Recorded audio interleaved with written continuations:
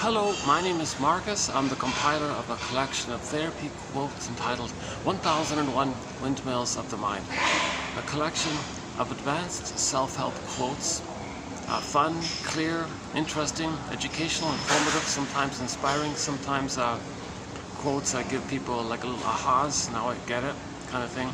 Advanced self-help quotes taken from what's often called the psychodynamic or the psychoanalytic perspective, which long ago, as I understand it, was referred to by some as philosophical medicine or narrative medicine.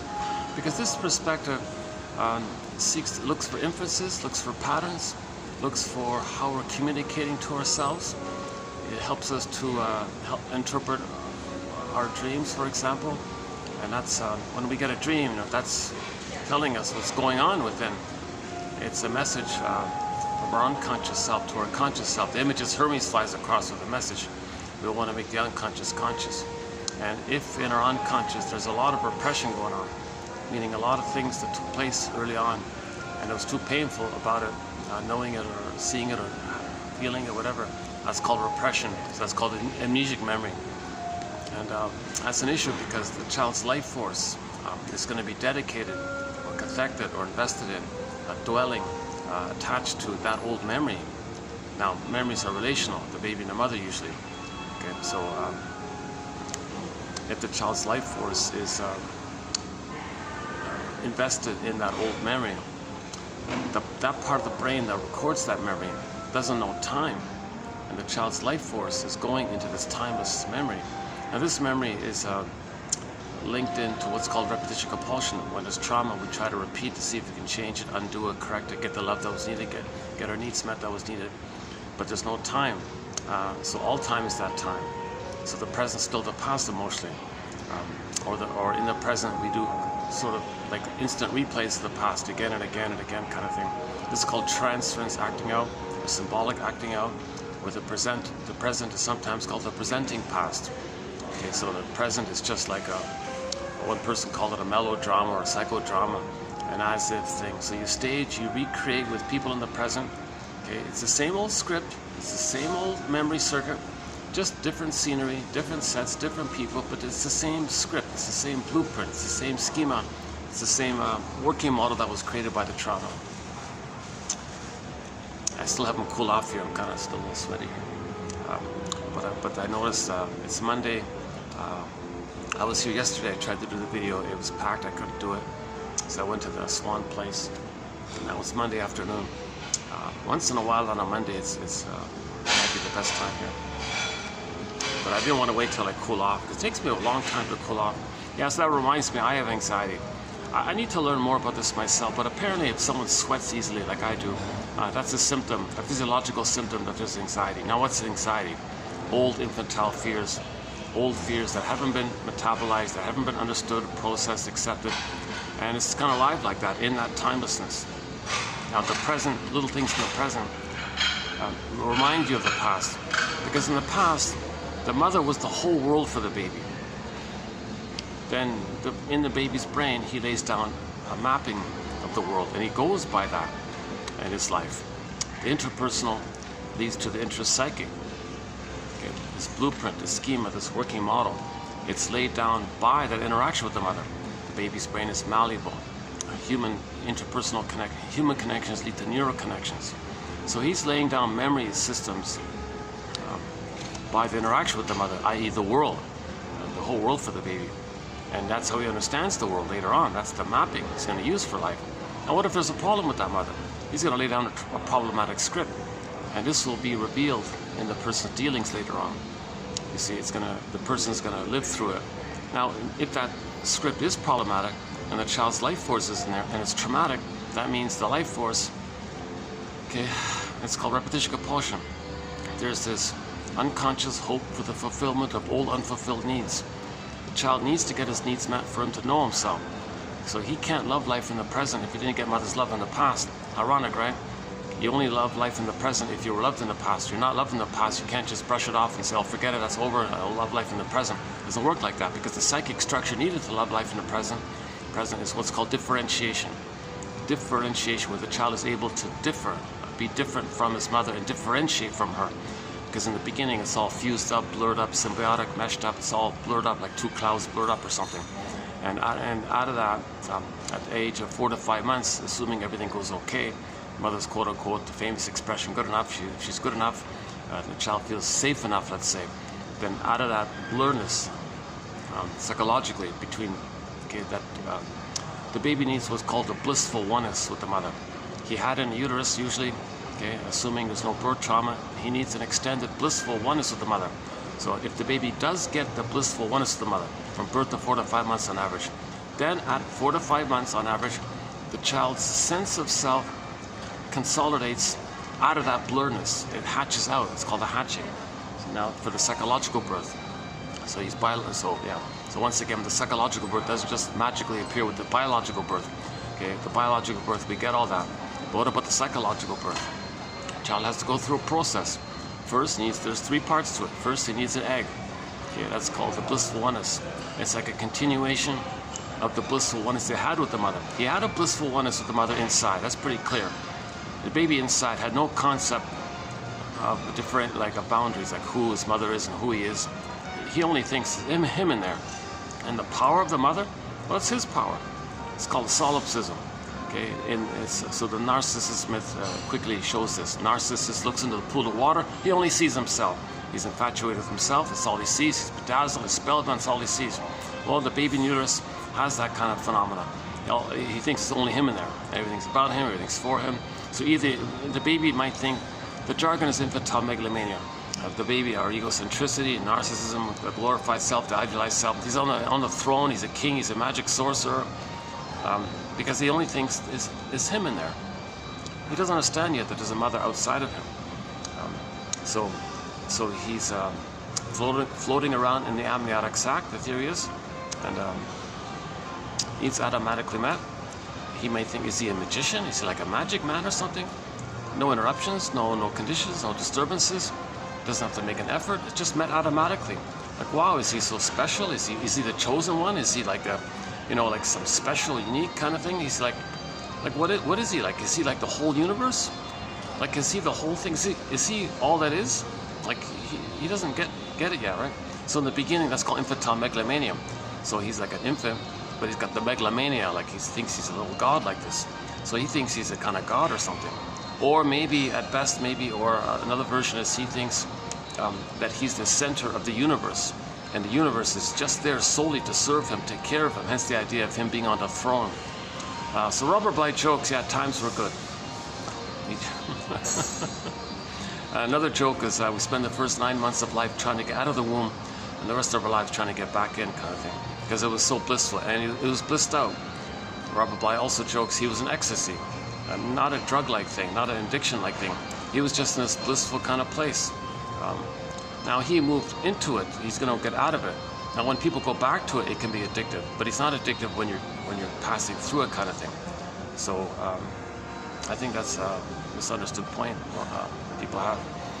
So the baby isn't a blissful kind of dreamy, wow, awesome, amazing kind of thing.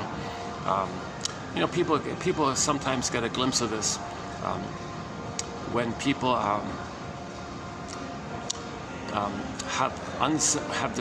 when people didn't get their symbiotic needs, and they happen to meet somebody who reminds them of the traumatic mother. Then later on, if they're reminded of the mother, at some point the baby does have a memory of the blissful oneness. But if there's a problem there, and later on somebody reminds you of the mother, it's going to flare up the wiring of the blissful oneness you had with the mother. So now you get this blissful feeling. Right? So this is, for example, people who didn't get their symbiotic needs.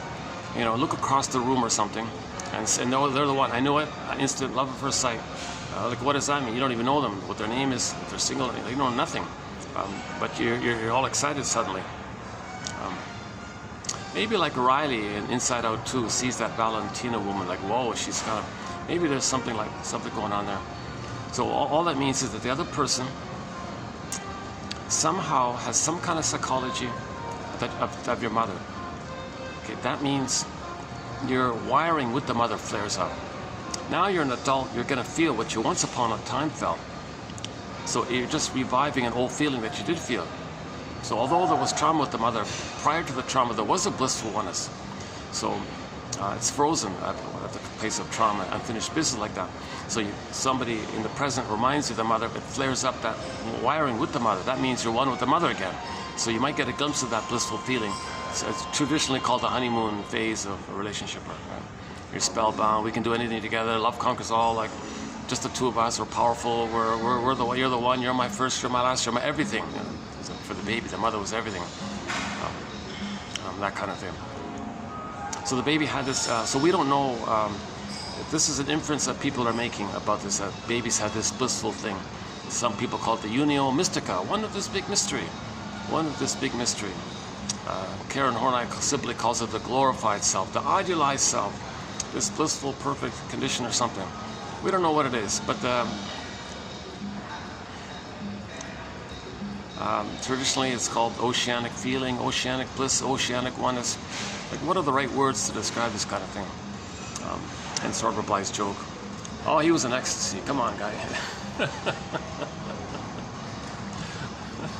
Robert Bly's sort of a guest mentor in our collection here. Yeah. So by the way, we have a 10,000 quotes in our collection. Clear, easy to understand. My disclaimer: once again, I'm not a shrink. I'm not a professor. I'm not a midwife, doula, nutritionist, gynecologist. I'm not a counselor, nothing like that. I only have a BA. Keep that in mind. I have to compile the quotes. I'm trying to learn this myself. I have anxiety.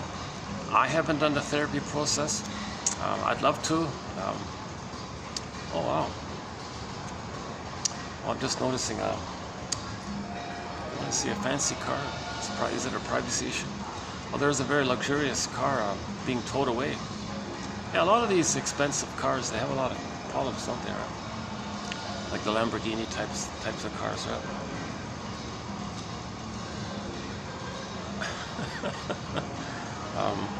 Want to take a peek at it? No, it's a private, because somebody could identify it. It's a pretty rare car. So I'm watching a tow truck pull away. See if I can at least make out the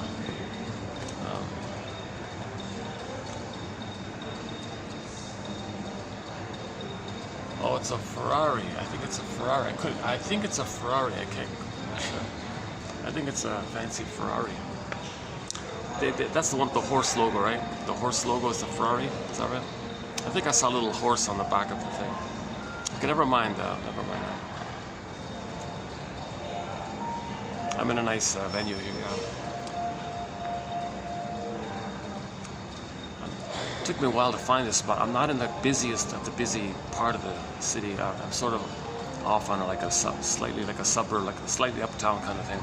It's like partial residential, partial semi-touristy, sort of like in the middle like that. So it's not like where all the action is, so to speak. It's kind of mellower here, which I like. So my first choice is to come here. I can't do these videos in the busier hotels. No way. It's just way too manic. It's just way too much traffic and way too many distractions. Way too many attention seekers.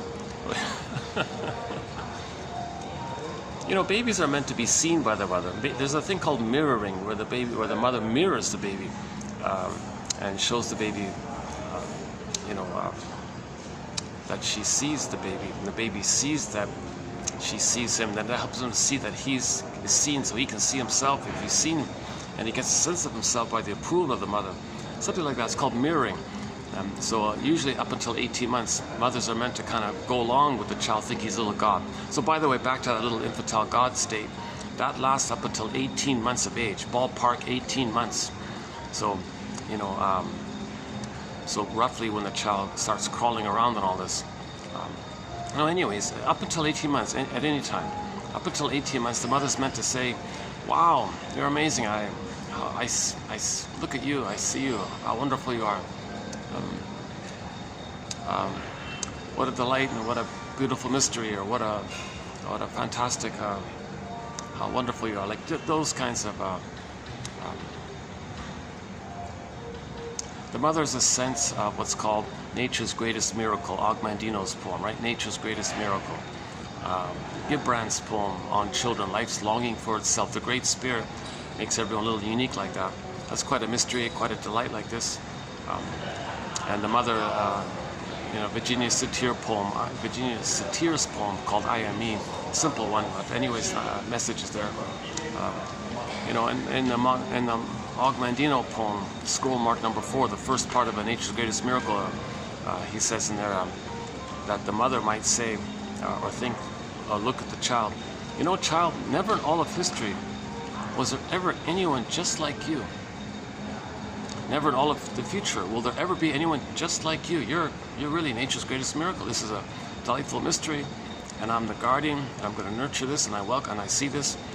You're not you're not like a copy of me. You're not an extension of me. You're not supposed to be a proxy for me or something. You're not supposed to do something that I couldn't do.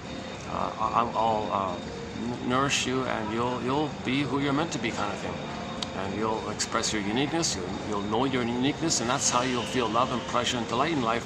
When you express your uniqueness, my role is to create the conditions for you to develop an awareness of your uniqueness. Now, I don't know what that uniqueness is going to be, but whatever it is, I fully welcome it. Because when a child expresses their uniqueness, whatever variation it takes, it's always love-based. It's the path with heart. Okay, when the basic feelings are there from the unique, by the expression of the uniqueness. It's naturally ethical, it's naturally moral, it's naturally loving and kind, and that's the natural state of affairs when the child is loved. He'll be loving in whatever unique way it is. So the role of the mother is to not use the child in some kind of old drama of hers, not transfer her past problem with her mother onto the child and sucking the child into her past drama, recreate her trauma, using the child as a player in her past, and reenact and replay and redo, try to rework and try to undo, try to change her past and use the child in that kind of thing. That the child gets, he doesn't feel safe by this. What does the child do in that situation? He puts his soul into cold storage, creates a false self, and then he's got to repeat what happened to him. And this whole, wow, another attention seeker here. Even in this slightly higher end, there's also flamboyant attention seekers. See, this attention seeking, I think maybe there's something to Mary Ayers is sort of the lead author on this. Maybe I've got to reread her book. She won some famous psychology award. That was a while ago. Maybe I need to reread it. My tentative guess is something in the area that if the mother doesn't do that kind of glorifying thing, I see you, baby, look at you, how wonderful you are, I see you, look at you, wow, that's awesome, that's amazing, I love it, I see it, it's awesome, delightful. Like the mother's meant to go along with the child, thinking he's like the star, he's like a little god or a king, he's so glorified, because the child thinks he's idealized and he's glorified, he thinks he owns the world, he rules the world, hence that obnoxious song, right? So you can see the mother's meant to just allow that. She's not supposed to punish him for it. Then he'll be stuck later on searching for it, walking in hotels, say, look at me, with flamboyant accoutrements, whatever. So they'll spend their whole lives looking for it, and they'll want others to peek at them. Oh, they looked at me, they saw me. My mother never saw me. My mother was too busy using me and only saw her past.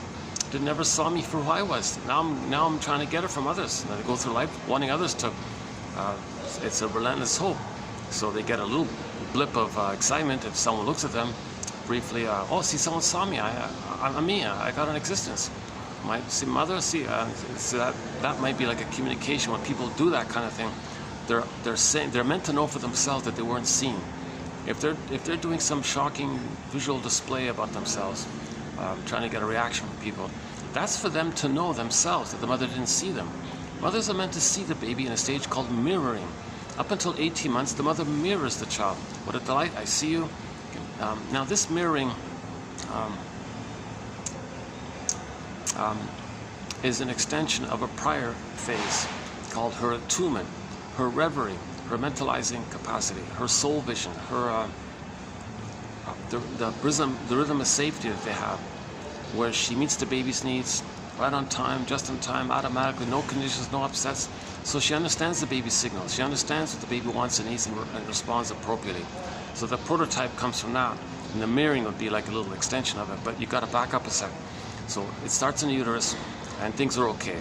baby, cord, placenta, mother, mother, placenta, cord, baby, baby, cord, placenta, mother. And it all kind of flowed, it's smooth, needs met, everything flowed. Oxygen, food, nutrients got sent down to center vein. Okay, for the waste elimination, it spirals up the other two veins helixally upward towards the placenta. Placenta metabolizes everything. Okay, it's all smooth, rhythmic, and so the child's no interruptions, no conditions, he doesn't, give back anything or something. He's a little king, being fed and being served and being nurtured and being seen and being accepted. And the mother's system automatically does it. Now, when the baby comes out, that's meant to continue, but mother's got to be kind of more active in a way, right? Because in the uterus was called kind of automatic. But that kind of flow, baby, cord, placenta, mother, placenta, cord, baby, 1, 2, 3, A, B, C, do, re, mi, A, B, C, kind of flow, they said. It's some people theorize, the prototype of music comes from there.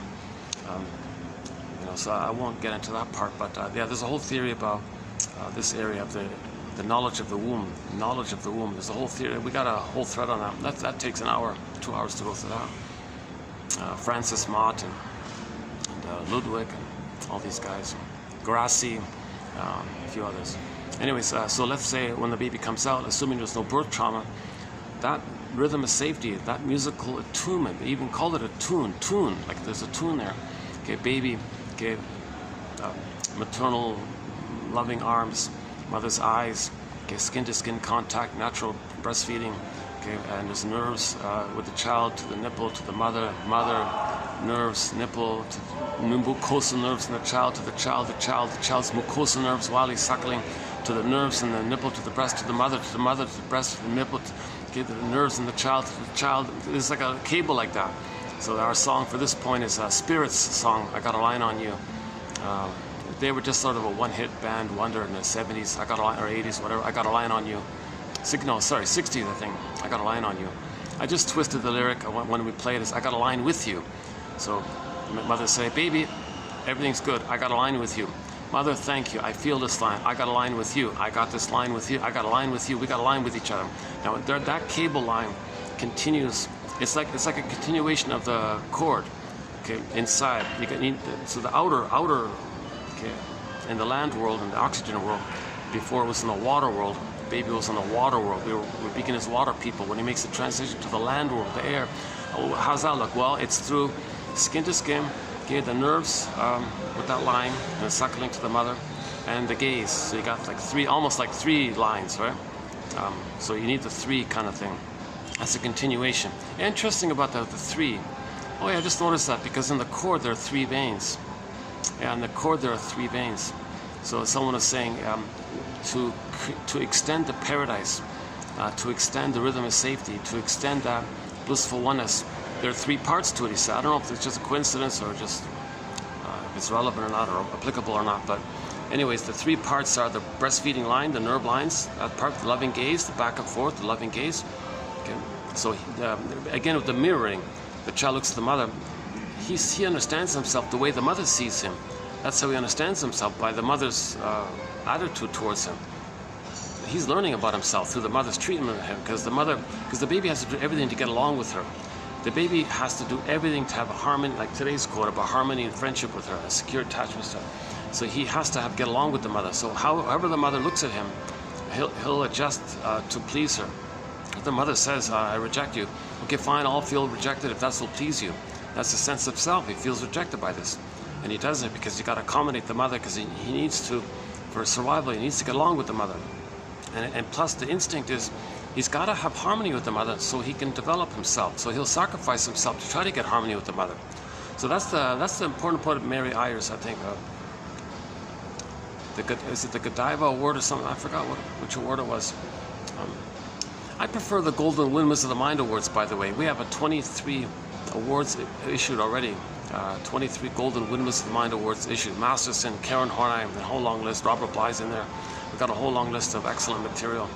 Laughlin, and there's some films and fun stuff in there. There's even some artwork, and there's even one music video in there. I kind of prefer the Golden Windmills of the Mind Award. But at least the other psychology awards, at least it makes you aware of things. So yeah, I gotta admit, that book getting that award brought my attention to it. Otherwise, I might not have noticed it. And it's an okay book, kind of thing. Mary Y. Ayers, is that right? Mother-infant attachment or something like that. Yeah, okay, now that I'm talking about it here, I really got to look back into it. It's been a while, huh? Okay, so the babies can't have paradise. Babies cannot have paradise lost in the uterus. Baby needs an extended paradise. Okay, Garden of Eden, whatever you want to call it, Shambhala, Shangri-La, Avalon, Nirvana, whatever you want to call it, any kind of paradisical kind of image and stories, it's a metaphor for that state.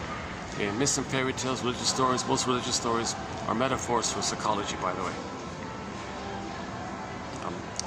So the imagery of these garden images, okay, that's code for the baby who's in a blissful kind of happy, blissed out kind of garden like Eden kind of place.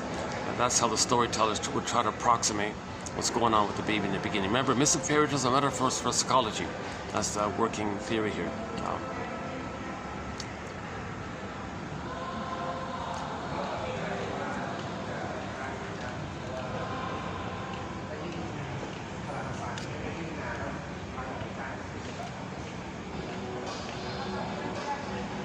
Well, yeah, I'm glad it didn't show you the car, because maybe the license plate would have gotten in it, and that might have been maybe he would have been embarrassed if he found this out. And maybe his friend saw this video. Ah, look, I saw your car. All I said was Ferrari being towed, so that's fine, right? And that might even be wrong. Maybe it wasn't a Ferrari. Maybe it was some other kind of car. What's the logo for the Porsche? What's the logo for that? Is it a Porsche? I'm not too familiar with these expensive cars. I usually drive I usually drive beaten up old second-hand.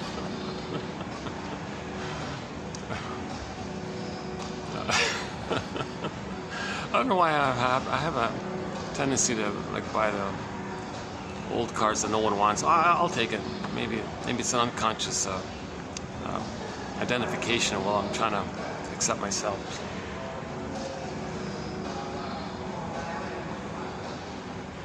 Maybe it's an inference from myself that I maybe feel maybe as a child maybe I had that kind of feeling.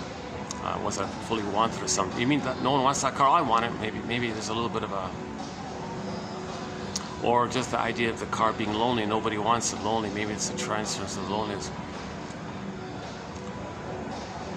Or maybe it's just to be needed. Oh, the car needs me. I'll fix the car. I'll save the car. Yeah, or maybe the car's the defective mother. I'll save the defective car. I'm not sure. I've never thought about it before. I never thought about that part before. I'll have to freeze. Okay, so I'm getting off topic here. Let's oh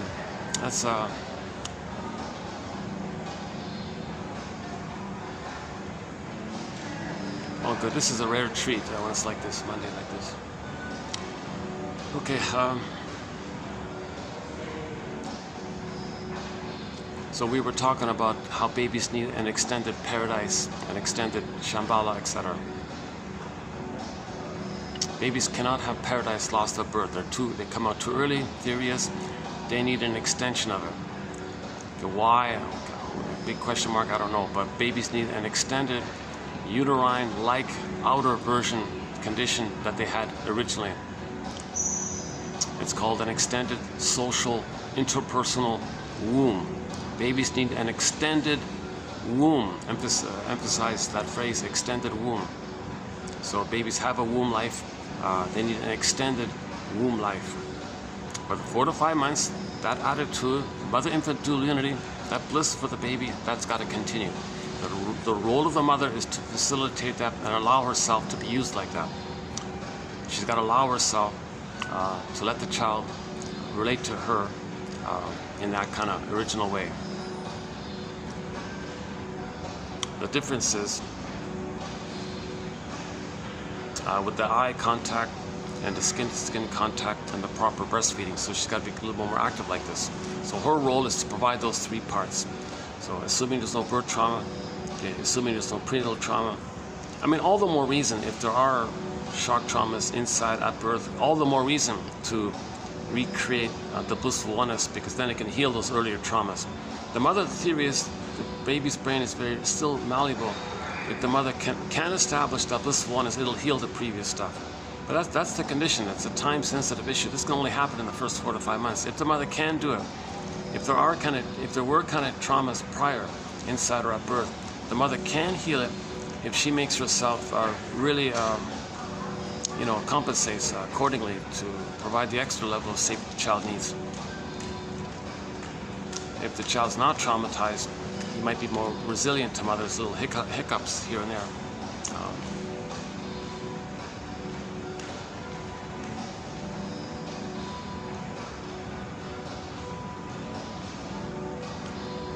Yeah, another narcissistic kind of display just passed by me. So a person walked by kind of with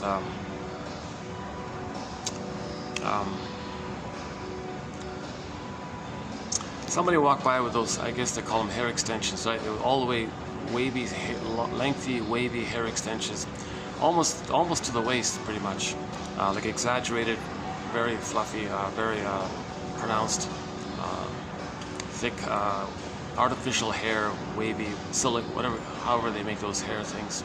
This fake hair, wig kind of thing, has this flamboyantly wavy thing all the way down to the waist.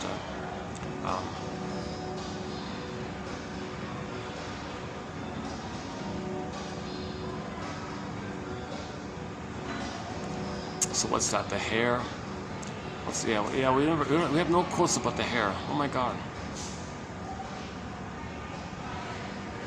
Is it taking up space? Is it like I'm feeling important, I'm taking up space, look at me? Or is it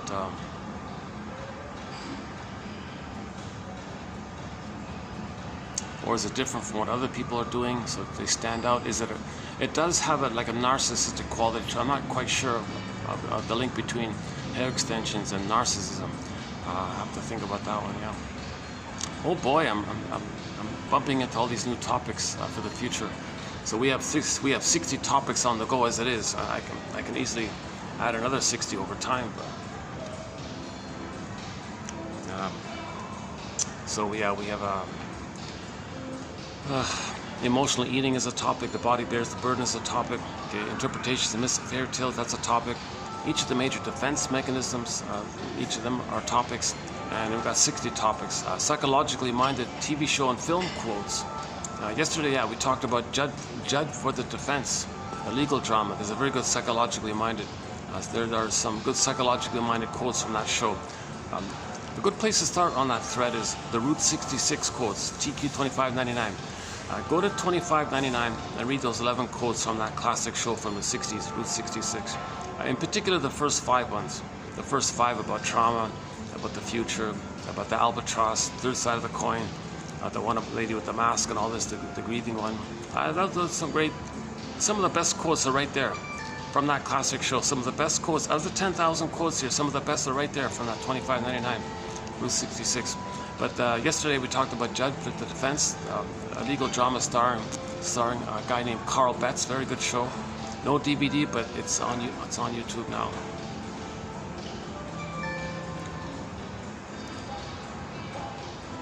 We don't have a thread on the Neurotic here. It's not out of my zone there, but he plays a legal expert in this area. So he talked about the psychology of one very disturbed criminal, and the conclusion was this very disturbed teenager character, or high school, college character. He had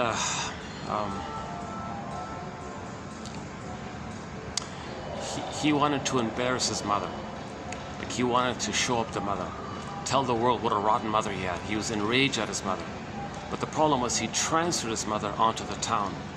So he wanted to embarrass the town, to show up the mother, show up the town. Look, town, look how faulty you are. Look how foolish you are. Look how stupid you are. Look how I could deceive you all. And he deceived the whole town and fooled the whole town, okay, making the town look ridiculous, incompetent, because the mother was incompetent. The mother was cruel. Well, look how cruel this. Look how how stupid and cruel the people in the town are. How easily fooled they are. Well, my mother was incompetent, stupid, and cruel. Like he was kind of transferring his revenge fantasies on the mother. He hated his mother, of course. Okay, now there's some truth to it. The mother did hurt him, but of course, there's no excuse for what he did, obviously. But the point was, he had no vocabulary to talk about his anger at his mother. It was all buried up like this. But he wanted to communicate it. So how did he communicate it? How did he tell the world? How does he show his anger at his mother, at the mother causing him to lose his soul in his attempt to save her? So the mother forced the child, or compelled the child, or put the child in a situation where the child decided to give up his soul because he wanted to save the mother, have a positive relation with the mother. So he does it. Fine, mother, I'll give up my soul because that's to please you. But I really resent this, and I'm going to get back at you for this someday, somehow. I don't know how. So he's kind of thinking like this. How does that take place? This is all unconscious, right? So he did some psychopathic kind of. He was a permanent criminal, whatever. But he fooled everybody, kind of thing. And he almost fooled Judd, the defense, our star. He's billed as the top, greatest, smartest lawyer of all time in the show, right? Like a Columbo kind of guy, they put him like a cowboy kind of Columbo, something like that. Not exactly, but.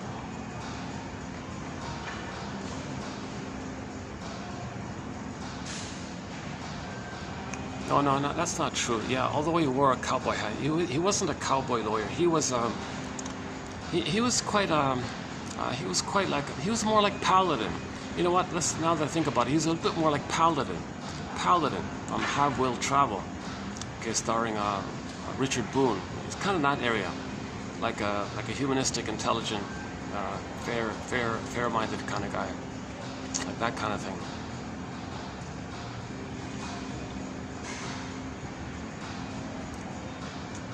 So Judd revealed that this troubled teenager.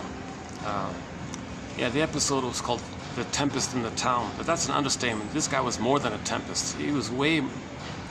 That was just a polite way of saying it. Maybe he was way more than that. I don't know what title they can create for that episode to make it that would still want people to watch the episode. But it was the lead episode. It was the opening season 1, episode 1, Tempest in the Town, basically. But he was way more than that, obviously. Let's see if I got this right.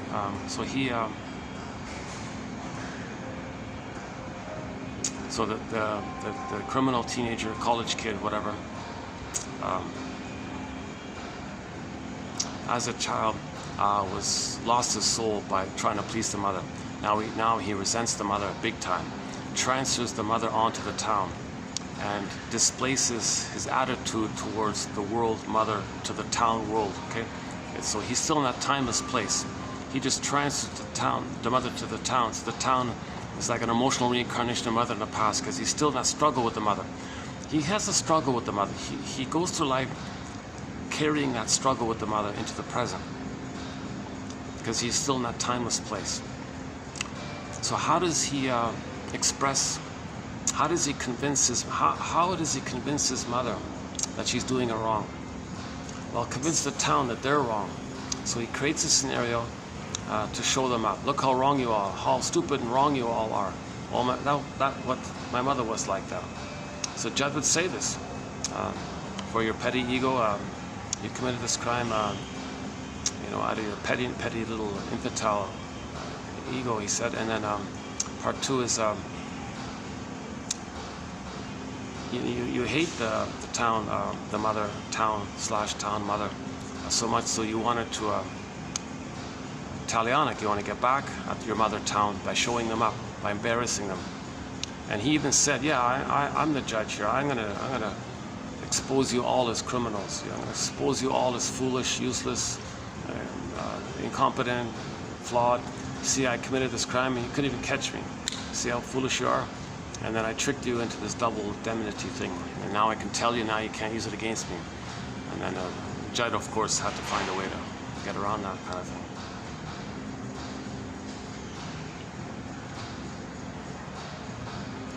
Burglar says the Neurotic is whatever reaction they can get from others, that's at least some kind of mirroring from the mother. Yeah, burglar has one about that the criminalic gets some kind of reaction from society. Well, that's at least better than the mother giving them the stone face, you know, or the stone face experiment. What's it called? What's that experiment called on YouTube? The stiff face experiment, the cold face, the still face. The mother had like no expression on her face, and the baby was trying to connect to her, and the baby was screaming and all this. Well, maybe the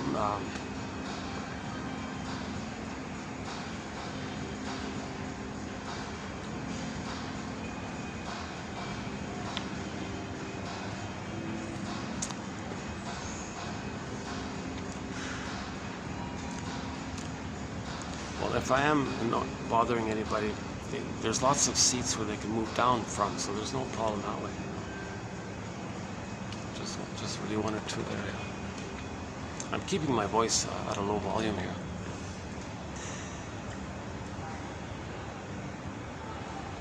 Oh yeah, so Burglar was saying, if the child had like that refrigerator mother, the plastic bottle mostly, delivered by a nanny who hated her job or something, maybe that kind of cold environment or something, invalidating environment like that. No response for who he was, no recognition for his identity, no nothing. Okay.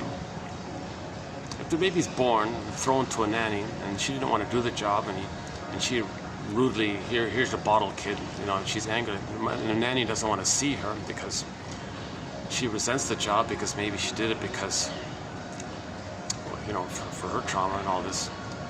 And she can't be with her own kids, now she's supposed to love, maybe she feels guilty loving this other person's kid, and that family that she's serving maybe is the cause, or part of the cause of why she was separated from her family. Maybe she resents the whole thing, I don't know. Let's say a baby's put in that situation. What does he do later on? How does he get a response? Nanny doesn't care about him. The actual mother is not around. The plastic bottle, there's no reverie there, there's no attunement there, there's no skin-to-skin contact, no loving gaze, no skin-to-skin contact, no breastfeeding interaction. Like, whoa, that's pretty cold stuff here. This is called the refrigerator mother experience, something like that. So if the baby had a refrigerator mother, or the still face, what's it called, the still face? What's that called again on YouTube? Still face? Still face experiment or something? Never mind that part. So yeah, then how does the person? That's a trauma. She never got never got sent back to mirroring. Never got seen by the mother. Oh, the battery. Oh, hold on. It's just not this again. Oh, it's holding up this time. Oh my God, this is a rare exception. For the past week, my battery kept draining out on me. Suddenly, this time today, it worked for some strange reason. I can never tell when it works or doesn't work. Oh my God, that's encouraging. It works this 100%. It works this time. Oh my God. What's different this time? Like, why is my battery now working in this video? The past like week and a half or 2 weeks, I've had to do this video in multiple parts because the thing kept shutting down on me. Because the battery would drain and it wouldn't draw on the backup battery pack. And suddenly today, so like, what was it about today?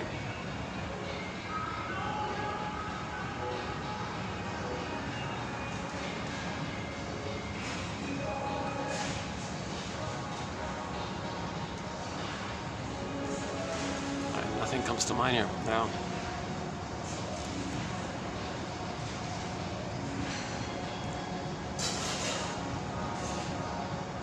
Okay, the only thing that's different was, for a time being, I put the phone with the battery in the bag with the frozen drinks. Like, I carry some frozen drinks to cool off when I get here. Like I'll use the frozen drink as an ice pack, and then when it melts, I'll That's the only thing I did. So the phone was cool when I got it out. That must be it. That's the only thing I can think of. I got to keep this phone cold when I get here. Because if it's hot when it gets here, then it drains because of overheating.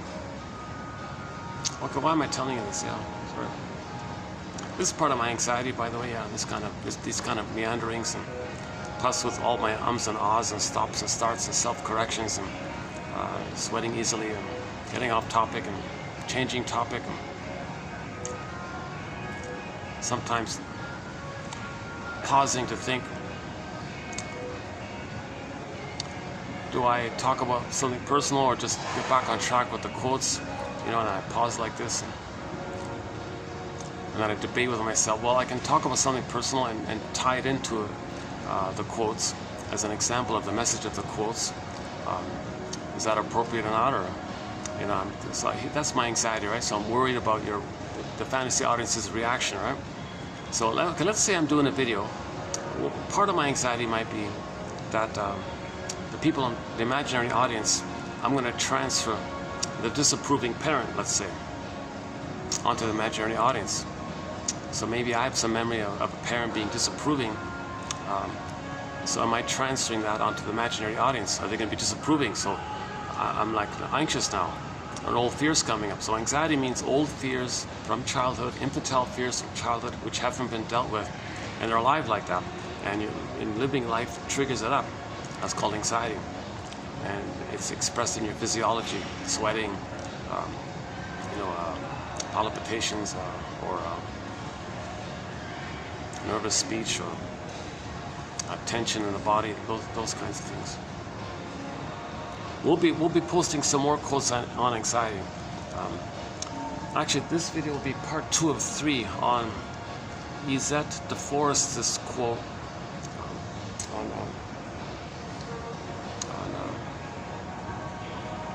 on empathy and forgiveness, basically. So it's a lengthy quote. It's going to take me. I did part 1 yesterday. This video will be part 2, and the next one will be part 3. Then I'll go backtrack to the anxiety quotes, because we led into anxiety with the Inside Out film.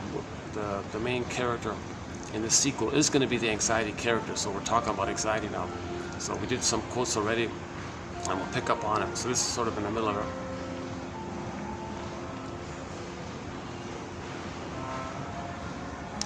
Give me one. Yeah, just give me one second here. Let me. Maybe I can do this.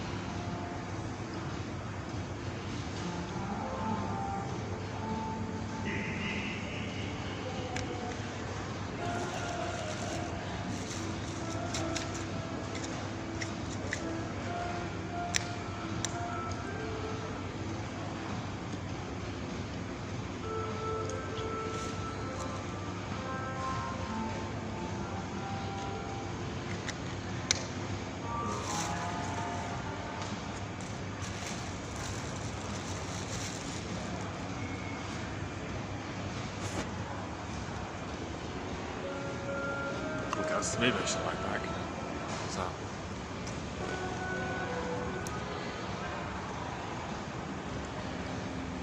So we were talking about the 3 parts that the baby needs in order to get his extended paradise.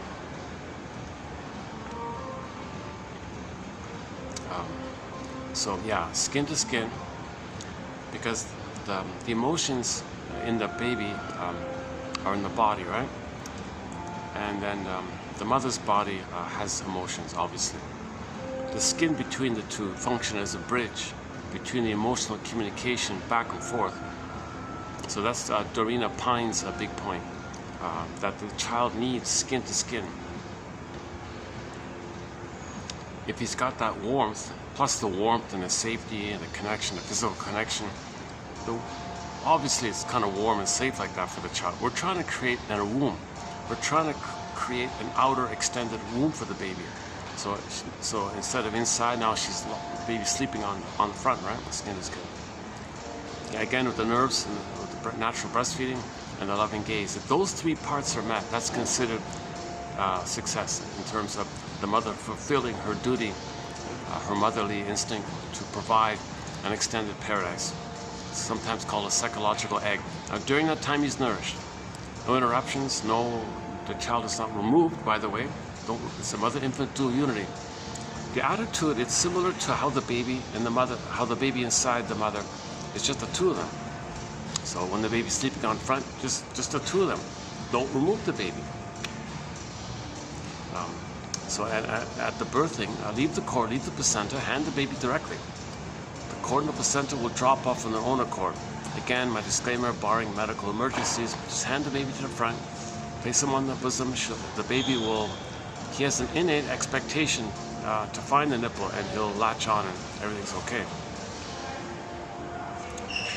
Okay, and then a day later, 2 days later, whatever it is, the cord and placenta will drop off on their own accord. It's called the lotus birth. Imagine the image. You got a lotus flower, the stem, and the pod. Okay, baby, cord, placenta. Kind of keep it like that. Now, people complain it looks messy. Seriously? Just put a bed sheet over the cord. That's all. When the placenta comes out, put it in a bowl. The bowl can sit on the bed beside the mother. Put a lid over the bowl, allowing some space for the cord. Because there's still some essence, like there's still some oxygen and nutrients flowing. And it belongs to the child. It's part of the child, those two, the cord and the placenta. It connected them to the mother. Ease that transition from the water world to the land world. Let them still hold on to that. What are you removing that for? Don't put them don't separate the cord. Don't put them on a scale. Don't put them in another room. Don't separate the mother. Don't separate the baby from the mother. Keep the continuity with the cord to placenta, because that's still kind of pulsating like that. It gives them time to make the adjustment to the land world. Now, a day, 2, 3 days, 1, 2, 3 days later, he established that rhythm of safety with the mother, positive maternal experience, holding environment, that womb-like mother-infant dual unit, that cycle. Then the cord placenta can drop off, and he maintains the continuity of the mother-infant dual unity. Babies need an extended paradise. Don't interrupt the paradise. If it is interrupted, the mother's got to be a little more extra cautious, more extra effort on her end to reestablish it. She can reestablish it, they say. But it'll be harder for her to do so if the child's removed, so why take that chance? It's not worth traumatizing a baby and permanently damaging him just for a figure on a form that says how much he weighed at birth. Nobody needs it afterwards anyways. Don't weigh the baby, forget that stuff. Leave the cord, leave the placenta. Klaus and Kennel make a big emphasis about the time sensitivity, that when the mother delivers at that moment, she produces hormones for the baby to securely attach to her. And that secure attachment, is the mother herself needs that to feel that communication from the baby with the secure attachment. If the secure attachment's broken, she can't pick up the signals. The baby's sending messages, mother doesn't get it. Mother's going to be soul blind. Baby will be enraged. Mother doesn't get it. Baby's more enraged. Okay, now his rage will will lead to psychosomatic symptoms. His authentic self will freeze up in the cold storage. He never really had a mother. He'll see his rage, out of his mother, he'll create an image of the mother as a monster now. To compensate, hallucinate a goddess to try to survive. It's called a splitting mechanism. So he's doing these desperate things of the mind like this. So we don't want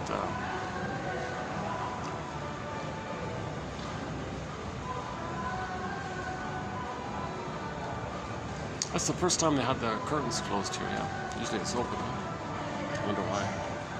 Oh, it's all around. Oh, it's all around.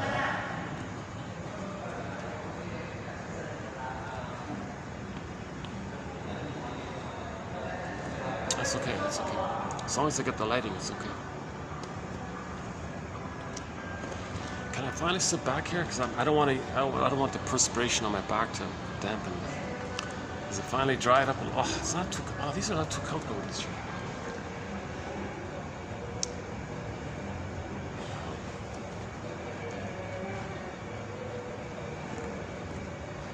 If I do finally cool off,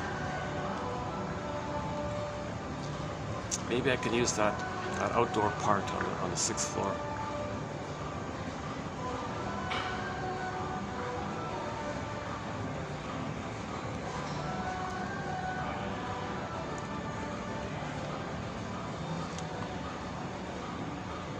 Yeah, so the work of Klaus and John Kennel and Marshall Klaus. That's an important material there. The lotus birth area. The positions the mother can take during the delivery, that's another topic there.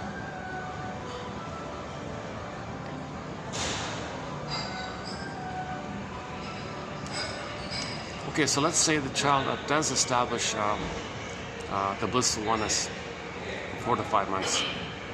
So that's kind of like a psychological egg now, like for his emotional development. Now his authentic self is going to be fed and nourished, and it can blossom. That's like the soil. That first 4 to 5 months is kind of like the nourishing soil, maternal, loving soil for the child's authentic self to blossom, emerge, and consolidate into the child, called embodiment, sense of self. I feel, therefore I am, this ontological self. And we're meant to come from this ontological self. That's our real self. That's our home within. So that's what it's all about, to be connected with ourselves. That's called our authentic self. The word of the year by the Merriam-Webster Dictionary Company last year, 2023, was authentic. So the child has this authentic self. It's budding. It needs nourishment. The mother nourishes it in that first 4 to 5 months. Then at 4 to 5 months, part 2, at 4 to 5 months, the child's sense of self consolidates to himself, and now he feels safe enough to have his identity. Now he can start to know himself. Now he can be connected to it. Now he can have himself, so to speak. If the mother's terrorizing him, or if that egg is missing, he can't do it. All kinds of problems are going to take place.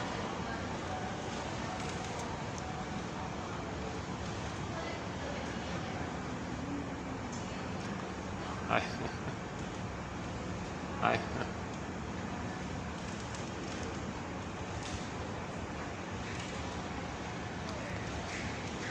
Oh, do they want to sit? Oh. No, there's space. I thought maybe they would sit here. Oh, there's space though. There's lots of space. Oh, it's not a chair. There's a little group just beside me here. I thought maybe they can't sit anywhere. Yeah, I'll always move if the seats are occupied and people might want to need the seats, so I'll move.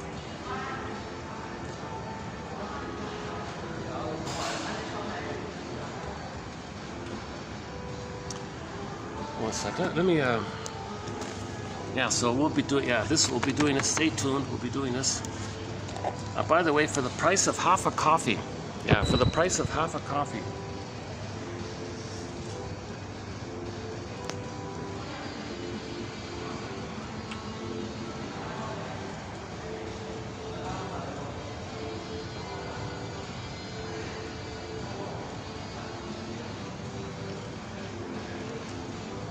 One can have this encyclopedia on their phone.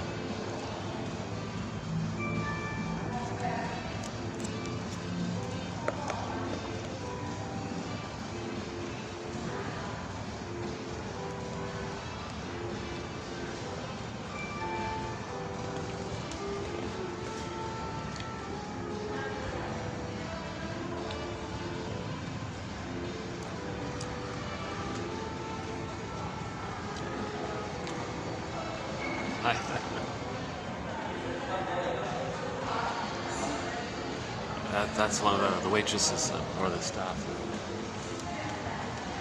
She's a new one, yeah. She's a new one. She's really adds a little sparkle to the place. That new waitress, yeah. They really should hang on to her. That one. She's got a friendly, kind of cheerful, easygoing manner about her. Natural, nothing enhanced or whatever.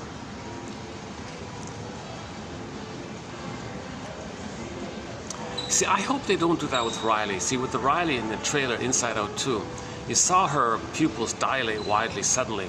Like that's a combination of the immense excitement and the dopamine of the chase, of maybe getting the symbiosis. So you're like really, really wildly anticipatory, but there's an immense fear at the same time. So the excitement and the fear, because you need it, so you want to see it all. Like, is it really going to be it? Am I finally going to get the love like this?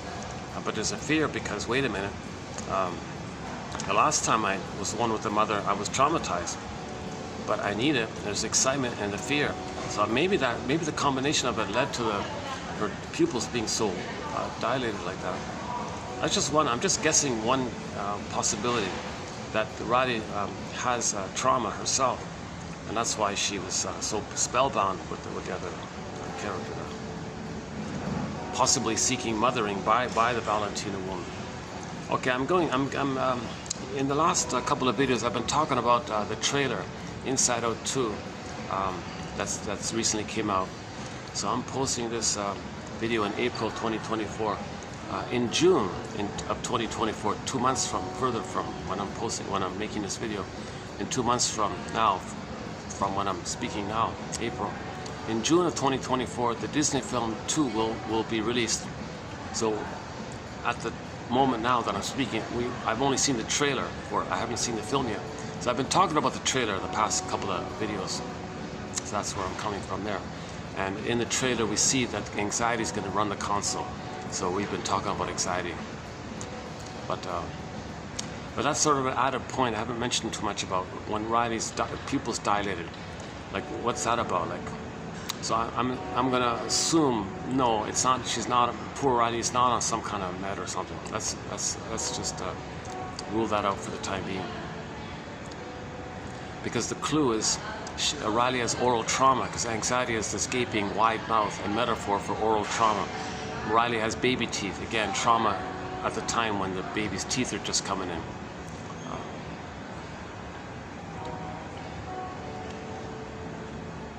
And that's why fear is in the unconscious, because there's a lot of fears there, and you can't know those fears. So anxiety is a continuation of the old fears. So anxiety means you're feeling the old fears that were processed, and you don't know what those fears are about, so it's unseen, you can't identify it, and it's past. Like that, right? But originally but at the time when the baby was relating to the mother, originally in the infantile time, those were fears, persecutory fears, immense fears. Okay, but the child gets older and older, buries those fears, and then the surface is called anxiety. So you're going to be triggered all the time of those old fears, and all the energy and all the fear with the mother disperses in your life, called anxiety. And there's a physiological component to the anxiety, like easy to perspirate, easy to sweat, and so on.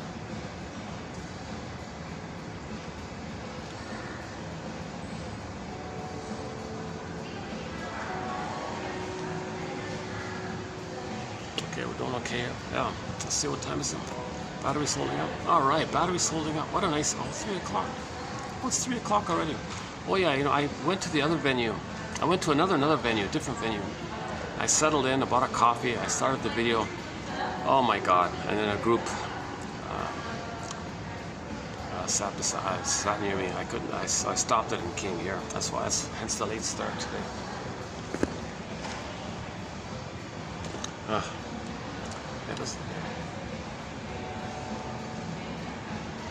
Maybe if I can get some back support, maybe I might make myself work. These chairs aren't so comfortable.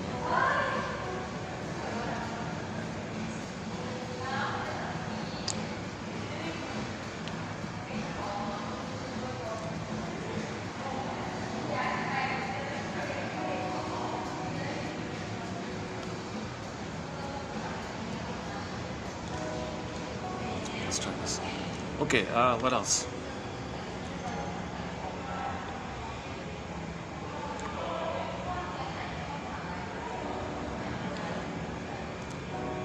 Okay, so so we're talking about how the baby needs an extended paradise with the mother.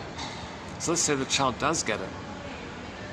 At 4 to 5 months, ballpark, the child's sense of self hatches out of the previous blurredness of it all. Now, the infantile megalomania part of it is still there. So from 4 to 5 months to 18 months, he thinks the world is his oyster. He rules the world, he owns the world, everything's for him, about him. He's still in that kind of place.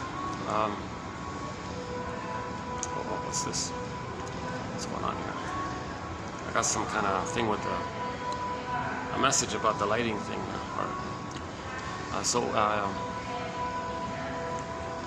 So the child still thinks in this glorified way that it's all him, everything's for him. Now the confusing thing is he's got motor skills now. He can walk, crawl, run. Now he's like Spider-Man. He's Superman. He thinks it's all his kind of thing. Everything's supposed to serve him. He owns it all, basically. He can do what he wants, kind of thing. So the role of the mother is to not rebuff him for it. Not only rebuff him, to keep him safe, of course. He doesn't put a fork in a sock or whatever. Keep him safe, just gently distract him. But don't rebuff him for that attitude that he thinks it's all his. The mother shouldn't say, who do you think you are? I'm not going to see you, look at you if you think like that. No, it's the opposite. She's got to say, look at you. How amazing. Oh, it's wonderful. Oh, wow. Oh, man. She's got to admire the baby as if she were admiring Superman, like a real Superman. Like she's got to have that kind of this immense admiration. Because the child thinks he's Superman. He thinks he's Spider-Man. He's got these new motor skills. He was passive and helpless. Suddenly, like Spider-Man discovering his Spidey powers, crawling powers, swinging powers, the baby now has these new powers. Right? He's a little god. He thinks a little god. Now he's got these new powers. Thinking like a little god with superpowers. Now he's a superhero. He's a super. So now he can run and crawl. Why? He's delighted. Love affair with the world. The world's my oyster. It all belongs to him. So let the child have that delusion, whatever you want to call it. Let the child have that phase. Then at 18 months, the child, something clicks in for the child. His reality ego is developed. His reality ego is developed. And at 18 months, the child goes, oh, something, new console.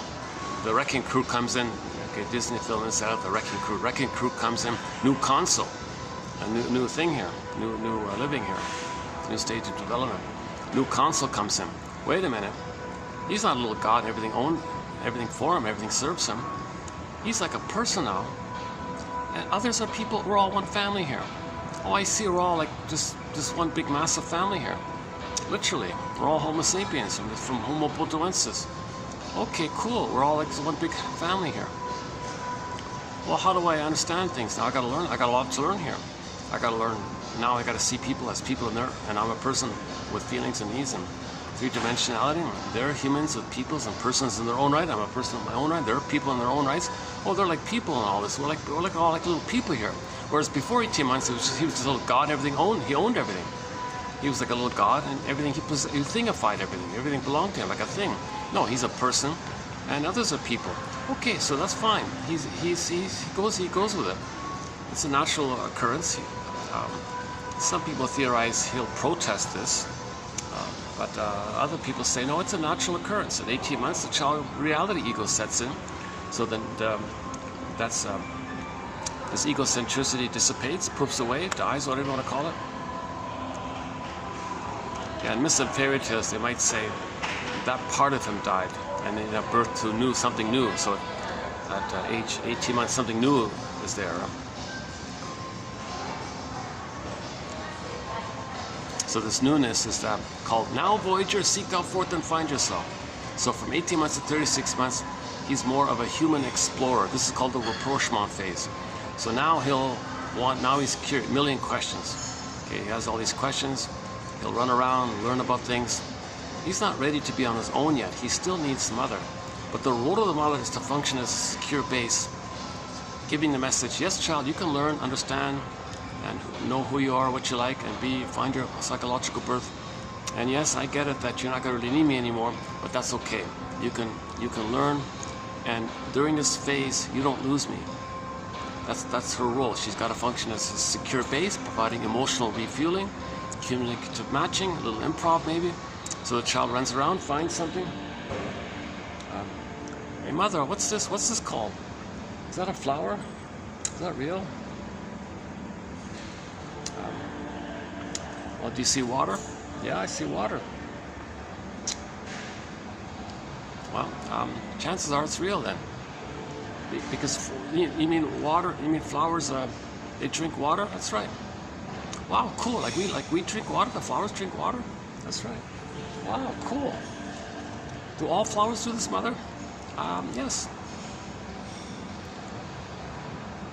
Is that right? Yes. I was thinking about the cactus. Yeah, of course the cactus too. Yes, all flowers draw up moisture from the soil or the water. So she's got to do a little, she's the first teacher, let's say. But the important thing is not so much the knowledge, it's the message. Yes, child. When you learn something and come back and freak out, you run back to me. I'm going to give you the message that everything's okay.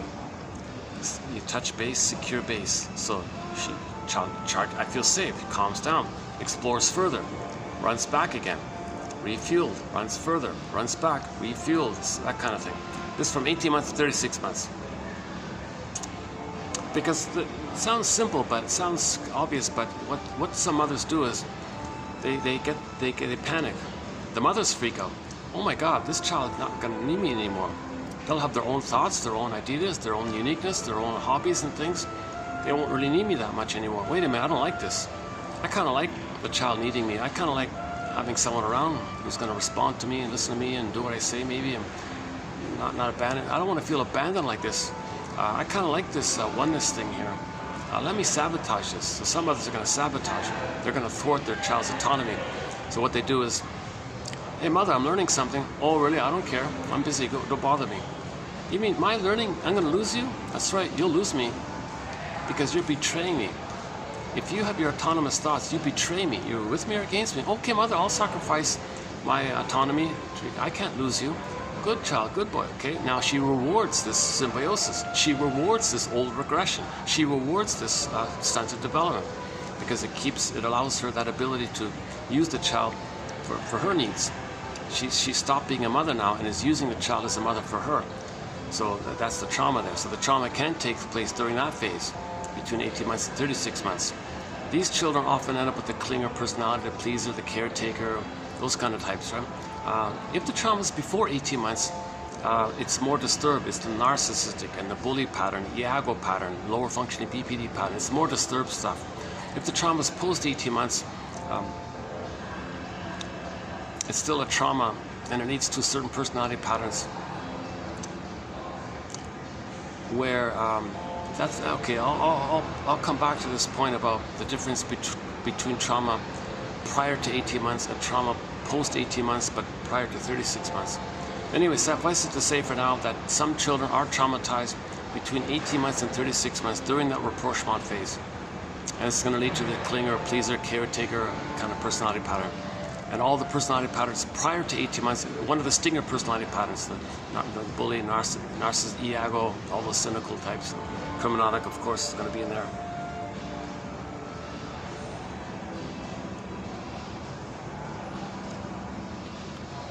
So let's go back to the loop.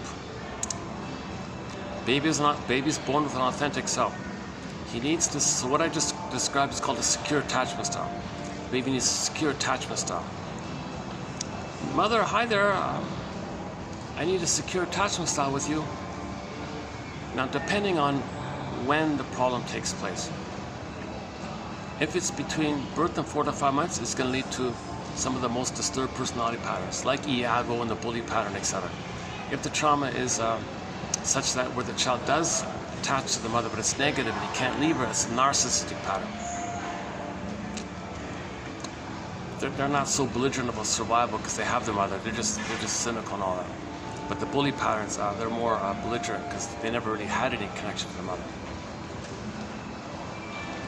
And they want, and the neurotic as well, get some reaction from somebody. At least there's some glimpse of the mother. So remember, the baby must have some sense of connecting to some kind of mother. The more that's unavailable, the more neurotic you might become, let's say, to use Berger's idea.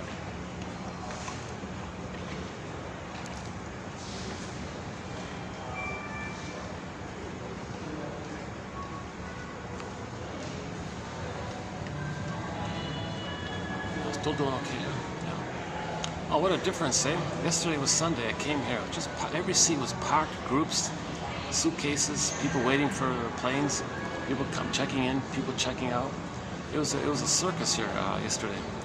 What a difference, eh? Monday afternoon, yeah.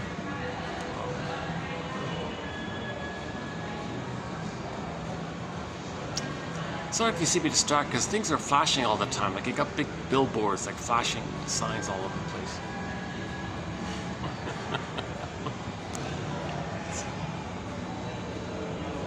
Okay, let Let me take another half-minute break here. Hold a second.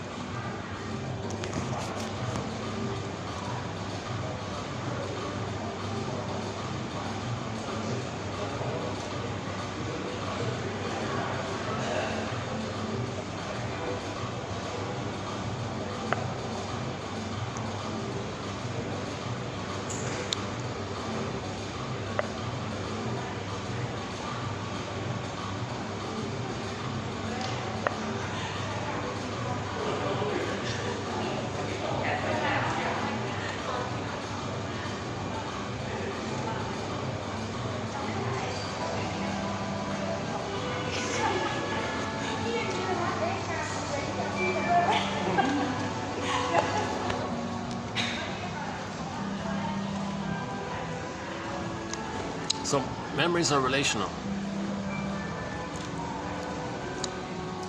If the child doesn't get a secure attachment style, what does the child do to his soul, his authentic self, his real self, his embodiment? What does he do? How does he protect his authentic self? He can't lose it forever. He puts it into cold storage. The metaphor is his sense of self is stuck somehow. It's petrified, turned to stone, becomes a statue, unavailable, something like that. So now with the authentic self, you got the basic primary feelings of joy and sadness being the main reps for the golden ball, the quote-unquote more human side of being human, the main primary feelings. Okay, joy runs the console. Yes, there are losses, so sadness can sometimes run the console. When you admit the loss because you have an identity to do so, then sadness can step back and joy can run the console. And there's a wide range of affection and tenderness, and physical intimacy is an expression of emotional intimacy. So there's a link like that, the feelings and the physical. Like it's wholeness, healing and wholeness, the person's whole.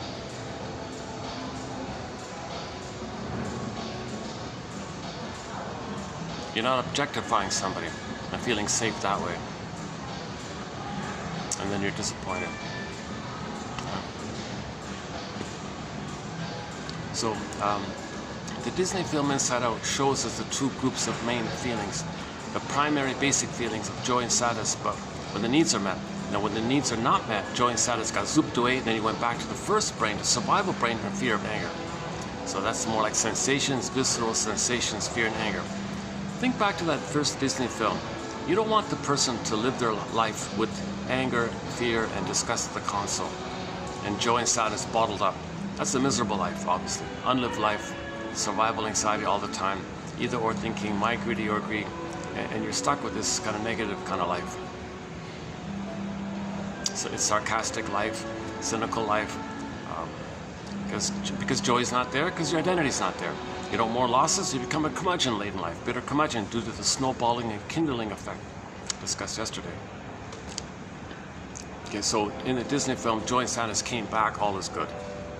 And in the sequel, joy and sadness went down again, and anxiety and fear and anger, and the other characters went down again, then anxiety, envy, embarrassment, and envy were on the console. Imagine that. Imagine a person goes to life with those four at the console. Anxiety, envy, and embarrassment. Also, it's likewise, like in the first case, a miserable kind of situation. We got to get joy and sadness back. That's the golden ball. That's linked to our identity. So at the end of that film, you'll see joy and sadness coming back. And the trailer implies it, that they're coming back. Riley needs us, we got to come back. Okay, we need our authentic self. We're trying to find, in the Odyssey, this is called coming back to Ithaca. Then Penelope returns. So joy and sadness coming back. It'd be like Odysseus saying, I need my home, I need Penelope. He had all these temptations to not bother.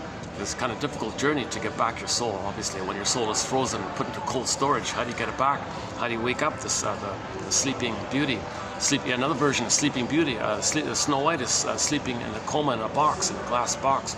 A lot of work to get reanimated and feel embodied. Kristen Wilson says, if you're not in your body, you're not making sense anymore, literally. So we had our authentic self, we lost it, want to get it back. common, universal, basic monomyth all around the world when there's trauma. We're all born with an authentic self, meaning a connection to your embodiment and the pleasant feelings by it, the golden sun, okay, the radiance of your feelings. I feel therefore I am.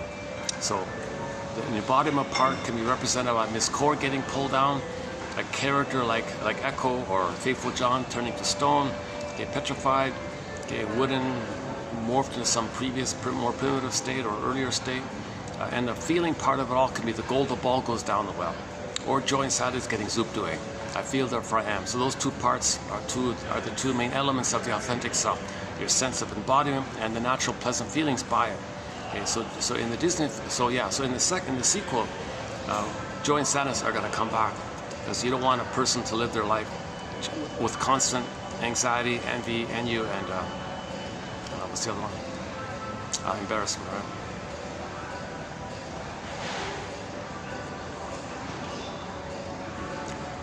So when the child is traumatized by the mother, this is called a betrayal trauma. A lot of mothers are betraying their babies.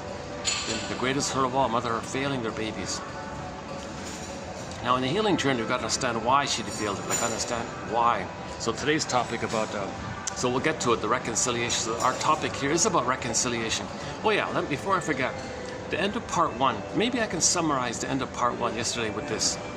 If we can, based on the quote, if we can reconcile in our minds with our childhood memories, with our parents and all that, if you can reconcile and recreate harmony with your parents in your mind, in your memories and all this, if you can recreate that, your outer life will reflect it. Inside out, as above, so below. So if there's disharmony outwardly, that's because there's disharmony with your memories within.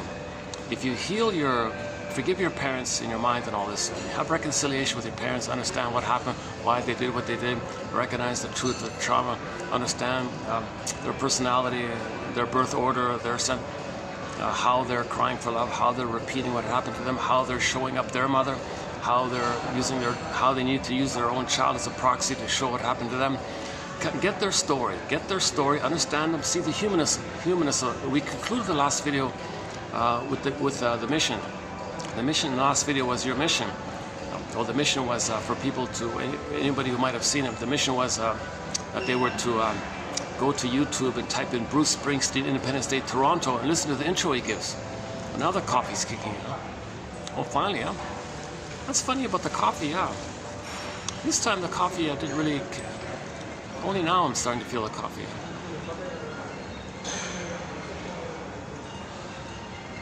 I'm not a caffeine drinker. I'm having I don't like caffeine.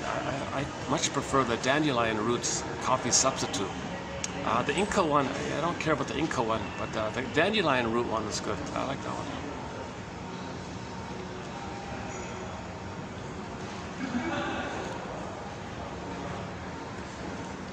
It makes me calmer, and I can speak more.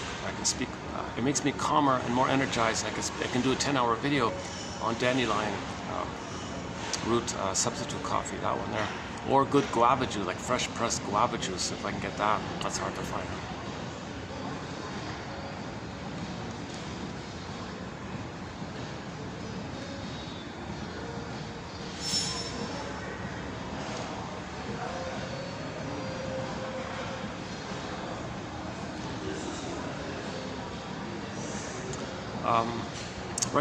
The conclusion of yesterday's video, part one, was inside out, as above, so below. So the conclusion of yesterday's video, part one, was based on the quote is, if a person can reconcile, get back to harmony with their memories of the parents, of their past, make peace with the past, basically, make peace with your past in your mind like that, then you'll have more harmonious relationships outwardly. There'll be more understanding, empathy outwardly like that. There'll be more harmony outwardly. If there's disharmony within, there'll be disharmony outwardly. Inside out, as above, so below. So you want harmony outwardly, you gotta forgive your parents inwardly. Find their story, forgive them, do the mourning process, find somebody to talk to, feel safe with somebody, free associate, get the story, get the medicine, capture the past, give it a time and a place, ghost laid to rest, life force for the present. You gotta do this kind of working through process. And we have a 10,000 codes to build to support that kind of thing. Oh, there's a whole group right beside me here. Okay, hang on. Let's see if I should move. I don't want to disturb this group beside me. Let's see. What else do I got here? Oh, there's a... Oh, it's getting busier here.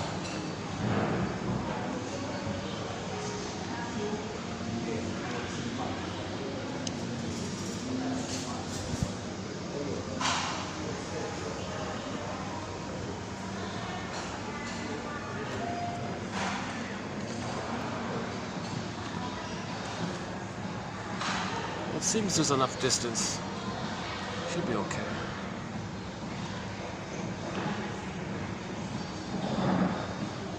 I could temporarily go to the other, across the path there for a bit.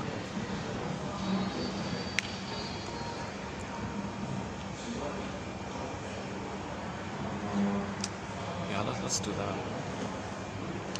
Let's temporarily go across the way there. Give these guys their privacy kind of thing. Because I noticed there aren't many empty seats here, so.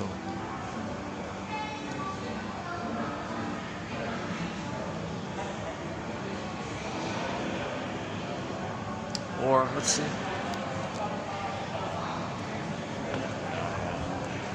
Yeah, let's do that. Give me a minute to pack up here. Listen.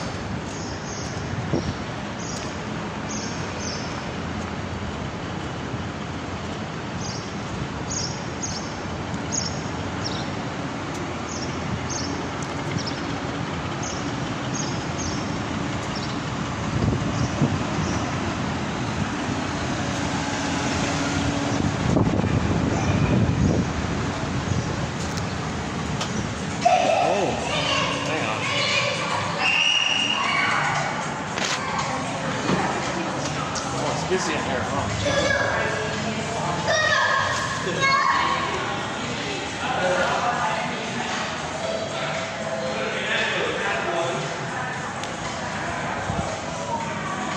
What about here? Hold on a second. Let's see. Oh, good. Yeah. Yeah, I got AC here. Oh, geez, yeah, they got AC here. Okay, good. Let me cool off here. Yeah, we'll go back to the other place in a bit. But I'm still kind of sweaty. Can you believe it? Yeah. So let's finish up our introduction here, and then we'll read the reconciliation quote by Izette de Forest, one of Frenzy's students. Interesting about Frenzy. Yeah. So the baby has a memory with the mother.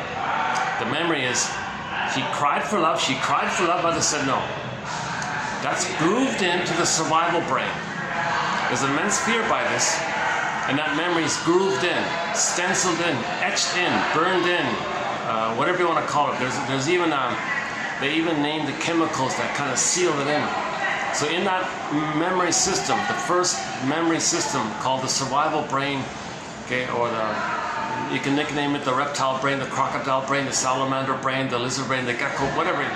That's kind of survival mentality. So that old primitive ancient brain, okay, that brain, it's all about survival. Because the baby thought he wasn't going to make it. When the mother heard him, he thought he was a goner. He was not going to make it. He didn't know otherwise, but he believed that. So he freaked out like this. And that all of his energy is in that groove to memory. Now his life force is looped into that looping kind of memory like this. Is that okay like this?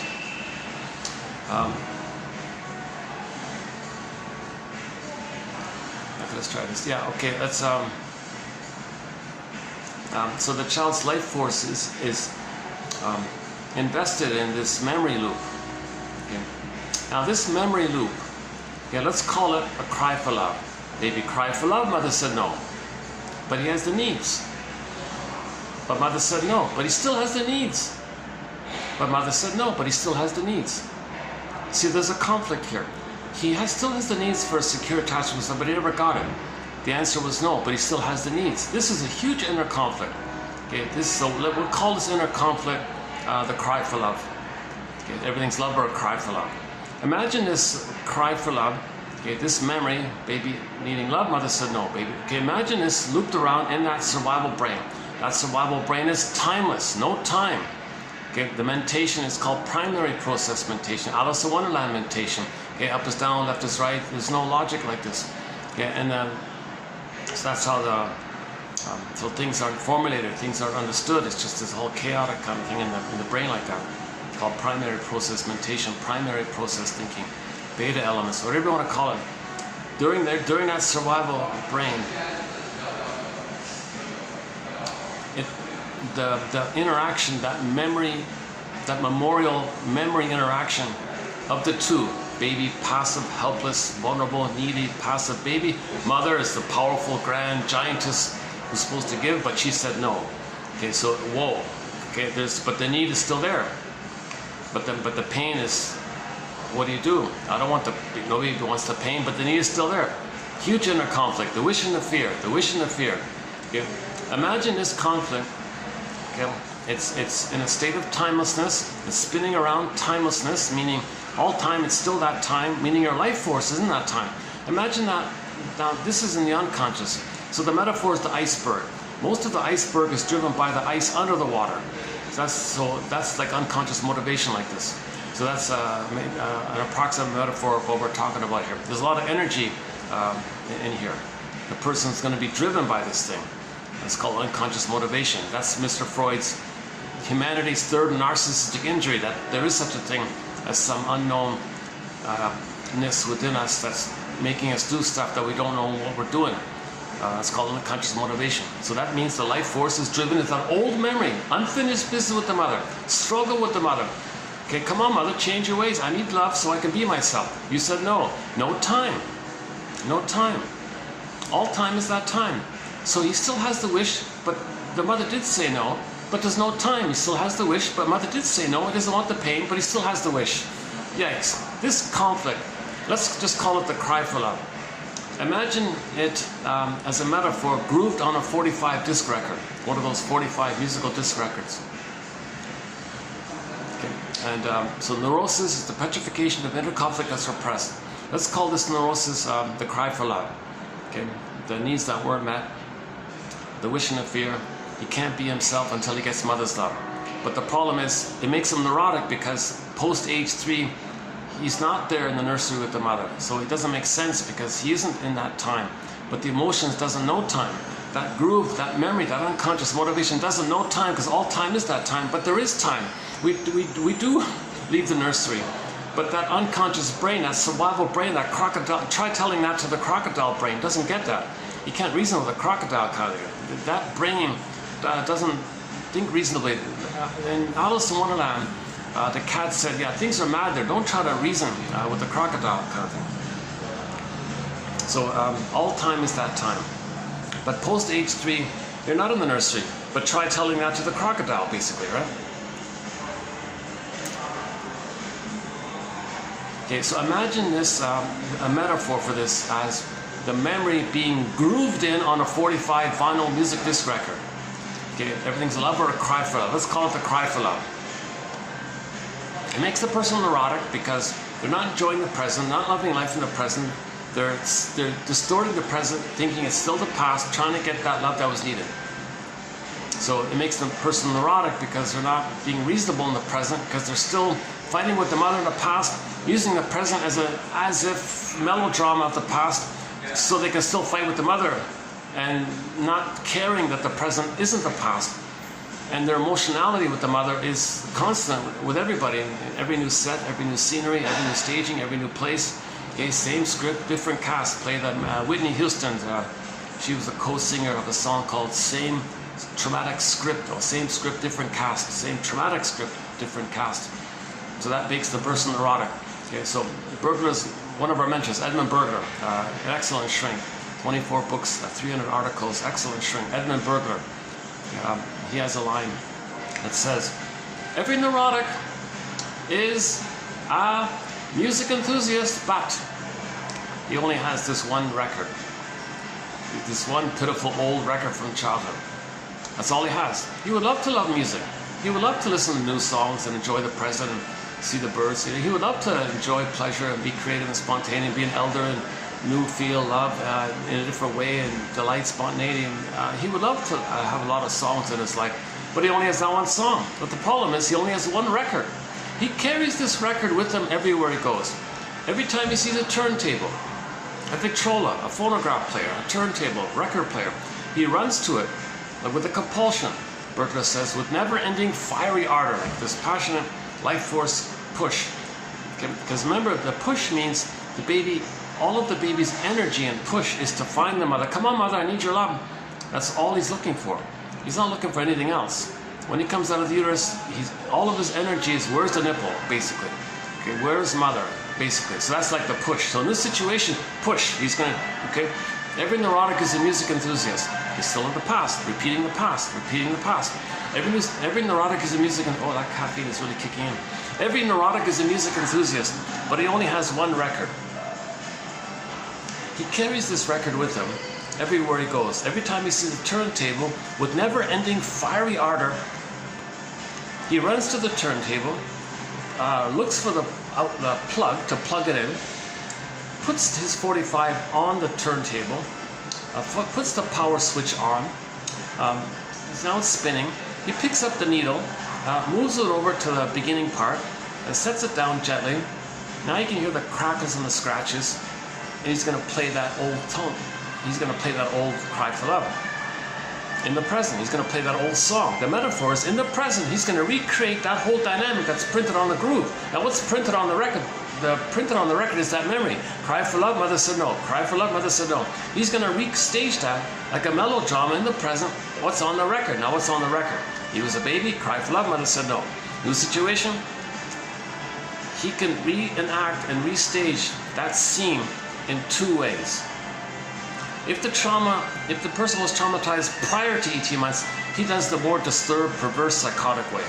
If the trauma is post 18 months, he does the more benign, but not so disturbed way, but still dysfunctional and hurtful and painful, but he doesn't hurting others. Those are the clingers versus the stingers, basically. Ballpark metaphor. Okay, not perfect, just approximation here. Or brainstorming here, always trying to update as we go along. So, if the person, let's take the earlier one, the time when he was a little god, that area. If the baby's traumatized prior to 18 months, he's still in that place where everything's for him, it's all about him. Okay? Now, think about it. The baby doesn't have empathy for others yet. He doesn't feel or see others as persons in their own right with their feelings and needs. He's not in that place. He's in a survival place of needing to be fed properly while he's in that phase of being a little god like that. Okay. So babies have, prior to 18 months, what's called part-object relating. They don't fully see or get that the mother's like a person with feelings and all. For example, if the baby's nursing, okay, if the baby's breastfeeding, he's enraged at the mother and he bites the mother's nipple with his gums, let's say. And the mother's, ouch, he doesn't register, doesn't care, doesn't understand, doesn't feel, doesn't have empathy, doesn't get it. He hasn't reached that place yet. Because he's still in that entitled place where everything's for him, everything's about him, everything serves him. Sounds familiar with narcissism? Okay, they think everything's for them, about them. So they don't. If it's about someone else, they don't care. So if it's about them, fine, they'll be interested. If it's not about them, they don't care. One of the slogans says, "Well, I don't care if it's about you," and you point out to a person with the bully pattern, narcissistic pattern, criminalic pattern, low functioning BP. I want to stick a person out. That thing you did was hurtful. Well, I don't care. Doesn't relate to them. Lack of empathy or regret. Their slogans are no regret, who care, life's short, live forever, only me, my greed, envy, greed, spite, grievance collecting. They're still in that kind of immense survival anxiety of wanting to preserve the only identity that they had, which was Once upon a time, in the uterus, they were on the throne. The self-sufficient, superior, don't need anybody attitude. Like that lady with the wavy wig I saw earlier. Maybe she had that kind of, I don't need anybody. She kind of walked like a model on the catwalk thing. I don't need anybody. I own it all. She waved her wavy hair like this and was striding a little bit with her high heels kind of thing. You know, it had that catwalk attitude. I don't need anybody. I'm self-sufficient. I'm all important. I own it all. It's all mine. And oops, what's that? Am I talking too loud here?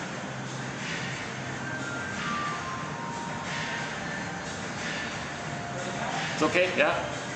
Am I talking too loud? Is it okay? Is everything okay? Yeah, okay. I'll leave in about 10 minutes, maybe 15 minutes or 10 minutes. Yeah, okay. Oh, they're away at the other end, so it was okay. Hey, what if I do this? This will be better if I do this. Yeah, this will even be better.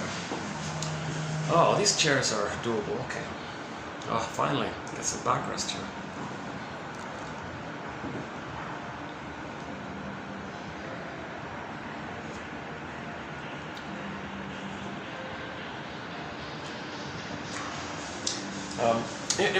Even these chairs aren't so good. Oh, Jesus Christ. Why don't furniture companies, how is it that they don't know how to make chairs that are comfortable for people?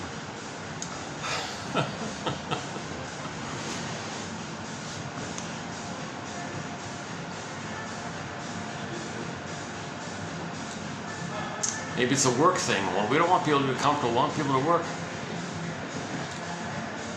Okay, so if the trauma is prior to 18 months, they're still, and what they did was, okay, let's back up a second. In the beginning, what the baby does with the mother is he freezes up his soul. It's repressed. If the trauma is prior to 18 months, what kind of mother does he have? What does he do with the issue regarding his attachment needs? Yes, it's attachment trauma. Yes, it's relational trauma, interpersonal trauma. But he can't live without it. He can't live without a mother. He's got to have a mother. How does he figure this out of not having a loving mother, but needing to attach to this abusive mother? What does he do here? He does one of the most desperate, drastic, severest, painful things any baby does. He'll say, fine, mother, I'll freeze up my identity. I'll give up on the quote-unquote more human side of being human. My soul will be like Sleeping Beauty in the glass box. I won't have my animation. I won't have my feelings. I won't have pleasure. I won't more losses. I won't know my interests. I won't love life. I won't have pleasure in life. I won't have a path with heart and all this. I'll freeze up like this. Okay, that's my attempt to please you. Now you're hurting me all the time, mother. So I'll freeze myself up to protect my soul like this, and I don't want to feel it anymore because it's too icky now. But I gotta have a connection with you. So what do you want, mother? It's as if maybe the mother said, well, baby, sorry. You see, the thing is, when I was a baby, I didn't get my symbiotic needs. Okay, fine, mother. We're already one. We're already merged like this. So I'll be the symbiotic mother for you. Well, baby, I don't think it works like that. Well, mother, you don't seem to get it. I need a loving mother, and you're hurting me. So I gotta save you. I gotta please you. I gotta mirror you. I gotta be just like you. I gotta be one with you. That's my effort to have a mother. That's my effort to have some hope that maybe one day I can save you, cure you, heal you, make you be a loving mother. So maybe you'll turn around and provide the love that I need so I can be myself. Gee, baby, sorry to do this to you. I don't think it works like that. Well, I don't really have much choice here, mother. I gotta try to save you. It's my only hope kind of thing. Sorry, baby, all this. Well, really, are you sorry? Well, intellectually I am, but emotionally I'm not. Why aren't you emotionally sorry?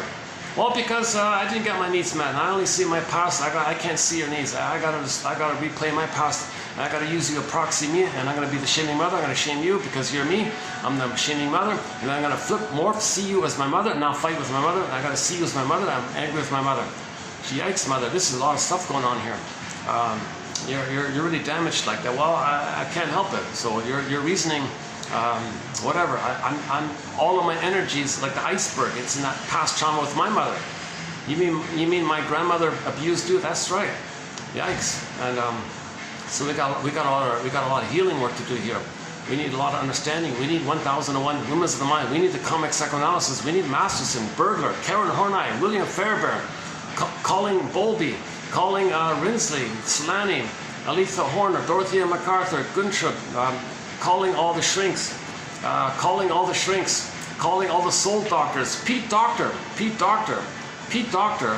the director of Inside Out, in effect is a soul doctor.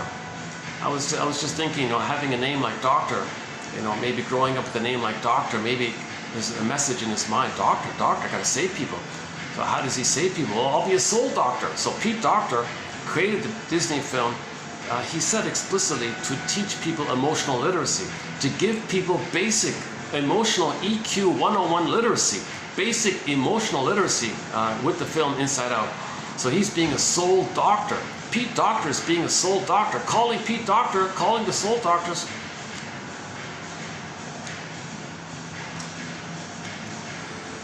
Fairbairn, who else? Klein, Melanie Klein, Margaret Mahler, calling Margaret Mahler, calling Masterson.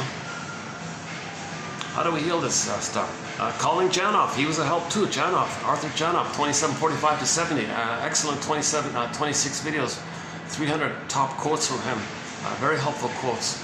The quotes about the BPD pattern, Grotstein, Ogden, calling James Grotstein. We've got a lot of good authors here, so we can heal. Okay, Joy and Sadness can return. Odysseus did get back home, was reunited. Miss Core that got pulled down in the beginning returned and became Persephone. The golden ball did come back up. We do heal. There is this drive for healing. We got to cooperate with it. We got to kind of create the conditions for the healing and let healing happen on its own kind of thing. So these quotes that we have here are an attempt to weave a catcher's mitt, so you can catch the ball kind of thing. Psychoanalysis looks for an egg in a basket that's missing. So first weave the basket, and then you can get the egg in it. So we don't control that egg part, the emotional knowing, the healing effects happen by nature, but we can create a nest. So we gotta, the metaphors, the straw house has to be a brick house. So we gotta enhance the ego, strengthen the ego, and these quotes are to that end. Get the knowledge, the theories, the ideas, the models, the constructs, okay, Karen Horney's lifelong work, the lifelong dedicated work of thousands and thousands of soul doctors, including Pete Docter recently. And a frenzy, calling frenzy. And a frenzy student, Miss DeForest. Is that DeForest? Today's one. Yeah, so let's call in our soul. Let's call in our elders. Calling the elders, kind of thing. Calling the soul doctors. Calling Lao Tzu and Confucius. Confucius was teaching about psychoanalysis. Confucius was teaching, in my opinion, about psychoanalysis when he talked about projection. So my favorite quote from Confucius, almost 3,000 years ago, Confucius, the famous philosopher, said to his students once, "Dear students, when I'm in a party of 3, I always have 2 teachers. To the one I admire, I study from him. To the other in whom I see traits that I don't like, I search for those very same traits in myself." Healing and wholeness. He wants to be more whole. Something you don't know about yourself, you say others have it. Well, that's a mirror. Turn on, it's within. You look in the mirror, see the fluency. Now you get back yourself. John A. Sanford has a book called Healing and Wholeness. When we're reunited with ourselves, we're more whole, hence healed. If we're disconnected from our soul, that's fragment, that's pain like that. And we gotta stand in the space and bridge it all, kind of, and get back into ourselves. So I gotta make the unconscious conscious. The messenger Hermes means something that's unknown about us. Now we're becoming aware of it. That's called reintegrating ourselves, that healing and wholeness, becoming more whole like that. Yeah, they were fine. I didn't need to worry about that. They were fine. It seems.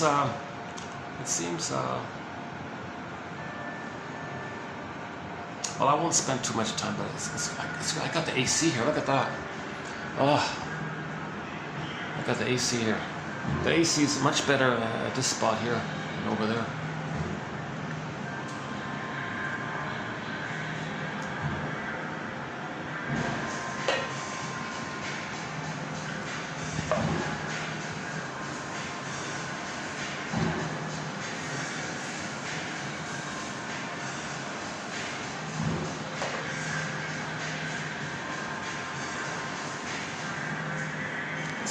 Is my battery really working? Let's see. Oh my God, it's still charged. I can't believe it. It's been a long time since my battery. Well, that's encouraging. That's good news with the battery. For a minute, I was on the verge of just about, you know, getting a new phone and all this stuff. So I want to hold on to this old clunker phone. It's a budget old phone, basic, simple phone. Someone called it a kid's phone. Very simple, basic, but I kind of like it a lot. And the entire project was done on this basic phone here.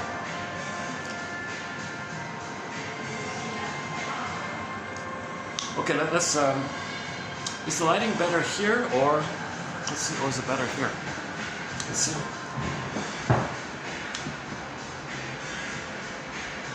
What if I do this? I get a little bit of lighting. I get a better background if I do this, right? What about this?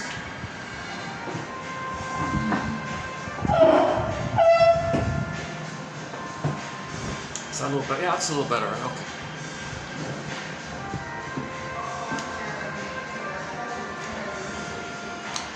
Yeah, you see my anxiety, right? With the coffee that adds to it. I guess the caffeine just exaggerates my anxiety, right? It's not a vanity project. I'm not interested in somebody saying, "Oh, look how good you look." Forget that. I know I look. I know my appearance isn't. I'm not an actor or orator or handsome. Nothing like that. I'm just a basic kind of guy trying to heal as well.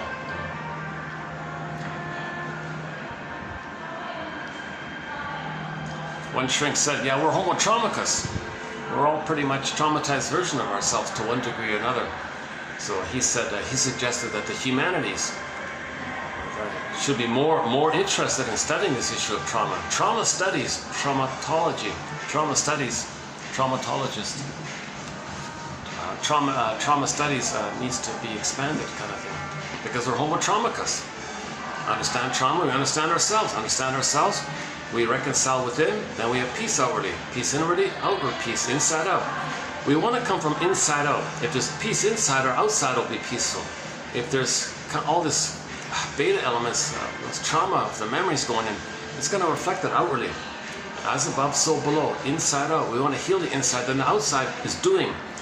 Woodman says the wounded feminine element, the wounded feminine principle, meaning the beingness, called the feminine, the yin, the moon, the feeling, the being, okay, Snow White in a box. The wounded feminine, like Snow White is sleeping in a coma. She's kind of wounded in a box. Obviously, she's kind of wounded like that. So the wounded feminine, we can't come from inside out. So now we're grasping for outside in. Never works. Short sellers say they got trillions of dollars, they still feel empty. It doesn't work outside in. You got to come from inside out. So you get back your inside with this psychoanalytic kind of journey like this. The heroes, they call it the hero's journey, or the second journey. So most people in midlife are kind of tasked to go on this second journey in midlife. It's part of, the shrinks call it adult development. That in midlife you want to get back your embodiment. We had it, we lost it, we're not aware of it. Midlife, we're aware of it, get it back. So one way to get it back, or one part of the process of getting it back, is to notice our repetition compulsions, because repetition compulsion means trauma. So if the child's frozen, hold on a second.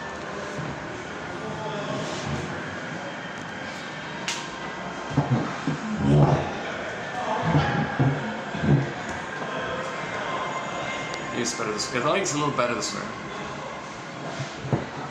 So, but yeah, oh, it's much better. Okay, let's do it this way. Get as much light as we can. Yeah. So if the child's frozen up prior to 18 months, he did some very desperate things. He did some very drastic measures of the mind, operations of the mind, maneuvers of the mind, called defense mechanisms, psychic defenses. He's a defensive mode. Mother's attacking him. His brain's going to flood him with stress hormones. He's got to protect himself from his own brain. He's got to protect himself from his own mother. So he's like a defensive one in the mind. So the mind adopts what's called defense mechanisms. Because he's like in defense. He's in defensive mode. He's protecting himself. Defense mechanisms mean you're trying to protect yourself from the pain of what's happening. So how does the baby, what defense mechanisms does the baby adopt when the trauma is so severe with the mother that he freezes up his soul prior to 18 months? He never even got to leave the phase of infantile megalomania. And he's stuck with the narcissistic pattern, the bully pattern, the ego pattern, and so on. And yikes. The main emotions are hate, greed, envy, grandy, spite, vindictiveness, schadenfreude, grievance collecting. Bergler calls it injustice collecting. Since there's no identity and sadness can't be, there's no mourning, no losses. Sadness needs sadness to mourn. You can't mourn complicated grief. But you're reminded, so if there is a loss, you deny contempt and sour grapes with the slogan, ding you many ways. So you put others down because you were put down by the mother. And you're the mother who puts yourself down. So others are the proxy for you. You replay how your mother put you down. Shamed you shame others. So you shame the one you're connected to. If they finally leave, they need them anyways. Just put them down even further. They call that a Pyrrhic victory. So they maintain their delusional status that they're an infantile god and everything's for them. So lack of empathy for others, lack of care for others, lack of feeling for others, because they're in survival anxiety. You can't expect them to have empathy if. So you gotta have empathy because they don't have empathy. See, something like that. You can't expect them to have empathy, and it doesn't work. They'll get enraged, they'll blame you and attack you because you're bringing up feelings they don't have the psychic structure to have. To imply that there's meant to feel sorry or something opens up how they didn't get the love to have the capacity to feel sorry for a harm they did. So they won't make amends or repair or that kind of thing. So that's what indigenous people, what's her name, Rita Joe. If you look up the music video, Gentle Warrior by the Mi'kmaq indigenous people have a song called the Gentle Warrior, a high school production. Very good, excellent, top-notch song. Gentle Warrior by the Mi'kmaq, high school singer. Look up Kalo Lynn Johnson. Gentle Warrior. The beginning of it is with a poet, Rita Joe, I think, Rita or something. She's sitting there, you hurt us obviously, and but we still care about you. Like we still, because indigenous people, they hold on to the soul. Like even they don't want to cross, they don't want to go back. Like, they don't want to identify with the aggressor, despite.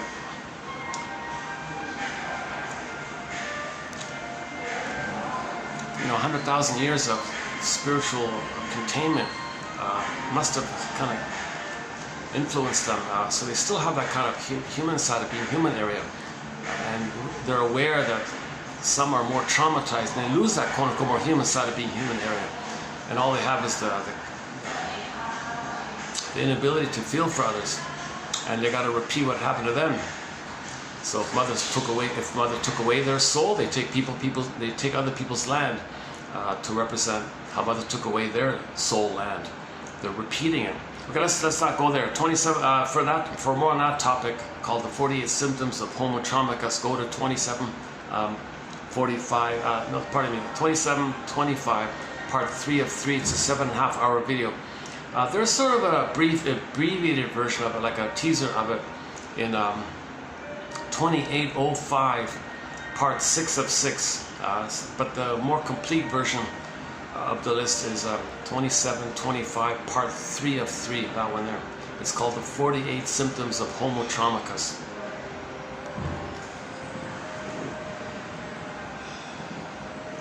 Geez, I wish, gosh, what? These chairs are all like curved on the back, but it curves like it curves. Why don't they make it at least flat? Why don't they make the back, the back of the chair? Why isn't it flat? Or if anything, curve it the other way. Now, why are you curving it?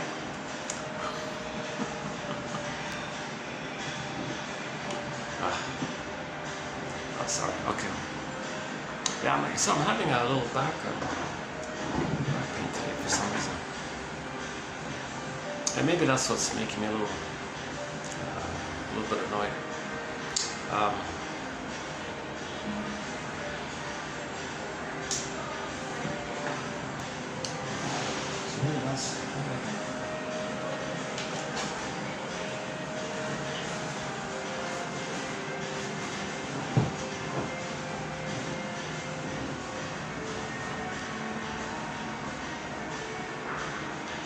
Maybe next time I'll bring my own pillow or something, put it on the back or something. That's a little bit, yeah.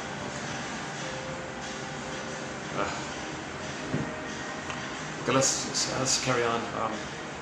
I want to get these quotes out. Let's see. It's 4 o'clock, so we've got 2 hours. So let's make the best of the next 2 hours here before it gets dark here. So let's go back to how the baby adapts to this abusive mother. So he'll say, fine. He'll freeze up his soul. He'll reject his human developed, quote unquote, more human side of being human. So he'll reject his embodiment. He'll reject pleasure of being at the console, sadness being at the console. They'll get zooped away like we see in the Disney film. Now, what about this issue about the mother? Well, he'll try to save her. He'll be one with her, imitate her, identify with her, be her. Okay, his mind doesn't develop, so the mother's mind is there. He zoops up the mother's wiring as his wiring. He kind of identifies with her basically. He kind of thinks like her too much. So see, mother, I'm just going to be just like you. I'm going to imitate you, and we're going to be one. Does that make you feel better? Maybe you'll feel seen by my imitating you. So what is the mother? So how does the baby imitate the mother? Well, by doing what the mother did to him. The mother shamed him. Okay, mother, you shamed me. I'm gonna be you now. I'm gonna shame myself. Does that please you? Does that please you, mother? He'll be enraged by this, so he'll want to show her up in the future, maybe, something like that, right? So the memory is mother shamed him. With trauma before 18 months, he identifies with the aggressor and shames himself. See, mother, I'm gonna shame myself, just the way you rejected me. And you seem to got some benefit by it. So I'll find some way to feel that benefit. So I'll hurt myself and think, since I'm you, that it's good. Because you thought it must have been good, what you did. So we're one, mother, right? So I want to save you, I want to mirror you, I want to be just like you so you can feel seen. Maybe one day you'll feel seen and change your ways and love me and return the love. So I want to find this harmony with you. I'm trying my best, mother. So I'm going to treat me the way you treated me. Okay, now in reality, this is way too painful. First of all, the pain caused him to do that. And he's going to do it again and again. He can't make it here. So what does he do here? It's called scapegoating. Enter scapegoating, enter proxies, enter the emotional triangle by Murray Bowen, enter family systems theory, whatever you want to call it. So in the new situation, okay, we're talking about those traumatized before 18 months. The new situation, okay, that record we're talking about, that 45 record, when he puts it on the turntable, picks up the needles, okay, when he recreates that scene with the mother and orchestrates like a melodrama, like a psychodrama in the present, that scene in the nursery with the mother, and replays and recreates the theater of the past, okay, theaters of the mind, Joyce McDougall calls it. So how does he do it? Because he's going to play the shaming mother who shames him. So in the new situation, he's going to be the shaming mother who shames himself. So what does he do now? Like, yikes. He's going to be loyal to the mother. He's going to save the mother, please the mother, accommodate the mother, try to find the mother's love by saving her. But he's got to shame himself for it. How does he do it? He's in a real dilemma here. Out of this desperate need for survival, he'll find someone else to play him. It's called evocation of a proxy, or scapegoating. He'll find someone else who's ever in front of him, let's say, in a new situation, non-threatening substitute other, someone who's safe, anyone who's there, it doesn't matter, whoever it is, who's ever close to or something, whatever the situation, new job, new place, new interaction, new relationship, whatever, whoever it is, okay, he'll say, in his mind, he'll see that other person and give them the identity of them as a baby being hurt by the mother. Evocation of a proxy. So he'll find some non-threatening substitute other. As if he's saying, hey you, in this new situation here, I'd like you to play me as a baby. So he doesn't tell them that, but he says to them, you're going to play me as a baby. Other person doesn't know what's going on here. I'm going to play my mother as a baby. And I'm going to replay that record. I'm going to pick up the needle, turn the power on, I'm going to play that needle. Okay, now the new situation is, okay, you, proxy, you're me as a baby. Remember, proxy, when someone plays a role for you, someone feels for you, someone does something for you, someone has some identity that you give them of yours, okay, the proxy. So evocation of a proxy. So new situation, he finds someone else to play him as a baby. Okay, you person in the present, you're going to play me in the nursery.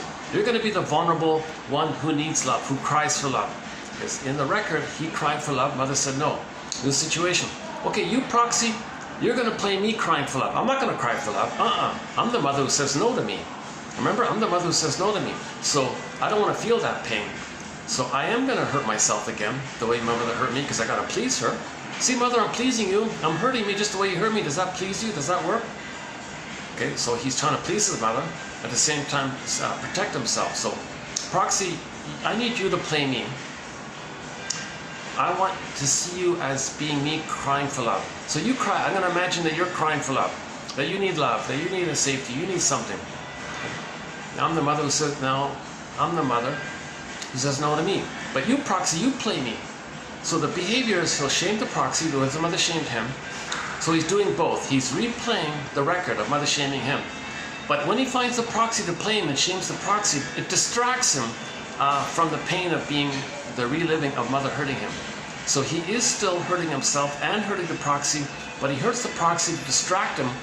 Okay, his attention is outward like that, so it distracts him from feeling the pain within. And whatever remaining pain he does actually feel, it's numbed over with the endorphins. Emily Dickinson calls it the swoon. There's a pain so utter it swallows up and up that the person goes in a swoon called the endorphins. Now, as he's doing this, believe it or not, he gets, it's called emotional sadism. Shall I compare thee to an onion? He gets some pleasure from this. He gets some pleasure from it. So when he imitates the mother, and he's still one with the mother, and he's the mother who shames him, he's replaying the oneness that he still is in with the mother. Because they're still one. Now he's older, so he's going to get a blip of that blissful feeling. So he's getting some blissful feeling of re-experiencing the oneness. Whoops. I try not to get people on a camera. Some of the stuff. We're doing okay. I think we're still doing okay. Oh yeah, I love. Okay, this is great. Mondays, I gotta. Also, I can't.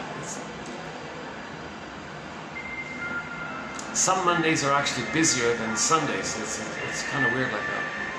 You can never tell which day it's quieter. I was once here on a Saturday and it was kind of like this. And on other Mondays I was unable to do a video on other Mondays. So I kind of bounced around different venues to finally be able to finally do the video. So that's why I'm sometimes a little edgy or a little, you know, sweaty or annoyed or something.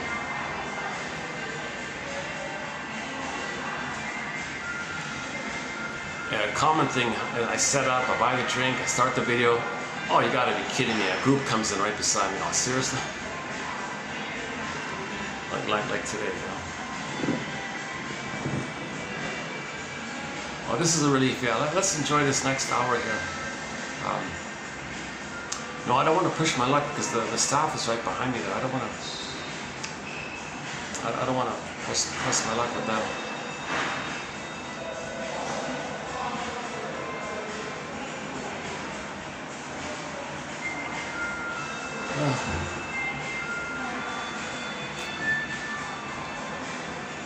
Okay, so let's clarify this point here. Okay, what I just described is part A. How does the person be the mother, but still resume his battle with her? Because remember, he still has to get mother's love. The baby was enraged at her, it had the fantasy that it could control her, so to make her be a loving mother.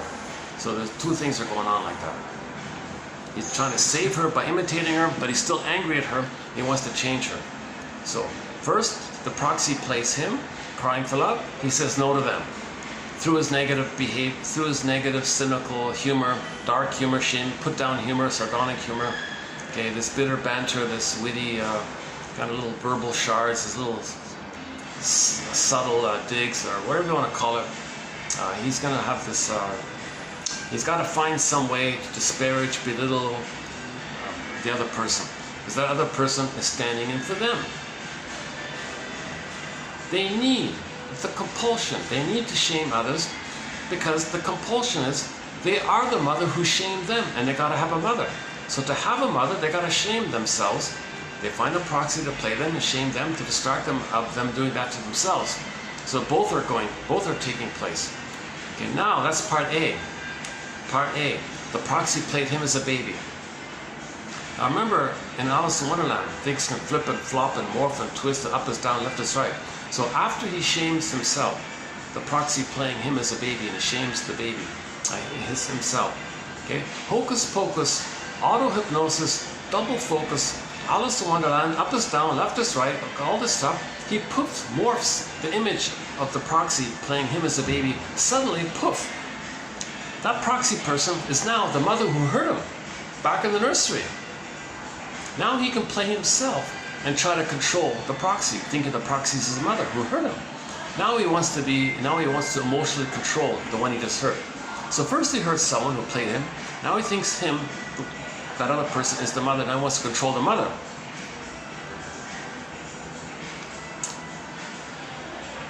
So where did this come from? Imagine a mother doing this to the baby. Imagine a mother does this to their own baby. Mother has a baby. The mother said to the baby, "Hey baby, I don't see you. I got an old struggle with my mother. Baby, you're gonna play me as a baby when I was a baby." So mother has a baby. Okay, baby, evocation of a proxy. I'm gonna see you as me when I was a baby, and I'm gonna see you crying for love as me crying for love. I've identified with the aggressor. I'm gonna see you wanting love, needing love. I'm gonna say no to you. That keeps me loyal to the mother who said no to me. Now, baby, evocation of a proxy. I'm gonna see you, baby, as my mother who hurt me. Now I'm gonna fight with you, baby. I'm gonna hate you because I'm going to want to control you and make you be a loving mother. Now the poor baby can't say here, "Hold the phone, mother, what's going on here? I'm not you from back in the nursery, in your nursery. I'm me, I need your love. I'm not you from back then." Mother doesn't get it. She can't see the reality. She only sees the projection of her unmet needs. She only sees her past or the present. She's living in the past, dwelling in the past, replaying the past. The present is an instant replay of the past. She only sees the past.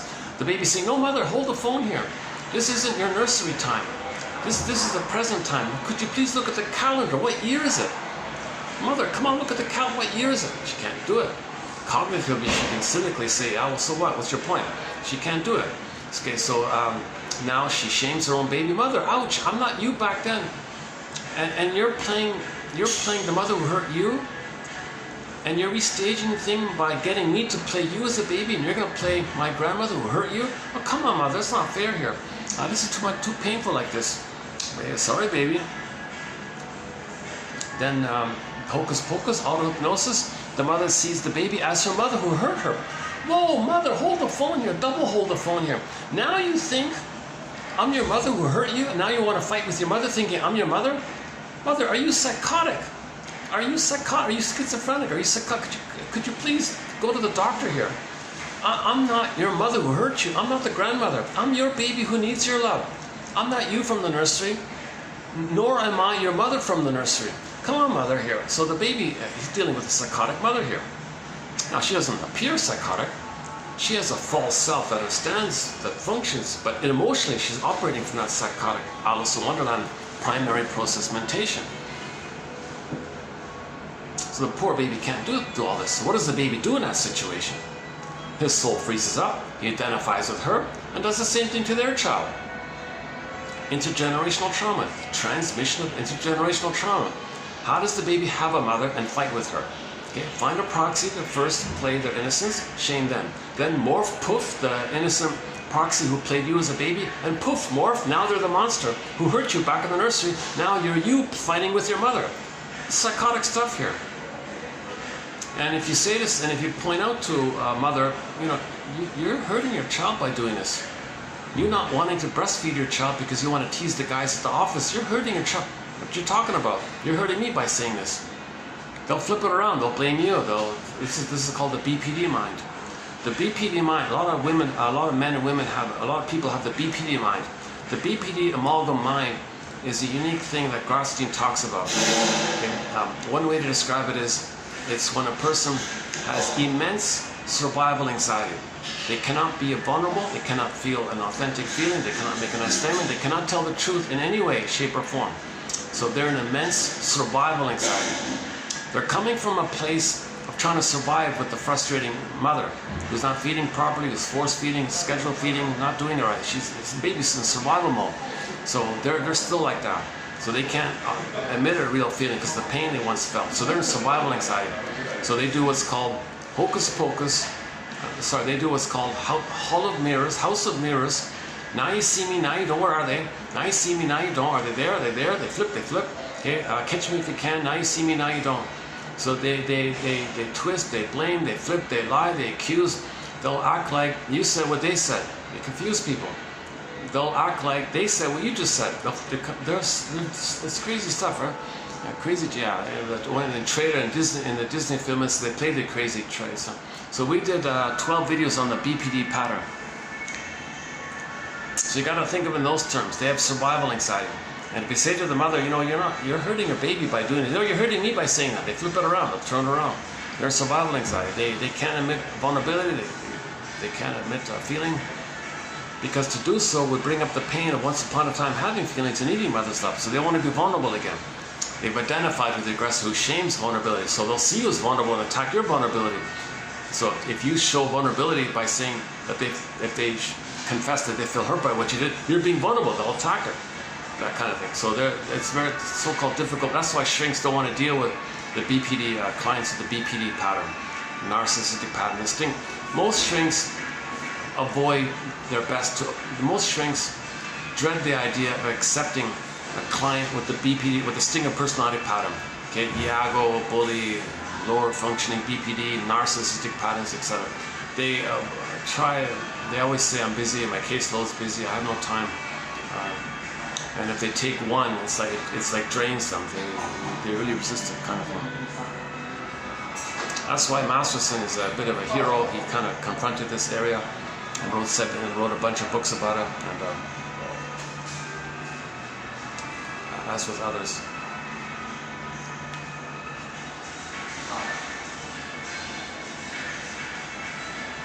Oh, the security guys. Does he have to stand right in front of me? That makes sense.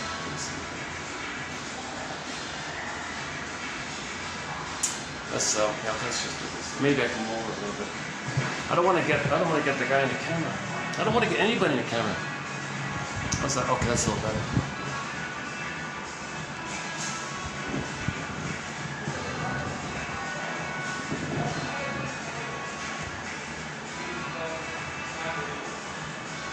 I still don't know what that sculpture is. Are we getting it on there? That cauliflower, silvery kind of sculpture.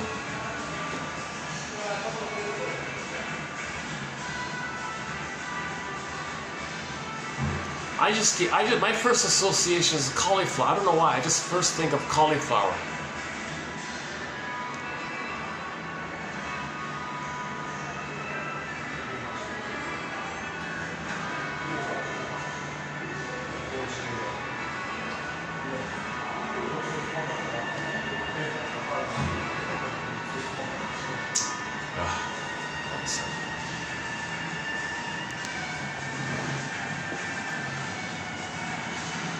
Maybe I can, maybe I should go back on the other side.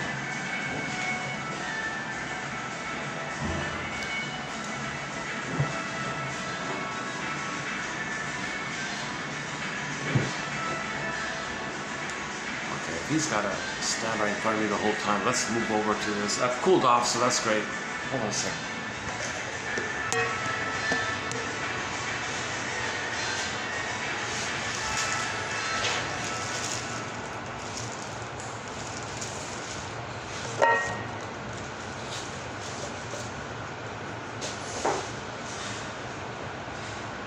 Oh, okay, it's moving down. Okay, good. I'll stay here a little longer.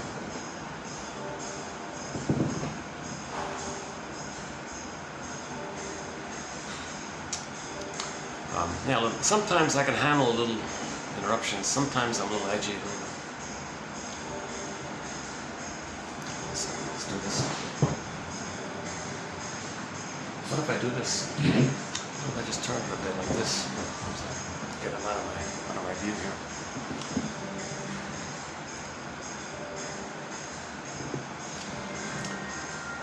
Okay, yeah, let's finish this point here. So let's go back to the record. We only have this one record. I mean, those who were traumatized before the age of 3, they're going to have a record.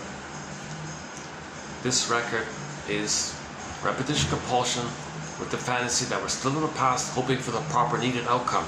The confusion is we're emotionally don't care about time, because that brain doesn't understand time, doesn't care about time, and all energy and our life force is in that place of timelessness. So we may consciously realize it's just overridden kind of thing. It just pushes it aside kind of thing. Iceberg metaphor. That's why you got to strengthen the ego to to tell yourself and convince yourself that the present isn't the past, not just intellectually, but like really emotionally. Realize, oh my God, this isn't the past here. Why do I feel the anxiety? Like when I'm sweating, I have no memory of what fear I must have experienced as a child that's causing me to perspire so easily.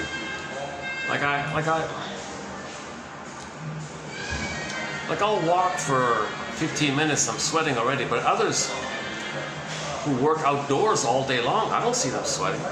You gotta be kidding. How does somebody work outdoors in this heat and not sweat? So I'm thinking, my inference is, I must have experienced some kind of a early trauma, like very early on kind of thing, which I don't remember. Okay, let's go back to the stinger personality pattern. So when they replay the record, they have the misguided attempt that they're going to get a better past, a new past, a proper past, get the love that they needed back in the past. Okay, with trauma, we have the unconscious hope for the fulfillment of old unfulfilled needs. It's neurotic because the present isn't the past, but we don't get that fully. Emotionally, we don't get that. That's what makes us neurotic. And we stubbornly, like Sisyphus, replay the record again and again. Every new situation, replay the record. New situation, replay the record. Finally, in midlife, we kind of go, what's going on here? Okay, then we can make the adjustments. We go on the healing journey once we realize this repetition compulsion is an attempt to communicate to us. So one positive way of interpreting repetition compulsion is that it's our unconscious trying to communicate to the conscious. Hey conscious, hey you, something happened early on. Now me as an unconscious you, I don't have vocabulary, but I got to communicate it to you somehow. So I'm going to get you like a puppet. I'll be the puppet master. You, okay, conscious you, you're going to be my puppet. Okay, and I'm going to get you to distort the present, manufacture the present as a scene in the past. I'm going to get you to recreate, relive, reenact, restage, redo that past experience. I want you to observe yourself. That's my way to tell you what happened in the past. Conscious self might say, you, conscious self, secret self, unknown self, repressed self, double self, unconscious self. You need to tell me, you're telling me that if I'm negative towards others, that's you trying to tell me that that's how my mother was negative towards me, that the way I'm treating others is how my mother treated me. Is that what you're... Now you're getting somewhere here. You mean unconscious self? I hate it when I see people with feelings because my mother hated my feelings. Is that what you're saying? Now you're getting somewhere. So we got to make this inference. So the unconscious mind is sometimes called the inferring mind. The non-reporting brain, the unconscious mind brain is sometimes called the inferring mind because it's making these, it wants us to infer to us. It's inferring to us. Come on, you, make the inference here. I'm your inferring mind. I want you to make the inference here. That what you're doing in the present is my way to communicate and tell you what happened in the past. So that's the positive intention, maybe we can, if we can say it that way, of why we are repeating. We are repeating to find our story. Once we get our story, we stop repeating. We don't know our story, we keep repeating until we do. Now, this is the famous, 110 years ago, one of the most famous essays in psychology came out in 1914 called Repeating, Remembering. I haven't even read it because I don't know German, but if Masterson quotes that I'll refer to it. So Masterson talked about the famous 1914 essay by Freud called Repeating, Remembering, Working Through, something like that. Yeah, 110 years ago, right? Yeah, last year was the 100th year birthday of Freud's book called The Ego and the Id. People were celebrating that a little bit. Ironically, we don't have Freud quotes in our collection due to the convoluted, messed up English translation. I only include references to Freud if someone like Masterson or Bergler or Karen Horney, someone I kind of trust, says it, or Henry Hart recently is, or if a German author says it, that's okay. But I'm not going by the perverted English translation of Freud. So no Freud quotes, believe it or not. And likewise with some of these quasi-cult-like, quasi-religious types, like Mr. Jung and Mr. Lacan, and even like the Kohutts and the Adlers and the Bions and these kind of characters. A lot of that stuff, we don't really have that kind of convoluted, made up, obscure, glittering generalities, people making up jargon so you can admire them. They just want to be seen. Look at me, I got a new jargon. Oh wow, you're special. You made up a new jargon. Yeah, I like that. So they want to be seen and because they're looking for mirroring. So they're trying to say that they weren't mirrored. Now the irony of all this is that, despite that, it inspires a lot of people. It keeps the topic alive, and a lot of people write books and articles. So it's the followers of a lot of these older characters that have advanced psychoanalysis, I think.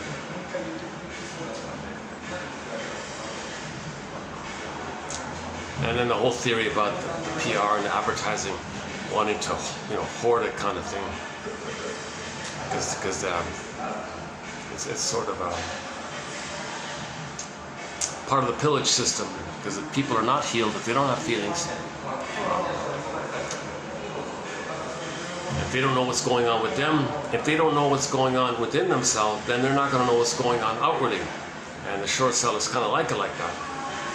So we gotta keep psychoanalysis alive. So we gotta thank these thousands of people who have dedicated their lives, like Pete Docter, Inside Out, like Masterson, Karen Horney, Edmund Bergler, and all the rest. Janoff, I would include Janoff. Janoff's a strange one. He's sort of in the middle.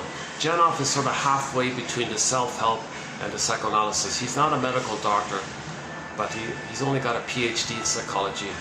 But he's a little unique in a way, because he started kind of young, I think. He was half helpful, half charlatan. He's like a little mixture like that. But despite it all, I plucked out the top best 300 quotes of his, I think. So that's a very good 101, Psychology 101.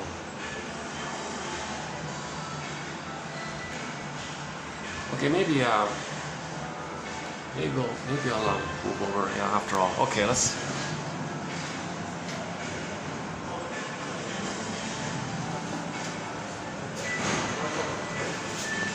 It's just as well because I don't want to bother these guys.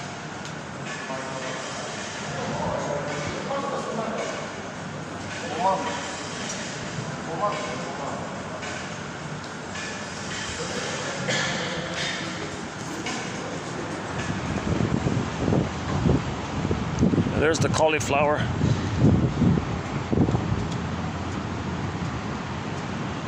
Oh, it's baking here. Yikes, it's 45, can you believe it? With the heat index.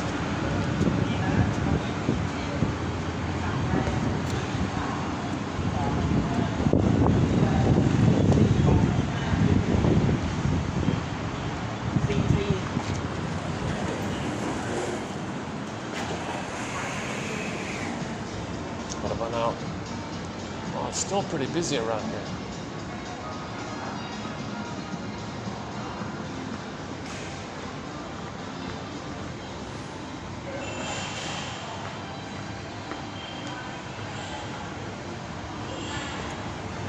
What about this one over here?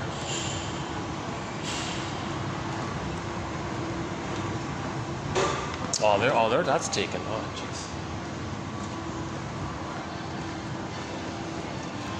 Yeah, that corner spot's a good spot here.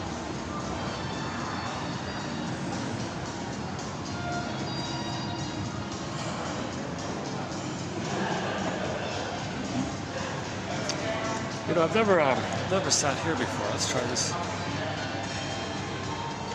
Yeah, I've never sat here. But these are okay. Yeah. I'm not sure how long I'll last here. Let's give it a try.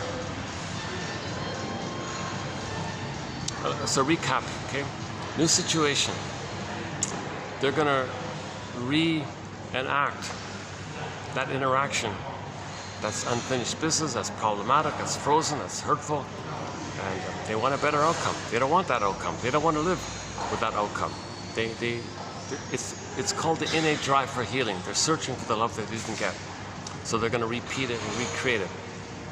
Oh, there's one of those flashing. I'm kind of getting tired of all these flashing I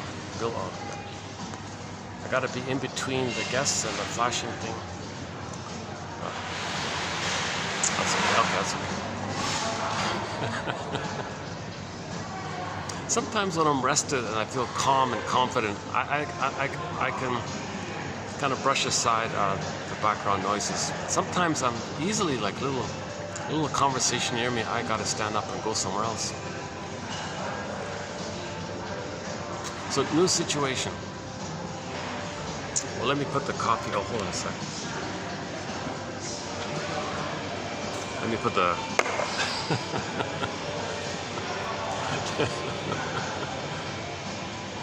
Let me just reassure people I'm a guest here.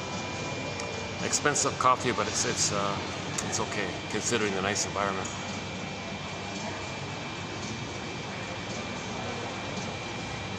Yeah, I'm paying over double the usual kind of price, right?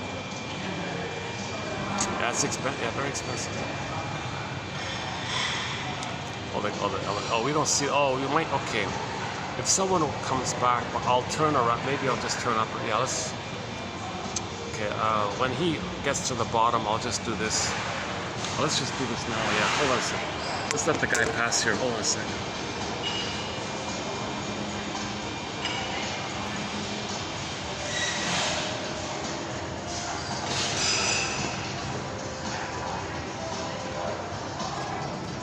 Did he pass? He's still there. He's right behind me.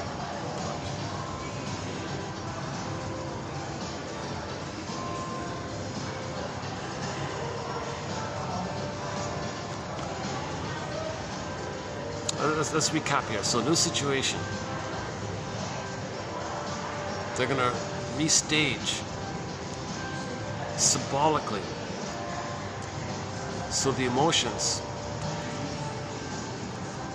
can maintain the timelessness of it all. In the timelessness of the trauma, they want a better outcome. So the present is just some as-if symbolic, metaphorical representation. It's representation of the past. Put it that way. The present is just a representation of the past. Instant replay, instant replay. They're just replaying Sisyphus, the record, round and round. So new situation. Here's the dilemma. They are the mother for the need for the attachment, and they're addicted. See, now they go back to the blissful one. See, remember the addiction part? In the beginning, the baby wasn't addicted, but when you go back to it all the time, then you're addicted. Now, he's addicted to hurting others, meaning he's addicted to hurting himself. So he's an emotional masochist, okay? But it's layered over when he identifies with the aggressor. Shall I compare thee to an onion? So he's an emotional sadist, okay? But he plays his masochistic self, meaning the trauma bond with the mother, meaning he gets the pleasure of being one with the mother, but he's traumatized. So it's got to blurs it all up, called emotional masochism. Typical term. But anyways, he'll find a proxy. Hey, proxy, you be me, baby emotional masochist, okay? And I'm going to play the mother who got some benefit by this. And I got to save her. So he's going to be the mother by shaming himself. Seen in the proxy, so he shames the proxy. How does he fight with the mother? If he is her, okay, hocus pocus, auto-hypnosis, flip-flop, project, flip, twist, okay? The one he just shamed who played him as a baby, suddenly now he'll see and think, believe, okay, proxy, I got a new role for you. Now I want you to be my mother who hurt me in the nursery. You play my mother in the nursery, Now I'm gonna be myself now. I'm gonna continue my battle with the mother. So I want to control you, proxy, because you're my mother back in the nursery, and I don't know time, so I want to control my mother, and you're my mother, so I'm gonna control you. The poor proxy can't, like the baby. The poor proxy, like the baby before, can't say, hold the phone here. I'm not you from your nursery, nor am I your mother from your nursery here. They don't get it? No. Okay, survival anxiety. Anything authentic, anything embarrassing, they can't do it. The BPD phenomenon. So they'll blame, flip, accuse, deny, twist, okay, propaganda, PR, advertising, trans logic, flip, twist, all the rhetorics and games people play, okay, because they're in survival anxiety. They're in a state of timeless survival anxiety. Like a crocodile, his whole life is in timeless survival anxiety, right?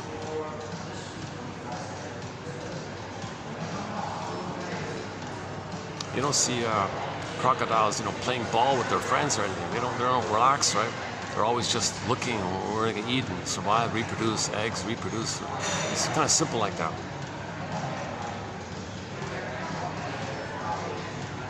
A clue to the sting of personality pattern are some of their slogans.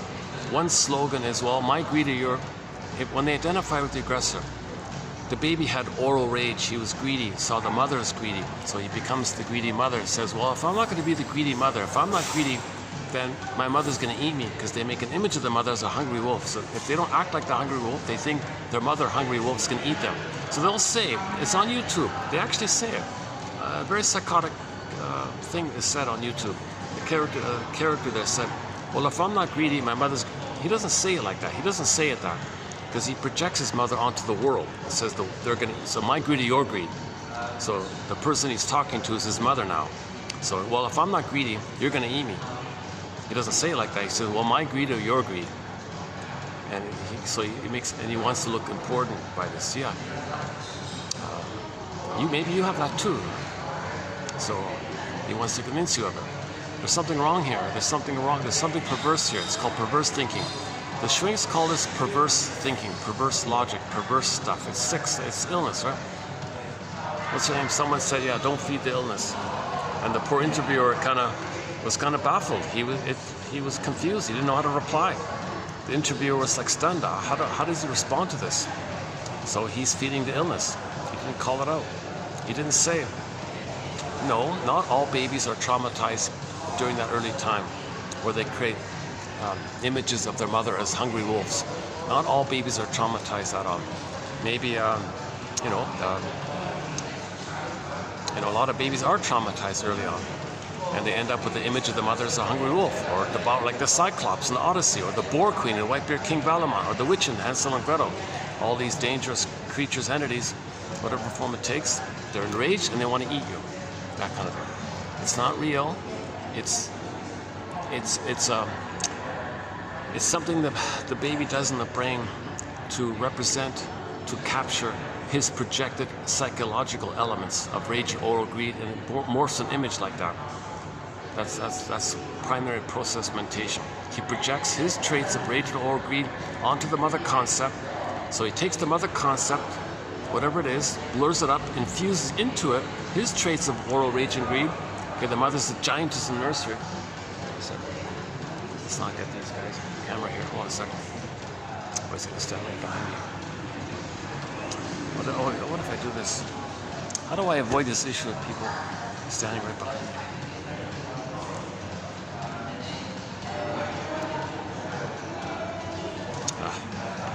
Hold on a second.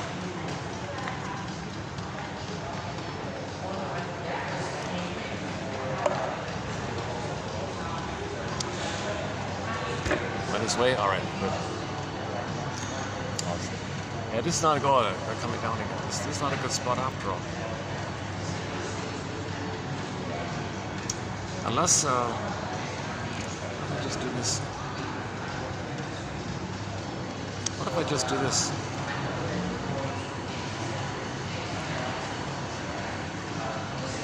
Okay, hold on a second.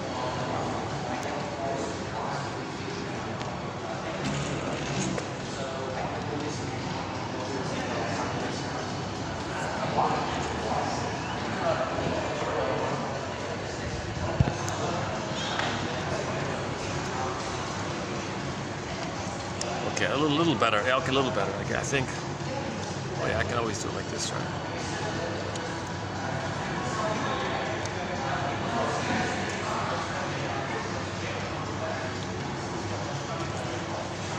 Okay, let's just leave it there for the time being with the stinger personality patterns. The clinger part is more benign. They don't need proxies. They just see others as the rejecting mother, make it happen, self-fulfilling prophecy. That's for them to know the mother rejected them. So they're not the stinger. They don't hurt others. They don't need others to be them as a crying baby and hurt the crying baby the way of replaying of what had happened to them.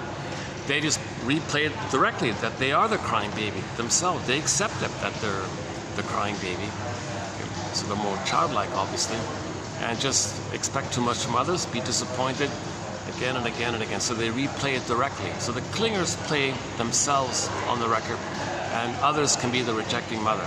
Stingers, they can't do it. They'll find proxies to play them, and they'll be the rejecting mother and shame the proxy. Well, we got a whole body of material about the stingers and the clingers. Interesting material. We cover scapegoating, translogic, emotional triangle, Murray Bowen's theory. If the two stingers get together, taking turns playing big shot, and how if the parents scapegoat the child, the story of Freddie from the comic psychoanalysis, and so on. And some of their slogans, like my greedy, your greed, survival anxiety, no regrets, no apology, number one, of this, lack of empathy. They give up on the quote-unquote human side of being human. They give up on it. If they see it, they reject it because it was rejected in them. They're just addicted to playing infantile God. All they want to do is play infantile God, and they see nothing wrong with it because they're having fun. They're having too much fun playing infantile God. What's the problem? See, they don't see it's a problem for themselves. Others may be disturbed by it, but they themselves are not disturbed by it. Now the clingers, they feel disturbed by their situation because they can accept their feelings to some degree. But the stingers, they find proxies to play their feelings and shame the proxies for having feelings. So,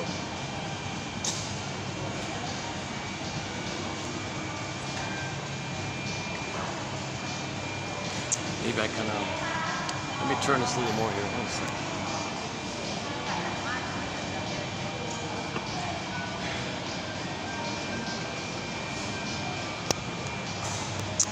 Finally get it.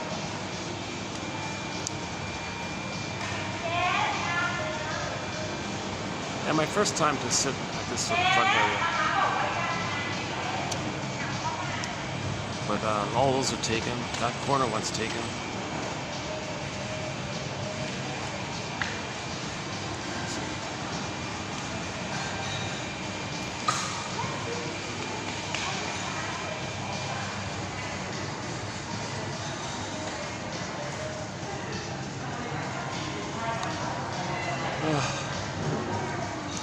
Okay, let's just leave it there for the time being.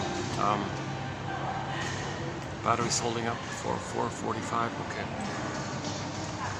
Let's now do part 2 of our quote here. So, this phrase called identification with the aggressor that we talked a little bit about earlier is a phrase that a guy named Sander Ferenczi came up with, a guy from Hungary 100 years ago. Apparently Mr. Freud would turn to him for comfort when he was upset. He referred to Ferenczi as the shrink's shrink or something. Ferenczi was a little more flexible and personable with people. He was more like Karen Horney, a little more broad-minded and that kind of thing.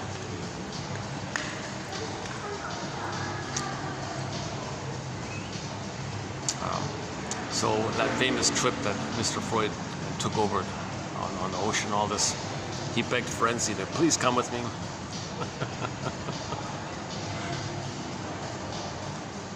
Because Freud and the other guy, Jung, were having a fight or something. Yeah, talk about emotional triangles. So Ferenczi bared the burden. Apparently he grew up in a bookstore, basically. His parents owned a bookstore in Hungary. The largest bookstore in their city. So he was surrounded by books and all this. Anyways, Frenzy came up with the phrase identification with the aggressor. It's one of the most desperate, drastic, severest, problematic thing any child is compelled to do, to adapt to an abusive mother. He'll become her and reject himself. Find proxies to play his innocence and reject them the way his mother rejected him, still trying to save the mother. This is a very disturbed thing. If you want to call it the deal with the you-know-who, fine. That's maybe the way the storytellers would describe it. Because you have mother's power, because you are her, and you live forever, because there's no time in that early on time. So this idea of living forever and misinterpreting fairy tales refers to the fact that in the survival brain, there's no time. Babies don't know time. You don't ask a reptile what time it is. They don't care about time. There's no time. It's timeless. Actually, most animals, all animals, I guess, don't really follow any kind of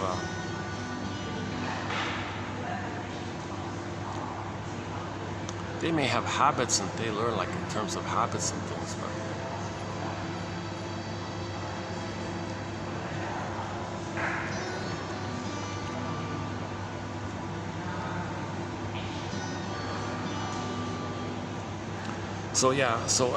this Frenzy guy, underappreciated author,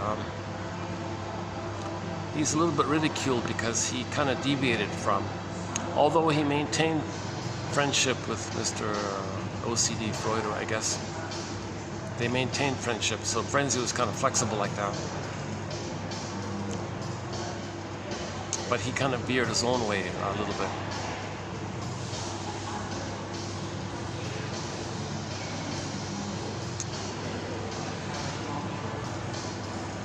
I don't really know his technique or his approach too much, but I came across a book written by one of Frenzy's students, Miss Yvette DeForest, Forest with one R.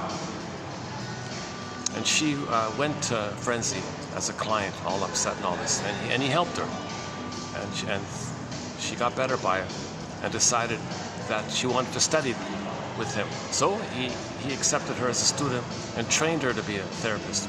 And she was a successful therapist in her own right. And before she passed away, wrote one book. It's really just a collection of articles that she wrote for previous journals, put it together into a book called The Leaven of Love, The Yeast of Love, put it that way. Well, the book is called The Leaven of Love. We can paraphrase it by calling it The Yeast of Love. Just as yeast gives life and enlivens the flour to bread, right? Love can enliven, give life to our lives, the leaven of love, that kind of thing. So, in the middle of the book, she talks about this issue of reconciliation. I thought that was my favorite chapter of hers. So I thought I would. It's not perfect, but it's not bad. So I read it yesterday. I need 3 videos to post it because it's 1,200 characters. Each video in YouTube only holds 5,000. What am I thinking? Yeah, 5,000. This is 12,000 characters. Yeah, so it's going to take me 3 videos. So I'll post this quote over 3 videos. So this will be 2809 part 2. Yesterday was part 1. Yeah. So let me do a read through it. Maybe this time I'll read a little better. Yesterday I did it outdoors. I was a little tired, I guess. I think maybe this time I might be able to do a better job. Hopefully the next time, and the third read through, I'll do a better job of it. But the message of it is reconcile with your parents in your mind.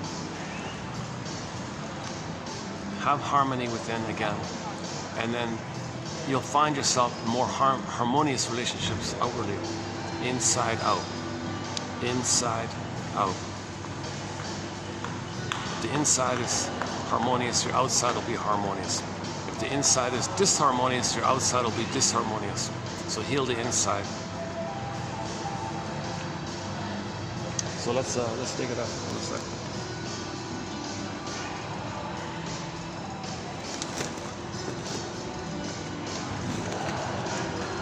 And maybe I can do it like, yeah, let's do it this way. Well, let's do it this way. How about that? Does that work? No, not really.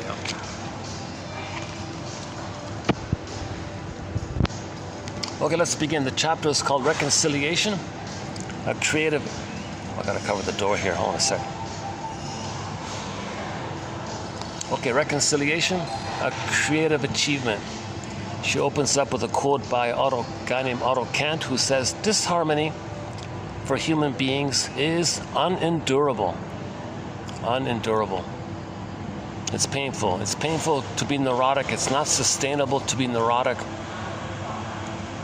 So neurosis is unendurable, really.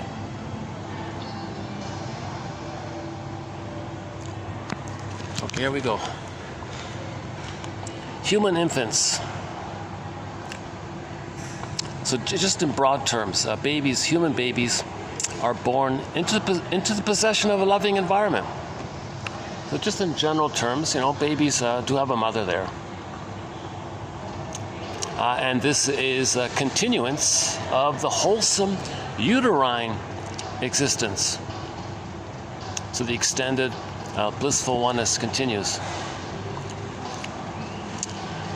Now this blissful continuation of the uterine existence, the wholesome uterine existence, post-birth, it may last a short time, maybe only a few days, weeks, but it represents the security which our modern pediatricians, psychotherapists, and sociologists even impress upon us as necessary to a child's health of body, mind, and spirit.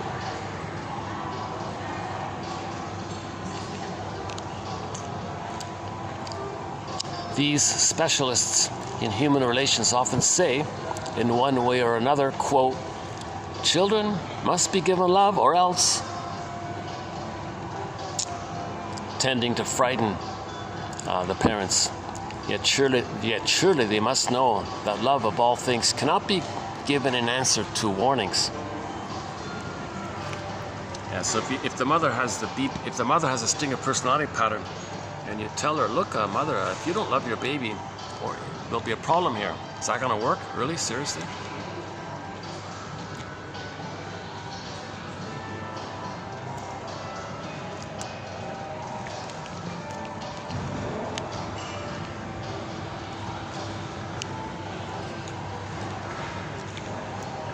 So my favorite quote on this topic is that woman who went to the shrink before deciding to have a baby.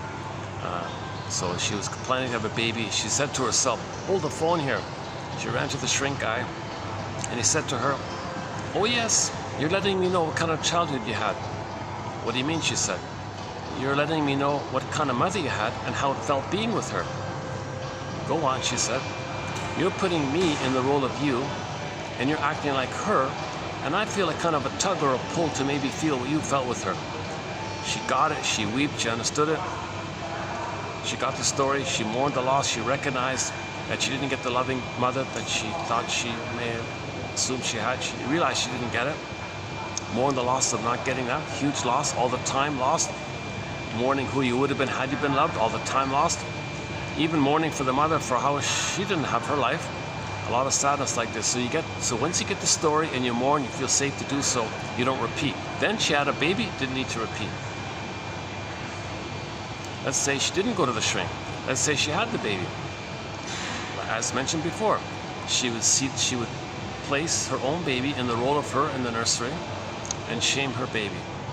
Her baby can't say, "Hold the phone, mother, I'm not you from the nursery." Mother can't. Mother doesn't get it. Then the mother morphs her baby into her mother and fights with her mother. "Mother, hold the phone here. Doubly hold the phone here. I'm not your mother who hurt you. Now you want to fight with me? I didn't hurt you back then. I'm not the grandmother. I'm your..." Okay, so luckily this example here, she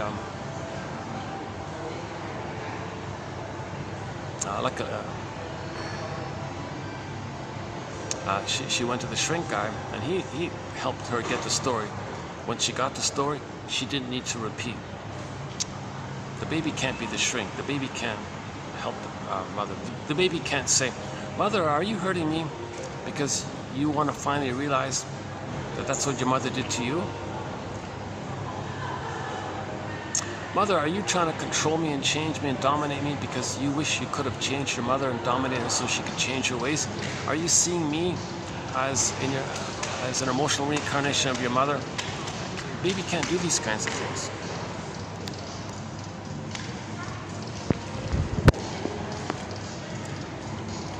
They insist that love is essential to growth, but sometimes they fail to make clear the one most significant reason for this fact, a reason which they may consider self-evident, that to be surrounded by cherishing, loving care allows and calls forth the response of love from the baby, okay, meaning his identity, his authentic self.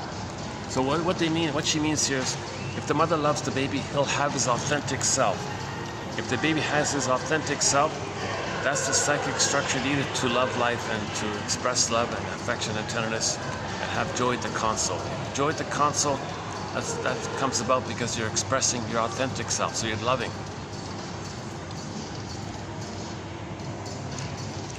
It is this response, this extension of the baby's authentic self, which is of fundamental importance as motivation to each physiological system in his body, as well as to his mental and emotional states of his personality.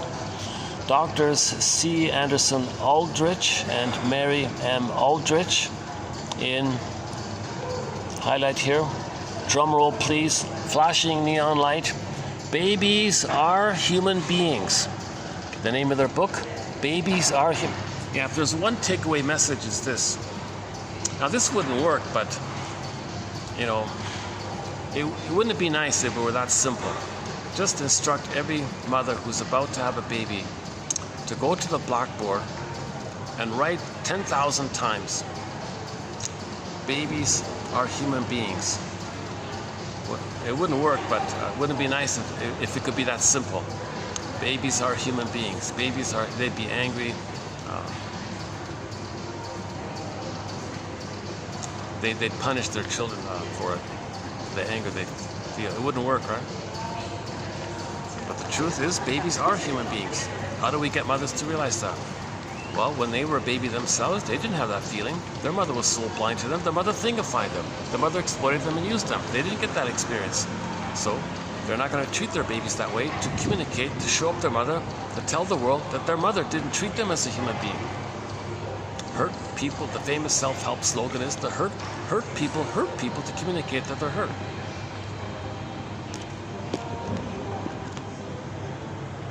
Okay, so in their book, Babies Are Human Beings, they say that at no time of life does the human being make such strenuous effort as in infancy. So the baby's going to try everything he can. The baby's going to try every which way he can to find a secure attachment, a rhythm of safety, a positive, harmonious interaction, a tuned interaction. He's going to do everything he can. All of his energy is for that.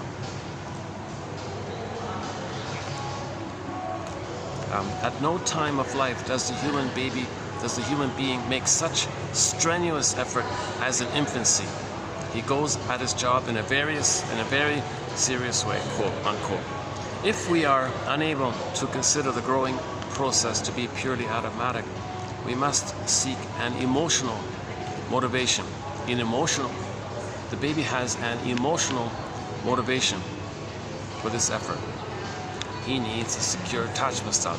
Life forces object seeking. No baby can make it, even survive without a loving mother. First, he'd want a loving mother.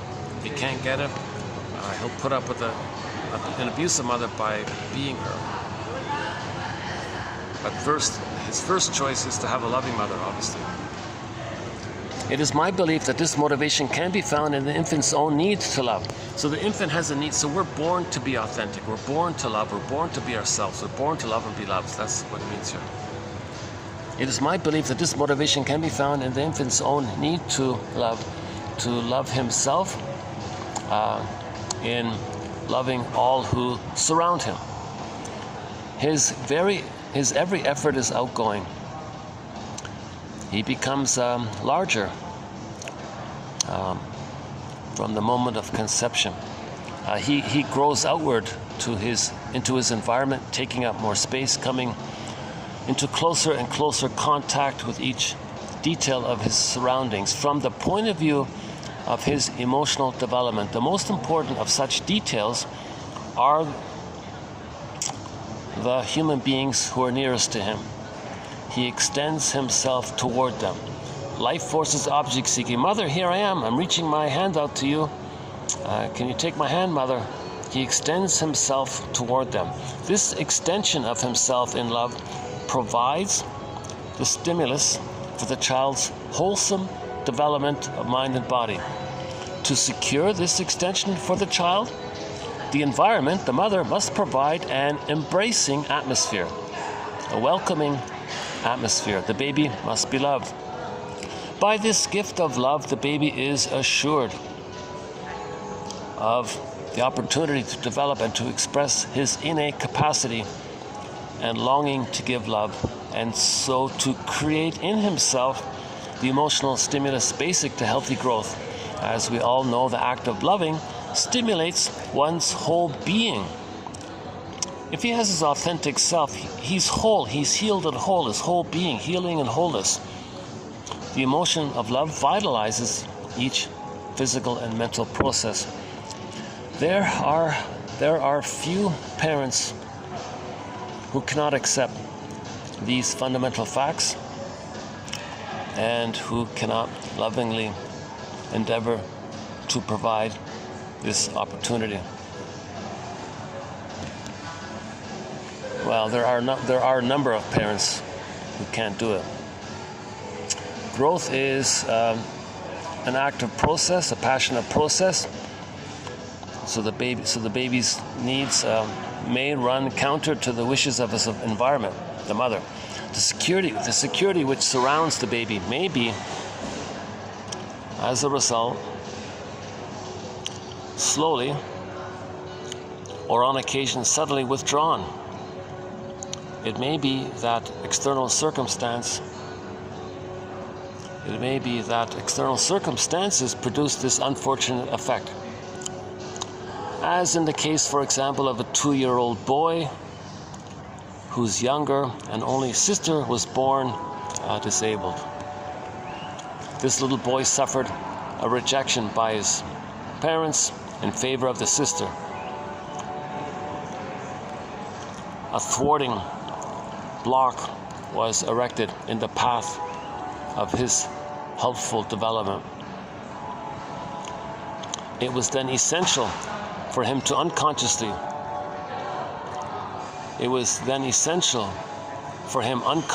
to devise a new path of growth.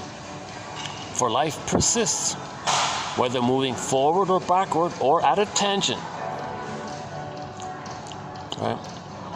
So the child's development is either going to be healthily move forward, he's going to be traumatized and stuck in a backward place, or he's going to try to develop in some kind of sideways way with this neurotic pattern. Well, the backward is a tangent as well, right? So it's either forward or tangential. The tangential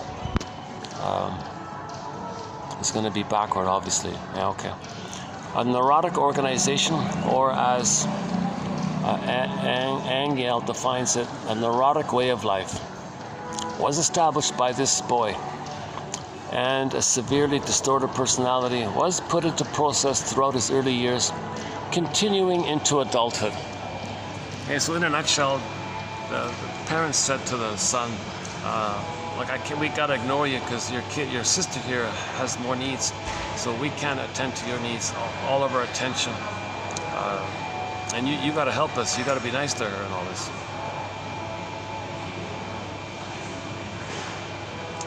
So they might be scapegoating the son. So that son, this 2-year-old son, might be scapegoated, and they created the excuse with the daughter's presence. Plus, they said here that the mother felt guilty for creating a disabled baby because maybe she smoked when she was pregnant or drank when she was, they don't say it, but maybe the mother took too many pills when she was pregnant and the kid came out disabled or something. So she felt guilty. So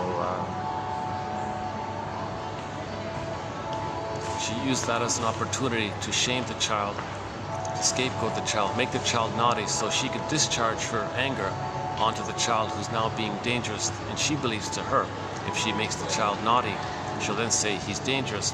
Then she feels justified to shout at her son so she can blow off steam. So she's scapegoating the son like this.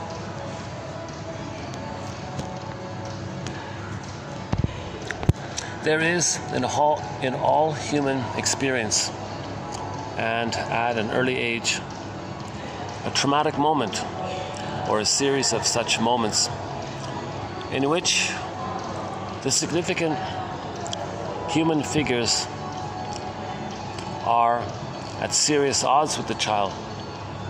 It is then that the basic need of the child to express his love and so to stimulate his wholesome growth processes experiences at least a loss of nourishment,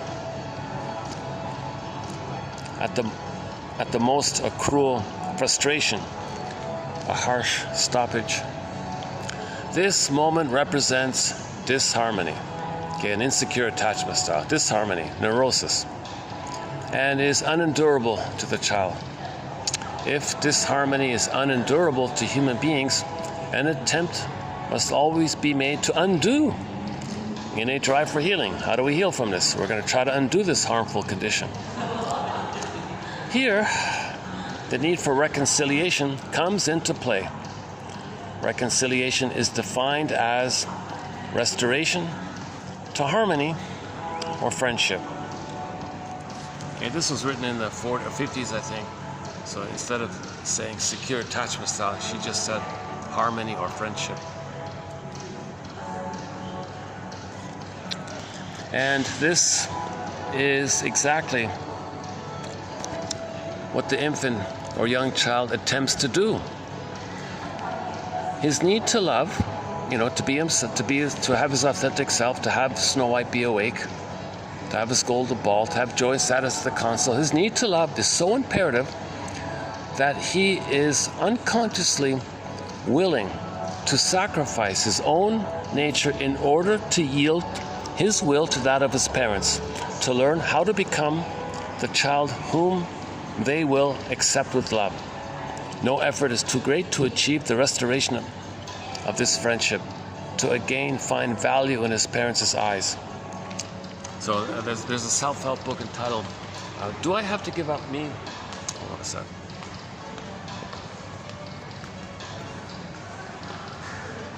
There's a self-help book entitled, Do I Have to Give Up Me to Be Loved by You?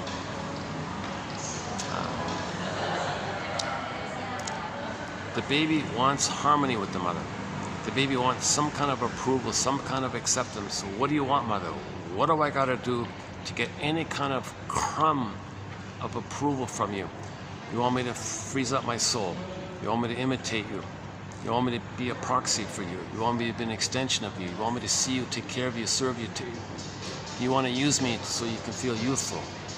You don't want to feel alone. You don't want to feel separation anxiety. You want me to always be at your beck and call. You think that if I'm autonomous, I'm betraying you, and you think and you say to me, you're with me or against me. Oh, I'm with you, mother. Come on, mother. The baby will try every effort, every which way he can, to establish this quote-unquote harmony or friendship with the mother.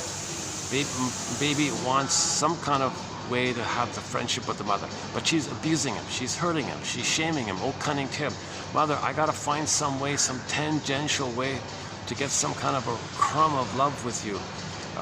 So he's trying, the baby's doing a lot of gymnastics here in his mind. So it's going to end up with disharmony, in other words.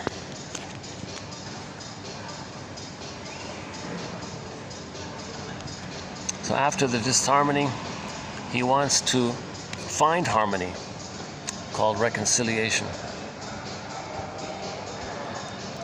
His need to love is so imperative that he is unconsciously willing to sacrifice his own nature in order to yield his agency to that of his parents.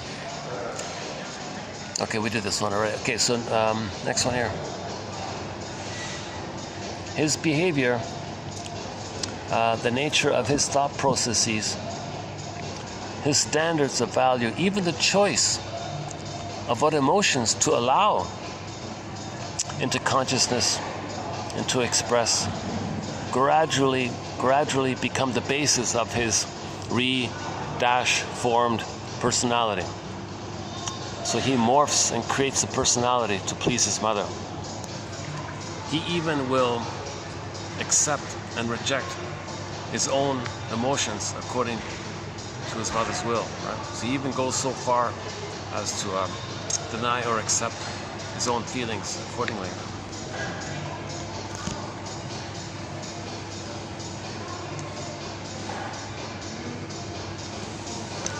He may lose all originality.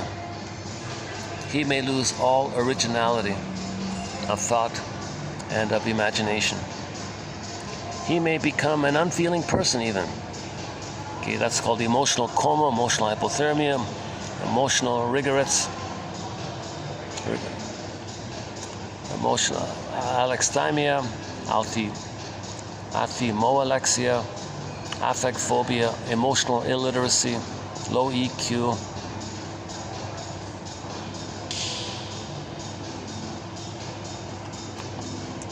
devitalized, emotional devitalization. He may suffer from chronic psychosomatic illness.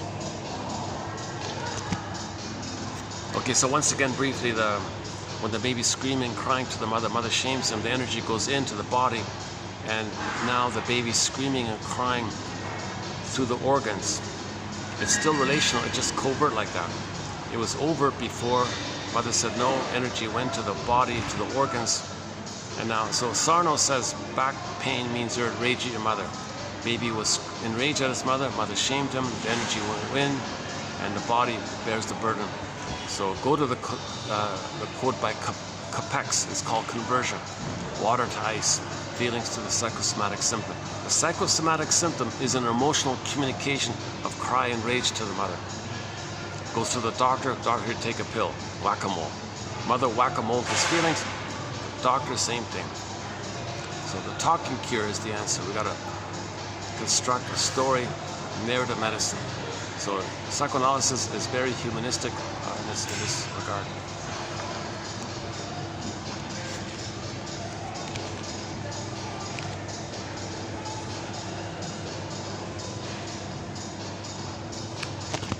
Yeah, I'm realizing there's a lot of I'm sort of right in the traffic flow here. Maybe I can, let's check, I got a guy staring right beside me. Let's check the other side. Let's see if there's any spot there. Hold on a sec, let's make another move here.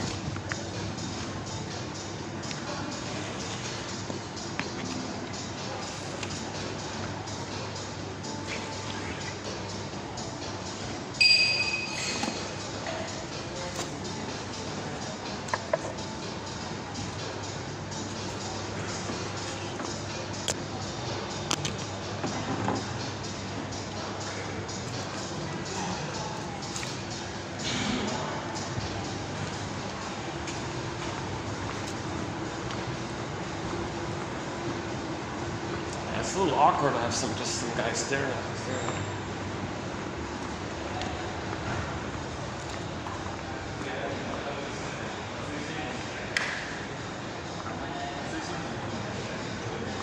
Oh yeah, these are all taken. All right, let's go back. Let's go back to the AC place.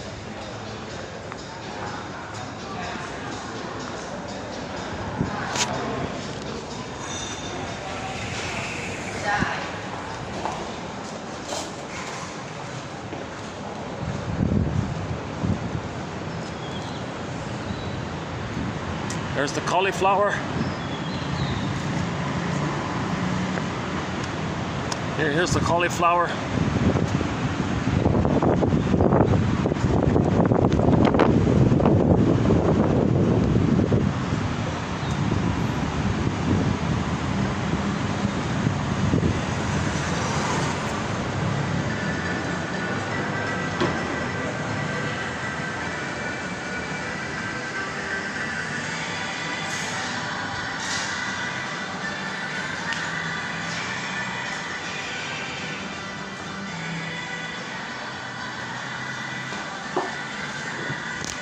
good, the guy's not there. It was a little annoying before last time I was here. That okay, let's see if we can finish up here. Let's check the time here. 5:15.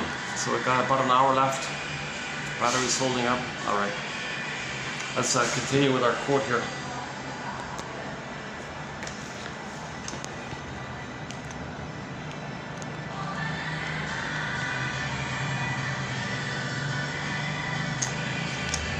Reconciliation. An attempt must always be made to undo the harmful condition. Here, the need for reconciliation, psychological, emotional, relational, in your memory, in your mind, forgiveness, in other words, comes into play. Reconciliation is defined as restoration to harmony or friendship. And this is exactly what the infant or young child attempts to do. His need to love is so imperative. Oh, we did this already. Hang on. Okay, and the child may get physical problems as a result of this, psychosomatic problems. Okay, so for example, that 2-year-old boy mentioned above. Okay, so there was a boy. He was 2 years old, and then suddenly his sister came on the scene, but she was disabled, and then they ignored him afterwards. The 2-year-old boy mentioned above learned from his tragic rejection to base his entire behavior and eventually his moral principles upon the standards of his parents. As, for example, that the one crime to be avoided was that of hurting the feelings of another person. In this case, this meant the hurting of his sister's feelings, and more important, those of his mother, who with exaggerated sensitivity believed that she, and she alone, was responsible for her daughter's disability. Trained never to hurt the feelings of another, he was forced to practice deception, to lie, to steal.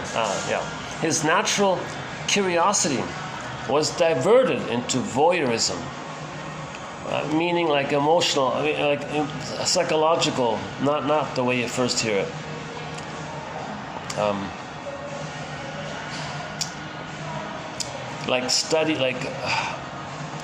He can't express his feelings, so he wants to watch other people's feelings. He wants to know other people's feelings. So his mental equipment was channeled. His mind was channeled in early childhood into the solving of narrowly technical problems in the fields of propaganda, human communication. So he couldn't express his feelings, so he became a voyeur of other people's feelings. So he wanted to study intensely other people's feelings. What are you feeling? I want to see your feelings. That's a defense against his inability to exhibit and express his feelings. It's called reaction formation. As a defense against the pain of exhibiting and knowing and feeling his feelings, he shuts it down and finds proxies to have feelings. And the proxies can express feelings, and that's called the voyeurism phenomenon. We don't mean it the way you normally first hear it. A lot of these terms don't mean really what you think they mean when you first hear it. So this guy wanted to study, so he became some kind of psychologist, studying other people's motivations and feelings, because he couldn't know it himself. The mother squelched it in him, so he studied in others as a way, and then what he would do is not turn it around to connect it to himself. So he did it as a defense against his inability to feel. Or we could say it's a halfway point. Maybe he started like that, and then maybe you can say at some point, oh wait a minute, I must have those feelings that I'm studying in others. But in the interim, at this point here, in this example, he was using psychology and studying other people with propaganda and advertising and public relations and how to manipulate people with your advertising products and studying this thing. He was doing it as a defense against the pain of admitting that he has feelings which he can't know. So one defense mechanism around exhibiting or knowing your feelings is watching other people's feelings, and the field of PR and advertising propaganda is sort of an outlet for that. And Bergler makes a point about that. Edmund Bergler says a lot of people in that industry have a real fear against exhibiting and knowing their own feelings.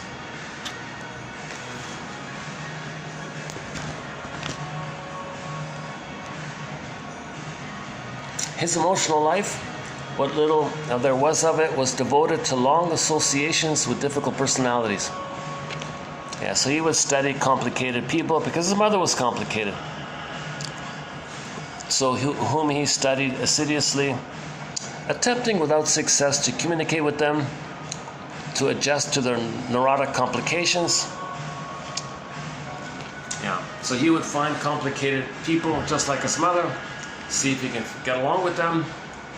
That's for him to know that he couldn't get along with his mother. So he would choose people like his mother to find out that he couldn't get along with the mother.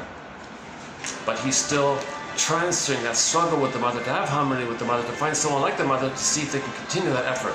You can't do it. People in the present aren't your mother in the past. And what you needed in the past can't be fulfilled by people in the present. It's not going to work.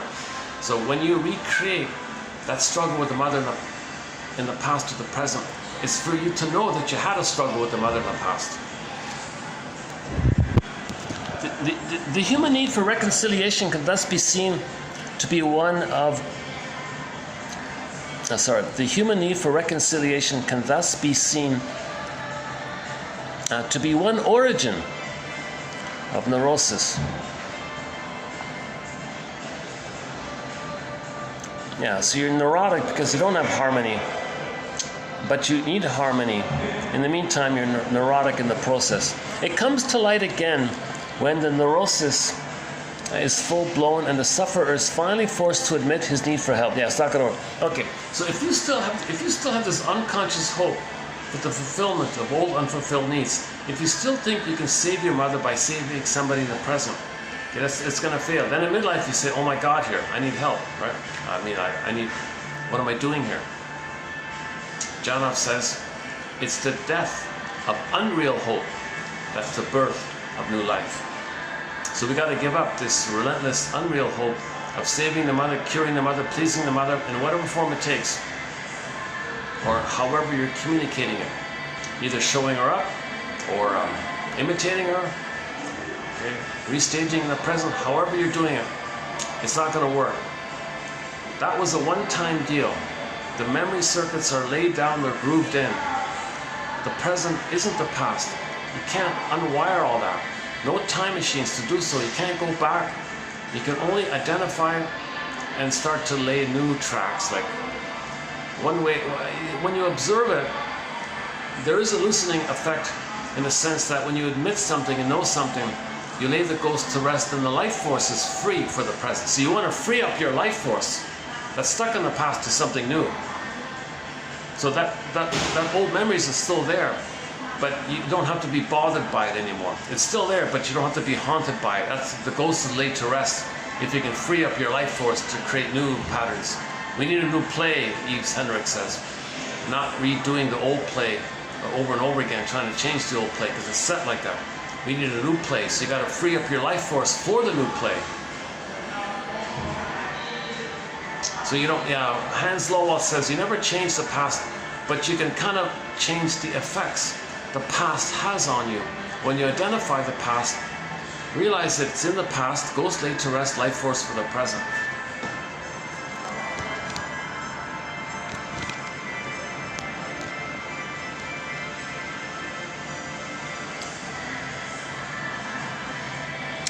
The human need for reconciliation can thus be seen... Oh yeah, hang on. Okay, for here, the primary difficulty is always and inevitably one of unhappy, unsuccessful personal relations. There is no neurotic sufferer who is not, to a large extent, incapable of living at peace and in loving kindness with his fellow men. Yeah, okay, so let's be clear here.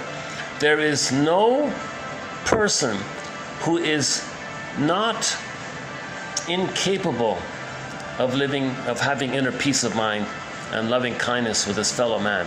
It's possible. We were born for it. We lost it, got to get it back.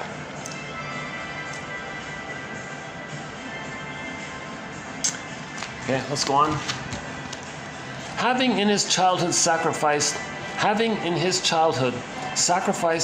his true nature in order to regain friendship with his parents, the neurotic has continued along the unwholesome tangential path of development upon which he then embarked.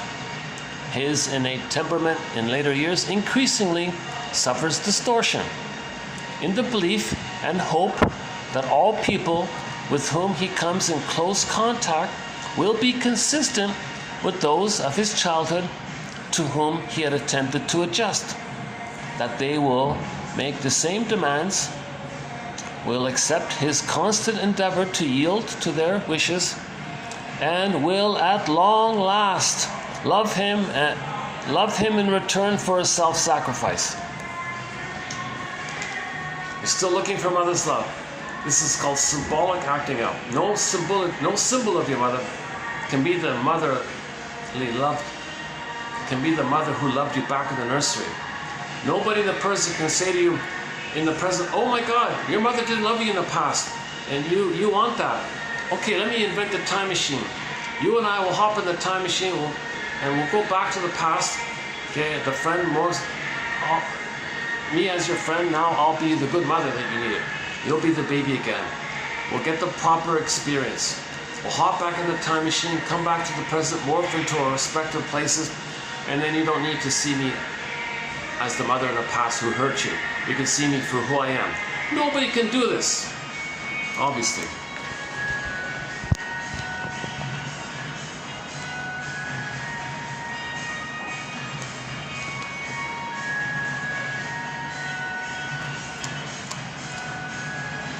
Yeah, and him doing this makes it difficult for him to get along with people. This is paradoxically a repetition of the early experience of failure when he initially forced himself to forsake his true path of growth. The great sacrifice made as a little child has not succeeded. For in his urgent need to be loved, so that in turn he might extend himself in love, he has compelled himself to proceed along his chosen neurotic pathway through adolescence and adulthood. The constant experience of failure finally overcomes him, and admitting the disharmony of his life, he asks for help. Each neurotic client asks the same kinds of questions. How can I succeed in relationships? How can I restore? How can I learn to nourish my personal relationships? I'm at my wit's end in relation with my children, my spouse, my friends, my boss, etc. The therapy process is one of establishing, for the first time in the client's life, a successful and enduring personal relationship. It consists of a joint study, two detectives, two Columbos, two Perry Masons, two Judds for the defense, Carl Betts, two Carl Bettses, two Jane Binghams from Drop Dead Diva. It consists of a joint study, two detectives. It consists of two psychological detectives, two emotional detectives, two existential detectives. The two are going to be detectives. It consists of a joint study by the two, client and therapist, of the client's personality distortions as they were seen in their incipience in early childhood, as they have compulsively developed throughout the client's later years, and as they are expressed in the here and now, in the transference, in the here and now. The pattern, when it began, and here and now. These distortions do, in fact, in the process of therapy, wear themselves thin. They are powerless in accomplishing their neurotic goal. For, being distortions, the therapist learns to see through the sham, the disguise, and doesn't play along. If he should accept the false image, he proves to the client that he cannot lovingly accept his true nature. So he doesn't want to feed the illness. He doesn't want to collude and feed the illness. He wants to see the true nature underneath that. He wants to see the sleeping beauty within. He wants to see Snow White within. He doesn't want to always fight with the witch. Not acknowledging. Well, hang on. Okay, let's correct that last point. Masterson says the shrink is a guardian for the true self, the authentic self. Don't step into the drama, the melodrama that the client is trying to recreate. He only tries to recreate it to communicate it. The therapist is meant to interpret it, identify it, bring it to your attention. Don't step into it and it's so-called folie droit. So if the therapist steps into it, they call it a kind of folie droit and no therapy takes place.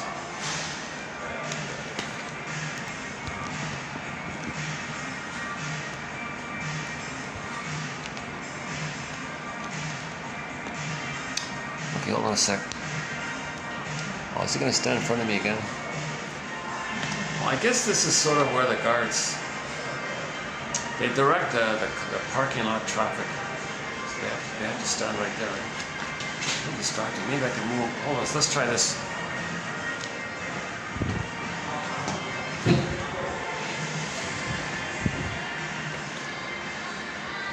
Oh, these painful chairs. Oh my God.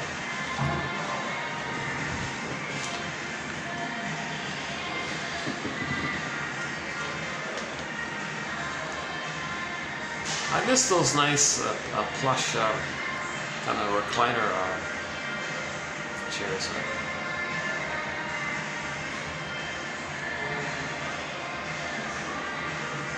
Like with the high back and the plush at the back, right?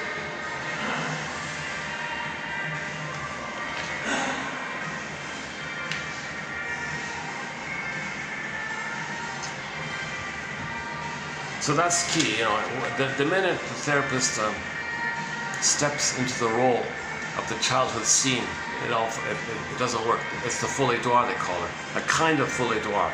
Therapy breaks down. Now the client is going to prod and coax and goad the therapist to play a role from the childhood.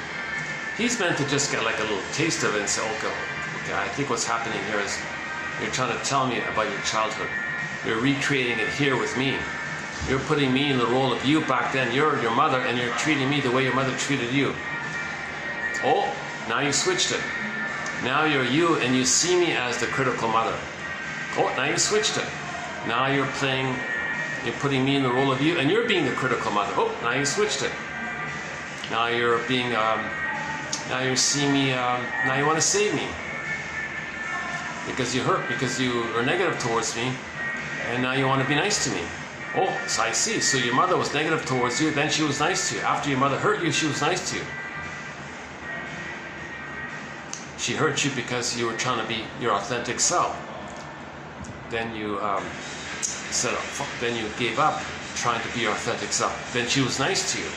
You're recreating this whole thing with me here. So we got to bring this to your attention. And the shrink has to be skillful in his, it seems to me, it appears, perhaps, what do you think? Okay, interpretations are invitations for mutual exploration. No set answer here. Psychoanalysis is not a magic breast. There's no abracadabra here. Shrink doesn't strongly say this or that. It's just alternative. What do you think? The client has to do most of the work. He's got to be conscious of it so he can grieve it, right?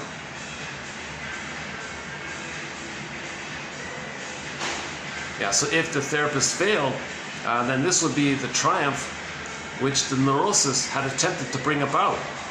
Yeah, so let's say the therapist fails, and finally I found my parent. I tricked the therapist to be like a father figure for me. Well, here's on the fancy card here. There's a really nice look a brand new luxury car here. But the guard is telling him to park somewhere else.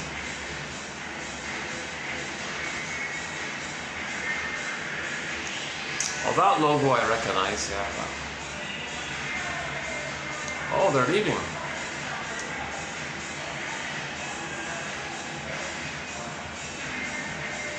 Oh, the luxurious car was going to go into the parking lot, and the guard said, oh, you can park outside here for some reason. Oh my God, why am I talking about parking lot regulations? Jeez, I'm really off topic here. Oh my God.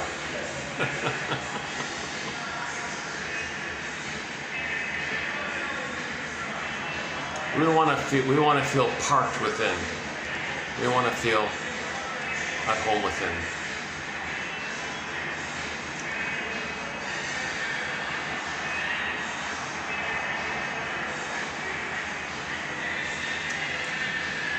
If he refuses to accept the false image, not acknowledging him as a self-preservative effort of the rejected child, he behaves exactly as his parents did. Yeah, so the therapist has to see the other person's neurosis as their as the self-preservative effort of a rejected child.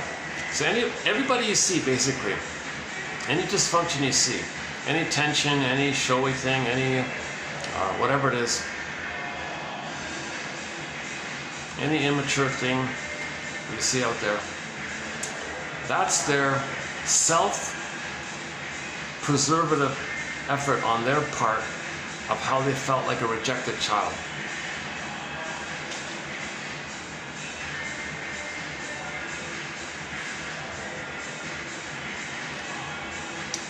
Okay, the next one.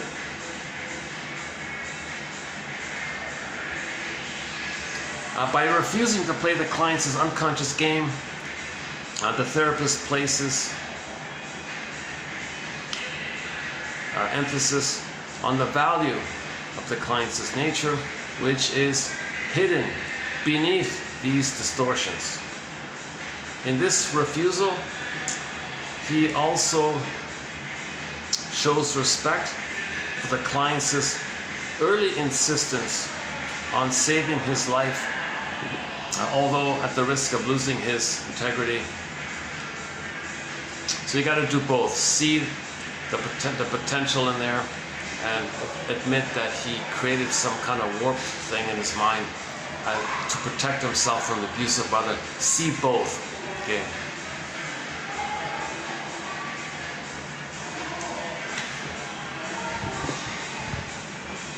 The final stage in therapy is a period of research in seeking to become reconciled.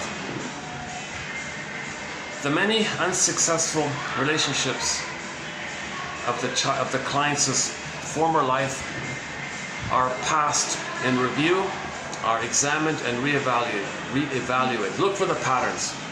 Tell me about this relationship. What about that relationship? Look for the patterns. Review it, examine it. Find the patterns. An attempt is made with fresh eyes and maturing emotions to put the blame where it belongs. So for a period of time in the grief work process, the person will be angry at the mother. It's not forever, just for a period of time. Because soon it'll become manifest that constantly blaming your mother is going to be fruitless.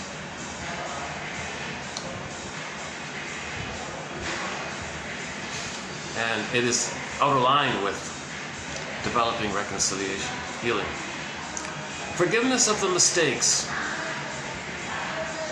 in the tragic past. Forgiveness of the mistakes in the tragic past.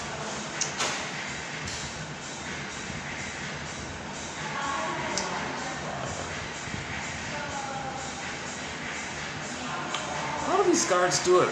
They don't. Okay, these guards don't. Yeah, these guards just sort of just kind of stand around mainly, right? So maybe they learned not to sweat. Maybe it's they adapted to it. They don't sweat, right?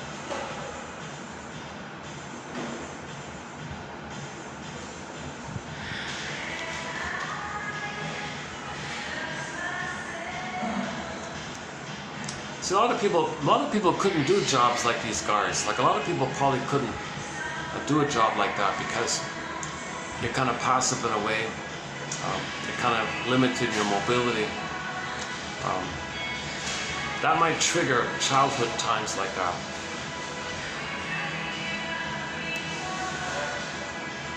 Only children who had little freedom maybe could tolerate a job like this, because it doesn't trigger up past fears.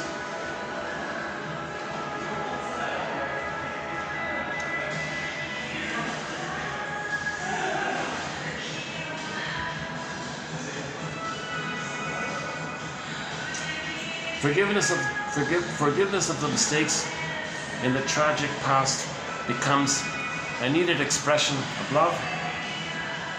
And with forgiveness, the past is recognized in a new light. In the newly recovered endeavor to live lovingly with one's parents, with all of the significant figures in one's childhood, if only in memory, and with one's self, the client becomes aware that in all human beings there is true goodness. You just see that they were warped because of the trauma, but underneath it there was an inherent goodness. We're born good, like our nature is to have joy at the console. There's a goodness there.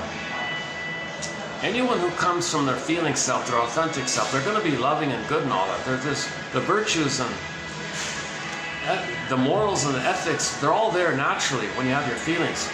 If a mother has her feelings, she doesn't need a manual telling her how to love her baby. She doesn't have her feelings, that's why she runs to manuals. Help, help, I don't have my feelings, what do I do, what do I do? If you have your feelings, a mother will lovingly love her baby if she has her feelings.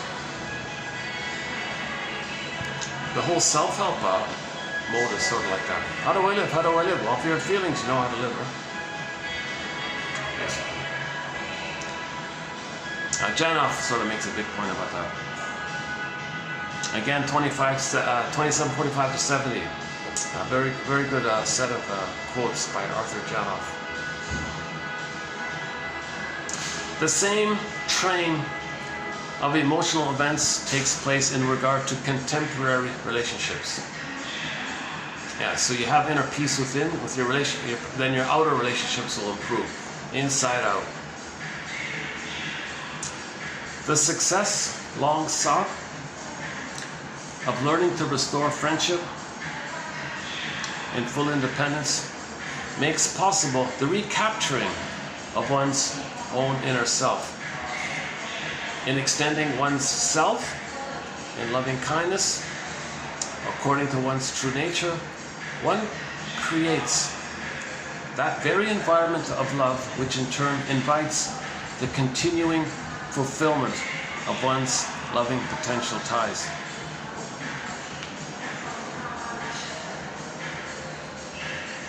Where's the part about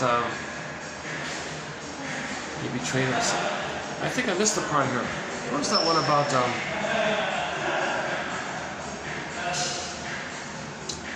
part of the complication is it's in here somewhere. When the mother betrays the baby believes the mother committed treason. He identifies with her, he commits treason against himself. Then you feel icky by this. Where's that part? Yesterday, I found it yesterday. I think I skipped the part. Okay, when I'm going to redo this one more time in the next video. I think I'll find it next time. Okay, so this has been TQ 2809 part 2 of 3. The next one will be a third take through it. I think the caffeine is wearing down on me now.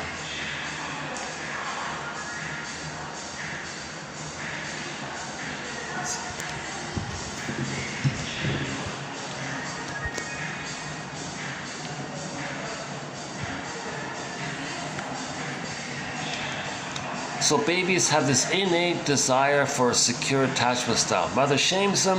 He tries his best to still find a way to have some kind of harmony with the mother. Doesn't work, it leads to disharmony.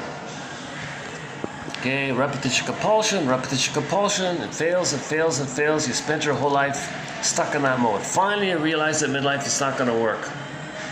Now you got to forgive the mother. Find her story. Why did she do this? Why did she betray the child? And now he betrays himself. Self-fulfilling prophecy, it doesn't work. Again and again and again, it's not going to work. Repetition compulsion. So we need a new play here. Let's take up that one about the one from, let's see, Henrik's here. Is it here? Yeah, here's a good quote here. In conclusion, each neurotic repeats his neurosis. The analyst has vastly more opportunity to observe that the neurotic's unconscious emotional attitude to very different environmental situations is repeatedly the same. The same drama is played repeatedly with different casts and sets. What the client needs is a better play, not the effort to make a success of the old play with new actors and scenery.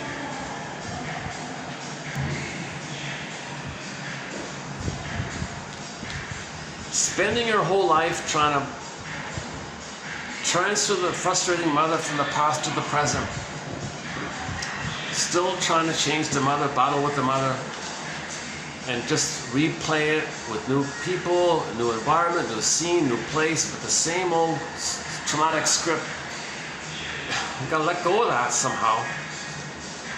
By identifying it, mourning all the losses related to it, then your life force is free to be devoted to a new play where you express yourself, and you're no longer triggering any kind of need to save the mother because you're tired of trying to save the mother. You can't do it. It's no baby's job to save the mother. It was a mistake by the baby to think he could do so, but we forgive the baby for this because he has magical thinking and he needs a good mother, a loving mother, so he's going to try. But the wiring gets all set in and it becomes like a template. So identify the template, then your life force is free for a new play. The new play means more identity, more connection to your real self, and then now you express your real self, which you could never do before. Because long ago, when the baby tried to express his real self, the mother said, "You betray me." "No, mother, I don't betray you. I'm with you." Now you give up trying to please the mother, save the mother. Okay, Morton Keysen, 2291 and 2. Morton Keysen, TQ 2291 and 2. Morton Keysen. That's important quotes there about how all of this neurosis is an attempt to save the mother, protect the mother, cure the mother, this whole area. A link to it is 2119, Paul Libby Russell, Repetition Compulsion. Janoff's take on it is symbolic acting out, the struggle with the mother. Martha Stark calls it this relentless, unreal hope to change the past.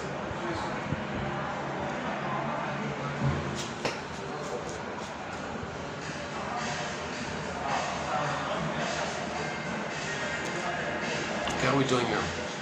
5:50. Yeah, it gets dark pretty quickly around here, so I've got about 20 minutes maybe. Here.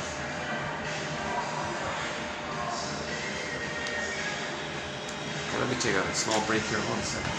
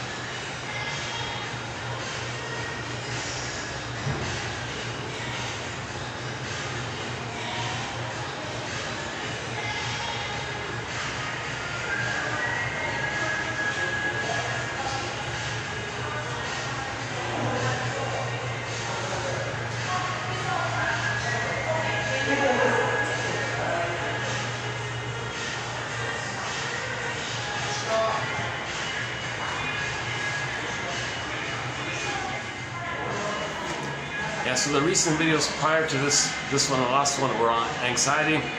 Prior to that, there was some on the BPD phenomena.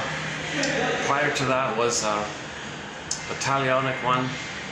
Before that was the Janov quotes, which included apprehension, the catharsis issue between 71 and 73. It took me 3 videos to clarify that mistranslation of wrong. In German it's wrong, or wrong like that, but the translation confused people. It took me 3 videos to clarify that messed up English translation. Because in English, when you say ab, it means against, but in German, it means away. That's the problem, basically.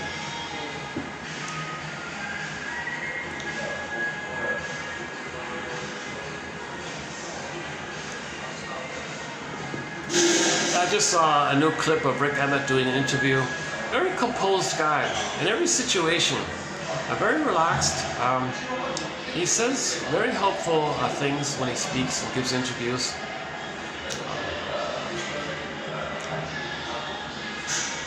I saw some very energized, very tense, energized, angry, shouting kind of interviewer. Rick Emmett was cool, laid back, gave funny little answers, made him even laugh to ease up the tension, kind of thing. So Rick Emmett's sort of a musical voice in our collection here, both when he was the co-lead singer of the band Triumph and as a soloist. As a soloist, it's mainly just saved by love, saved by reconciliation, saved by healing, saved by understanding, and the Big Lie song about the environment. Plus he does an acoustic solo out late on the line. Now with Triumph, we've got a lot of Triumph songs sung by both of the singers there.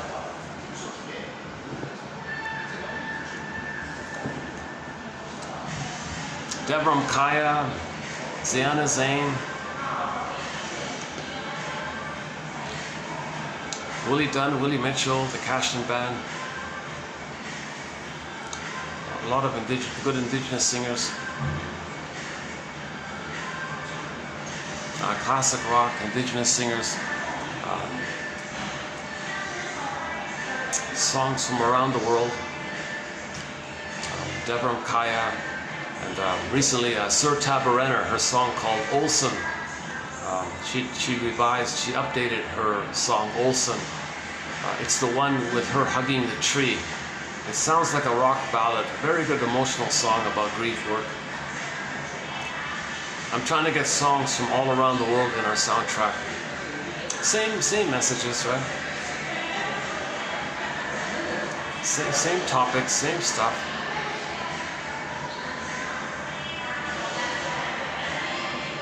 The pain of our unmet needs. The constant craving for those unmet needs. The pain of not getting it. A lot of that.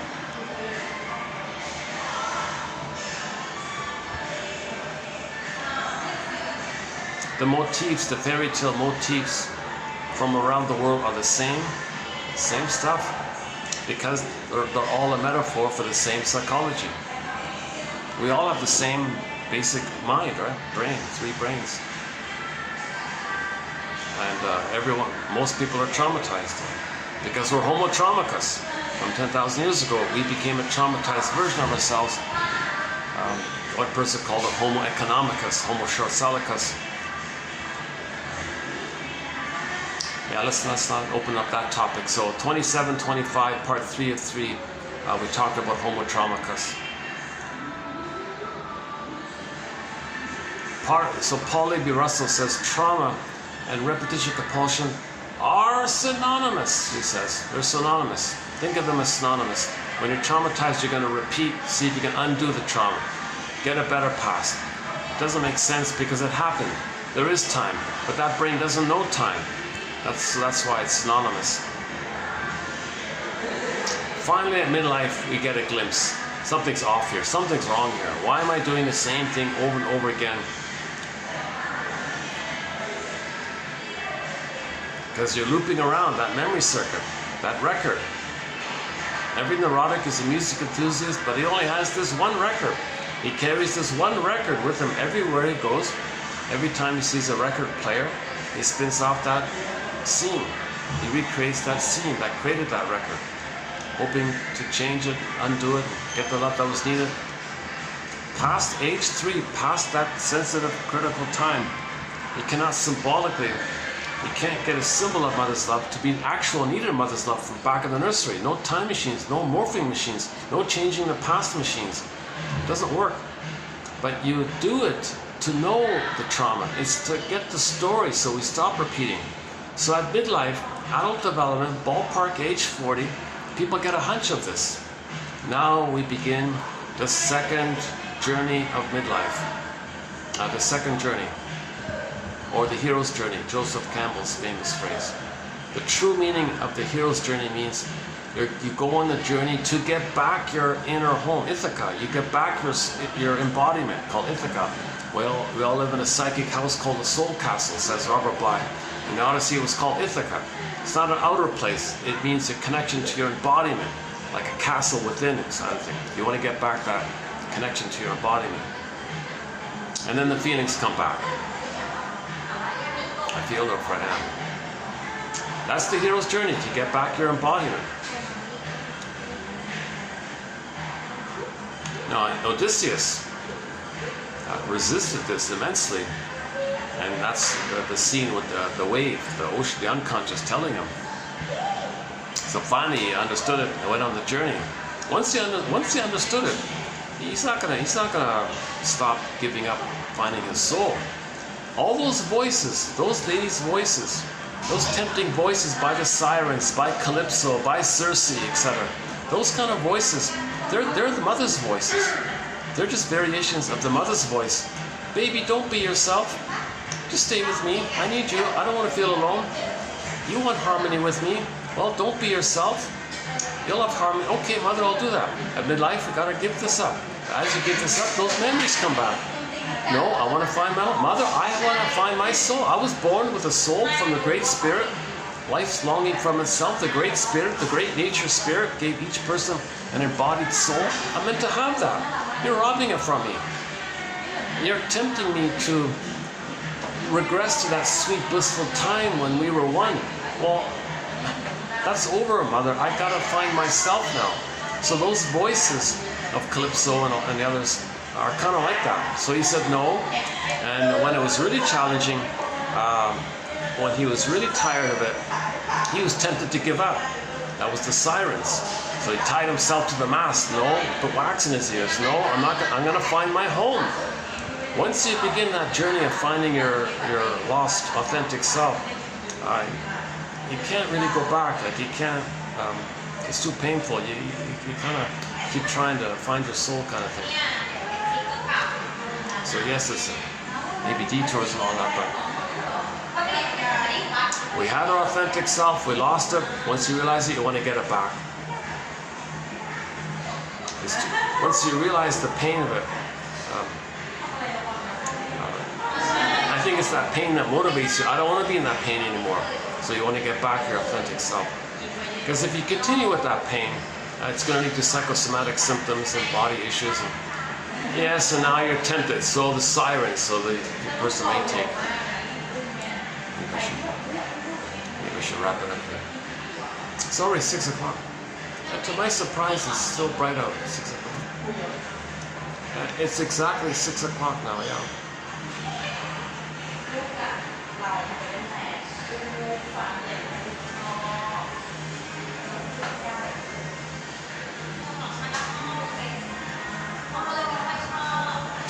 Yeah, so we started the year with the Janov quotes, 27:45 to 70.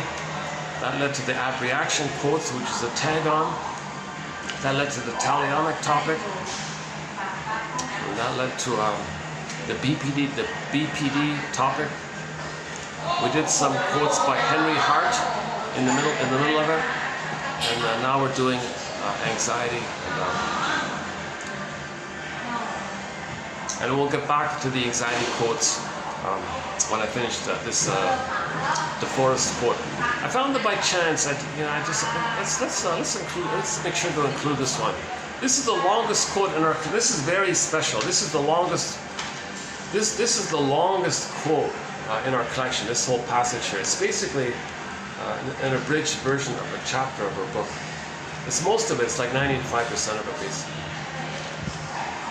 This is basically a chapter in her book. This is what you're seeing here. But it's not perfect, but I wanted to kind of...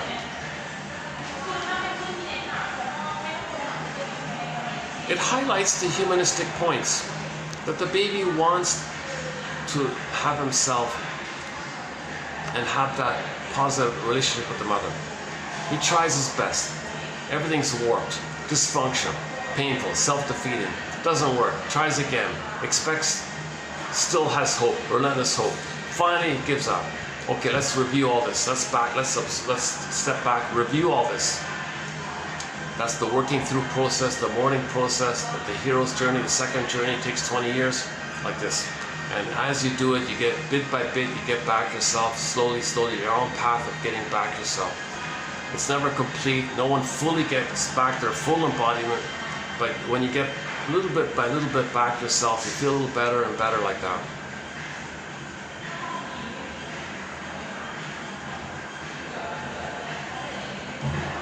My disclaimer once again, I'm not a shrink, I'm not a professor, I'm not an analyst, I'm not a dream interpreter, I'm not a midwife, gynecologist, doula, nutritionist, none of this. I only have a BA, keep that in mind. I have anxiety. I haven't been analyzed. What a pity. You know, had I had the chance to do an analysis, I probably would present this material and reflect the value of the quotes. I'm not doing it. There's a real gap here. I'm talking about valuable quotes, but I don't show it. I don't embody it. I haven't done the process. I haven't had that chance to do it.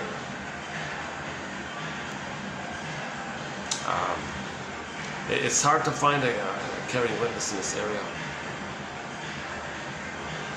The caring witness validates what you're going through. They know what they're going through. They don't need to use you as a proxy for their drama of their childhood. So that's what you need, a caring witness like that.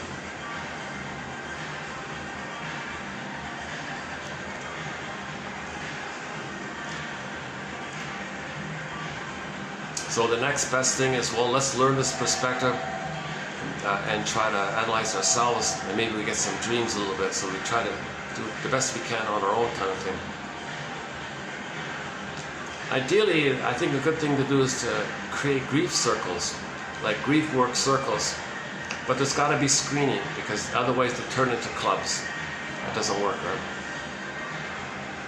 The clubs are just escapism. It may feel good, but you're not healing. You may blow off steam, but you're not healing. So the circles, people need to be a little bit psychologically minded at midlife, know that there's something wrong, something off. Not cynical, not pretending, not looking for vulnerable people to inflate their grandiosity onto. So the men's, I read a little bit about why the men's circles failed. No screening, they said. No screening. So anybody with the bully pattern attends the group. It fails. It already fails. A person with the bully pattern is not in that place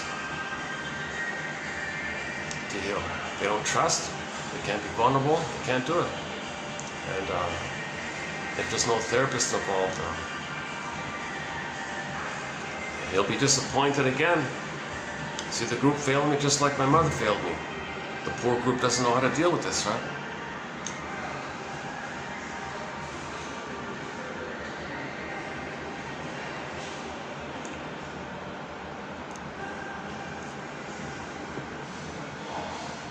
Yeah, so that's the main thing I read about, that the therapy grief work circles that had the positive intention initially was set up. Maybe was it set up to fail?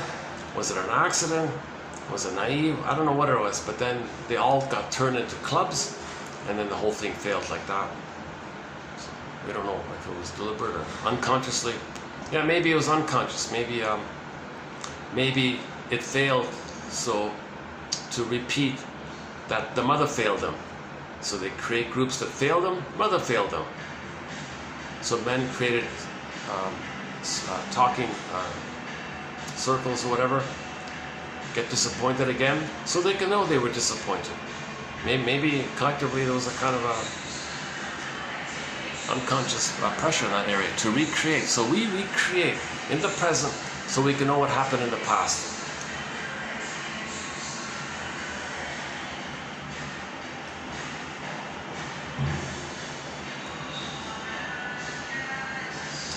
Now Robert Bly says, your mother's not going to voluntarily confess all this stuff. She's not going to voluntarily give you the key. You got to make an effort to get the key. Okay, so in Iron John's story, the key is under mother's pillow. The key is needed to unlock the cage, which frees the person's embodiment and golden ball. Iron John and the golden ball locked in a cage. You need the key. The key's under mother's pillow. Bly says, yeah, you don't just pick up the phone. Mother, tell me about the first 3 years. Did you use me to satisfy you? She's not going to tell you. She won't confess. You got to make more of an effort, be more of a detective. You got to kind of get the key. She's not going to voluntarily give it to you. Now, ideally, that would be nice if mothers would write letters to their adult children over 40 about the first 3 years and make amends. I'm sorry, when you were a baby, I used you to take care of me. I didn't take care of you. So, sorry, baby. The poem here is by Anne Sexton, 1960. The concluding line in her poem was, an older lady said to her daughter in her 40s, sorry, daughter, I made you to find me. That's the actual poem. So a woman in her 60s tried to apologize to her daughter. She wrote her a poem. Daughter, I'm sorry. What I did was I made you, I had you, because I needed a mother. I wanted you to mother me so I could find me. I made you to find me. She wasn't there to love her, to help her find herself. She used the baby to find her. So that woman, that poem was giving the key. But that's very rare. Most mothers won't do that. Most mothers won't even read that poem.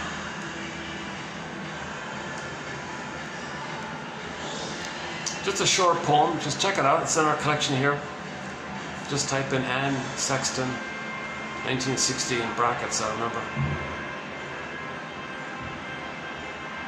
Just like 4 or 5 lines long. A simple, clear, easy poem. Well, we got a lot of great poems. Emily Dickinson has some great poems about trauma. There's a pain so utter, that one.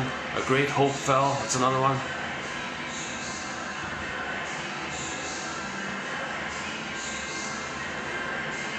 Actually, there's a new one of hers, isn't there?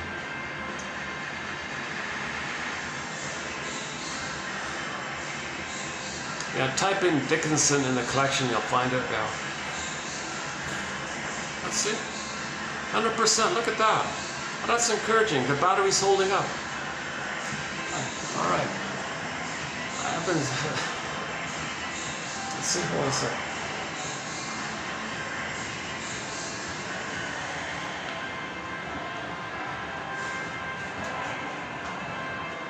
Let's see. What's that, 89?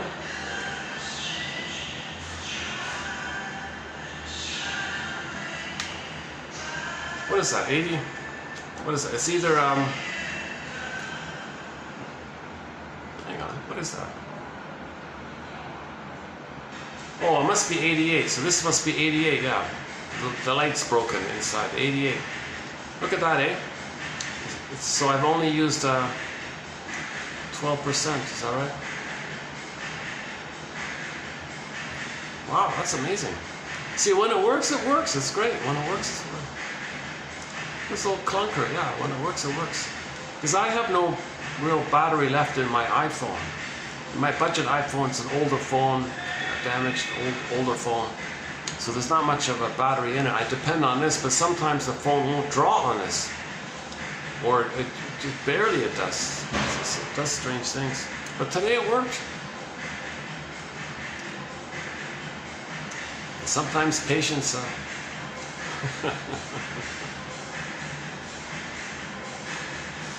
Oh yeah, okay, I won't talk about the Inside Out film, but I'm tempted to, yeah. Let's wrap it up. What is it? 6:12?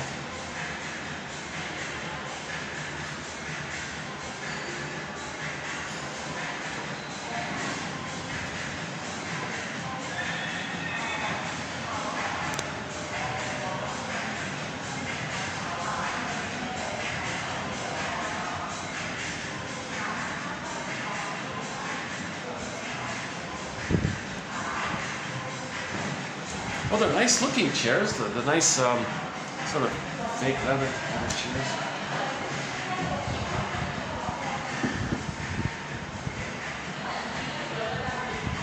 Yeah, so once again, this quote comes from a book called The Leaven of Love, The Yeast of Love. The leaven of love. Just as yeast enlivens up the flour to get a puffy bread, so the yeast livened up the flour to bread. Well, love does that with our lives.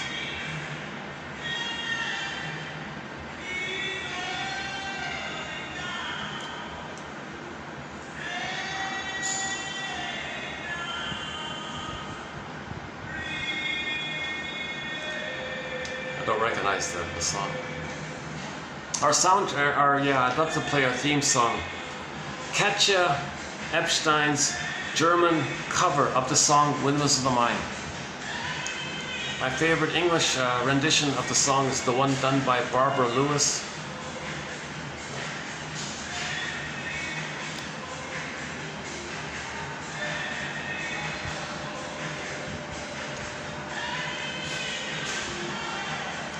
Oh yeah, a newly added song to our soundtrack is Steve Perry's song called Friends of Mine, the one with the harmonica.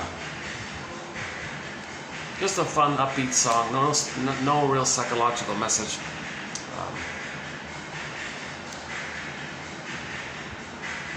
Most of the songs do have a psychological message. Some are just there for fun kind of thing. That one is for fun. The Friends of Mine by Steve Perry. Yeah, when I learned about him being an only child, it caught my attention about that. The main line in the song is, it doesn't matter who you are, you can't buy friends with caviar.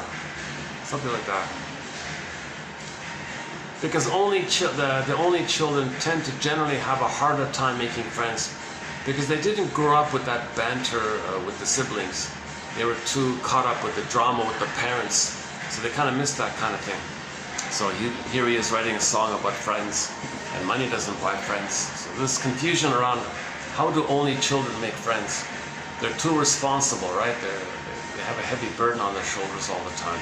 They got to keep their parents together. They got to save their parents. They got to keep them together, scapegoated by the parents. So most only children have a lot of responsibility on them because the parents, their unprocessed emotions and past. There's the child. There's a natural emotional triangle that's going to take place. So the child picks up a lot. The second child is kind of protected from some of that, a little buffer there. Third child likewise. The youngest child gets the breeziest effort, right? Usually the youngest child is the freest one, right? But the oldest one or the only one usually has the weight. So yeah, when I saw that, and Steve Perry said, yeah, I never felt like I belonged with those bandmates, and I never felt included. We were different, like, and yeah, those other guys were kind of pretty ambitious and all that. He needed something more. He wanted an emotional connection. He was looking for love as well. Obsessed about one girl all the time.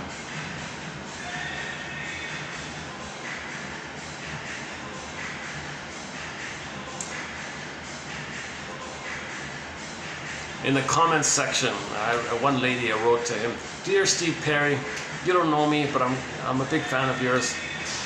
I get you. I understand you. I want to be. I'll sign whatever you want. All this kind of stuff." I feel a little. I don't know if it's my projecting myself. I don't know. I feel a little bit. I sense a little loneliness in him as well.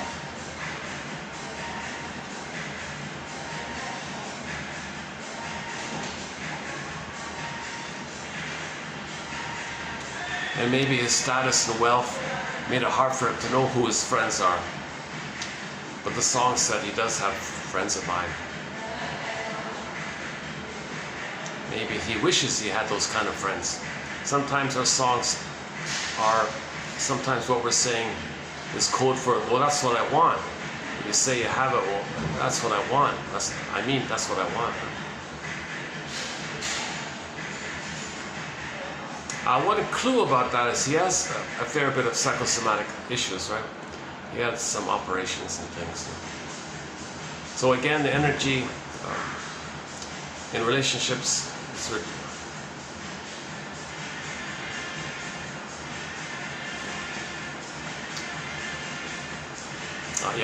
baby's crying and angry with the mother.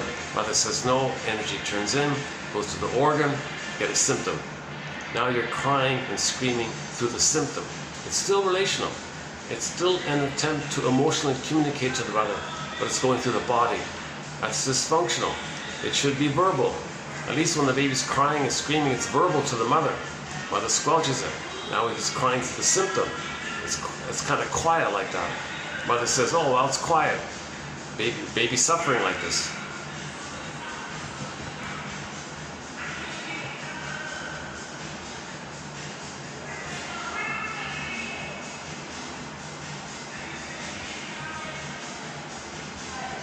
Janov calls cigarettes 5-minute tranquilizers. He asks the question, when a person reaches for the cigarette, do they realize in that moment that they're in pain, that it's the pain that's making them doing it, that the cigarette is going to be like a tranquilizer? Same with cookies. Does the emotional eater, when he puts his hand on the cupboard door, does he know that he's doing it because he feels lonely, that he didn't get mother's comfort, that it's coming up? Anxiety, old fear, anxiety runs to the cupboard. Anxiety, anxious eating, stress eating, anxious eating. Is the person aware? Roger Gould, the author of the book Shrink Yourself, says when you have your hand on the fridge door like that, pause and say, what am I really hungry for? You're not physically hungry. What are you really hungry for? Well, the sugar, salt, and fat tricks the mammalian part of the brain into making it perceive that the person is safe by the concentrated food like that. So from that you get serotonin. Now the baby wanted serotonin by the sweetness with the mother, but that was missing. So you trick your brain to induce serotonin by the sugar, salt, and fat. So you're hungry for that serotonin from the missing serotonin from mother's love. So you're hungry for that. So you're triggered of the loneliness and the lack of mother's soothing and comfort. So you look for sweets as a symbol for missing maternal sweetness, or stimulating fluid as a symbol for missing maternal breastfeeding, stimulating fluid, all part. And you repeat the cycle. The baby was happy, baby rejected, sad, angry, numb. Okay? Run to the beer store, jocose, sad, morose, angry, bellicose, okay? Endorphins, hangover, comatose. Just not literally, right? So that repeats the thing. The baby had a great hope, it fell. You heard no noise, the wreckage was within, O cunning tale that let no witness it. There's a pain so utter, swallows up, and the person goes in a swoon. How do you replay all that? How do you repeat that? How do you recreate that? So the prototype is there. Baby looked for mother's love, excited, hopeful, it fell.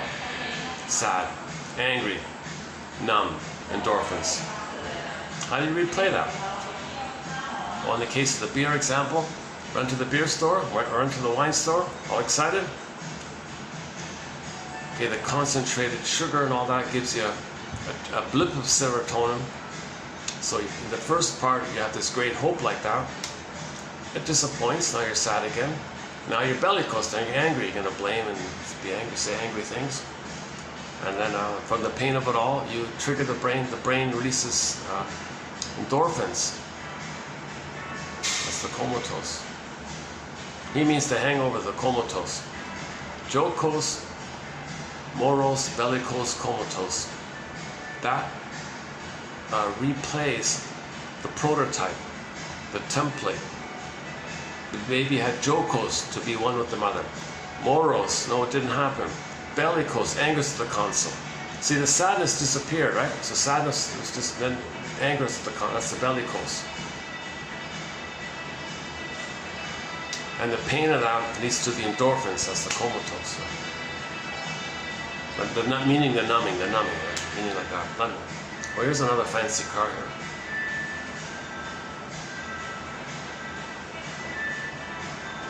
Oh, did you see it on the reflector? Well, that's the third. Sorry, that's the third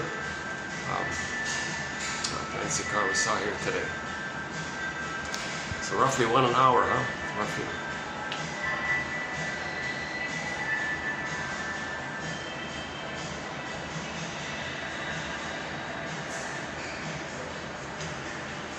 Okay, let's just close it. Yeah, let's just close it up here. I wish I could end up with a funny joke or something. I wish I could do a Rick Emmett. You know, Rick Emmett, when he speaks, every time he introduces a song, answers a question, there's a little funny thing. He manages to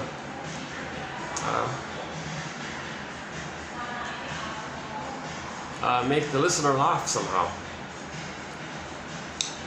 He said, I think he once said, if he weren't a musician, he would have been a comic.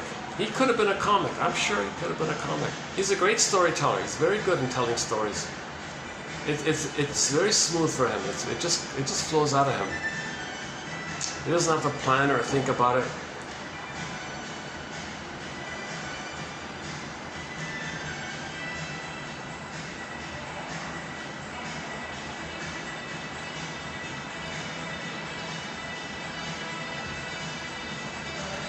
Yeah, his song "Lay It on the Line" was covered. A very good cover of it is the one done by Alyona Yaroshina. She does a very good cover of "Lay It on the Line." She changes the lyrics because Rick Emmett is singing it from the voice of a male complaining to a woman. So Alyona is a woman. She says she sings a song as a woman complaining to the male. She turns around a bit.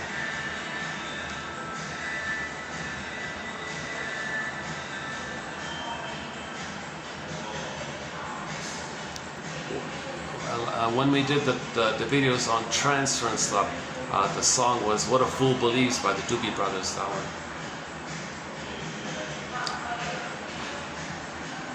one. Streetheart is a major, Kenny Shields of Streetheart is a major musical voice on our soundtrack.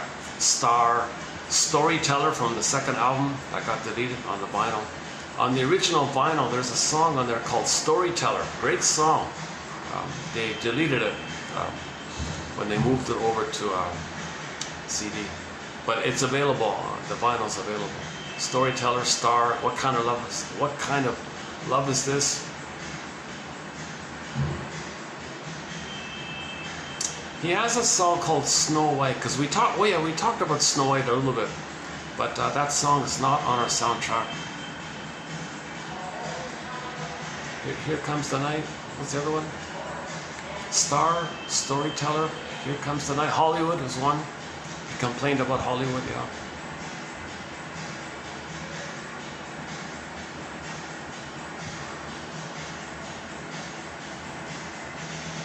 Oh yeah, we have a few quotes from the book Hollywood on the Couch, mainly about the story about Marilyn Monroe, that one there.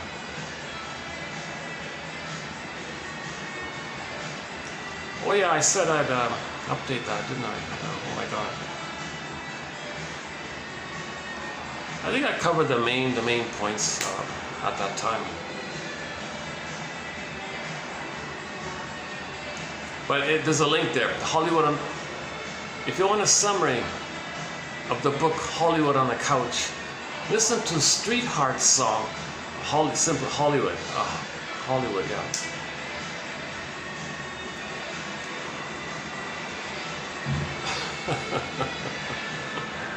Yeah, that'd be a good song to accompany that book, yeah.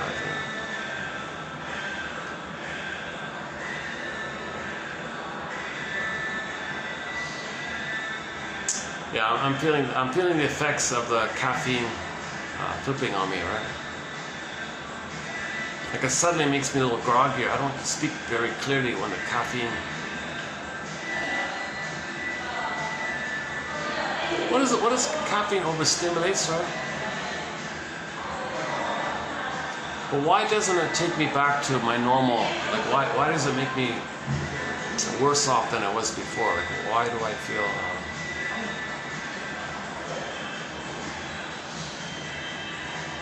Maybe it triggers something, right? Maybe it triggers old feelings or something. No, it's physiological. It's more physiological, right?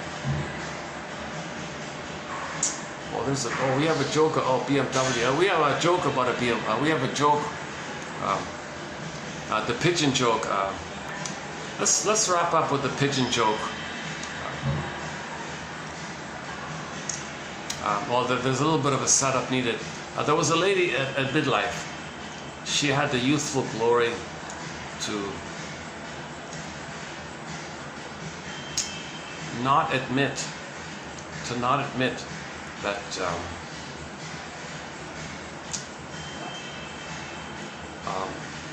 the reason why she's obsessed with fame and prestige and money and all this.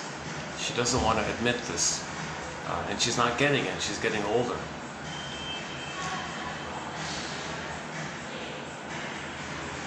And she's angry but doesn't know it. But she still wants the chance to be famous and rich and all this. So she heard about this idea about reincarnation. Maybe she thought she can, in her fantasy, keep on in her next life or something. So she doesn't have to admit her failure because she can keep on trying. So she wanted to use the idea of reincarnation as a defense against not wanting to feel the pain of admitting the pain related to not getting the love to accept life and all this in its normal stages and all this. So she maintained this youthful quest to maintain the status of self-sufficient superiority complex. If she make a lot of money, doesn't need anybody, she's self-sufficient, so she wanted to maintain that narcissism. So she has narcissism, she doesn't want to give it up, she's afraid to give it up, because to give it up you got to admit the loss of not getting the love that would allow. Not getting the love led to the narcissism, so she has the narcissism and she wants to keep on with it. But at midlife you got to let it go. She didn't want to let it go, so she thought reincarnation can continue it, kind of thing. So she interviewed this guy, a gentleman knowledgeable in this area, and he asked her, Sir, could you please tell me what you know about reincarnation? And his reply was, oh, it's funny how these things work out. It really is. It's very funny. I once knew this guy who in his lifetime wanted to be famous and rich and all this. He was reincarnated as a pigeon and made a deposit on a BMW. So he didn't shame her. He voiced her concerns, her anger and her wish, her fantasy. So she got some relief by that.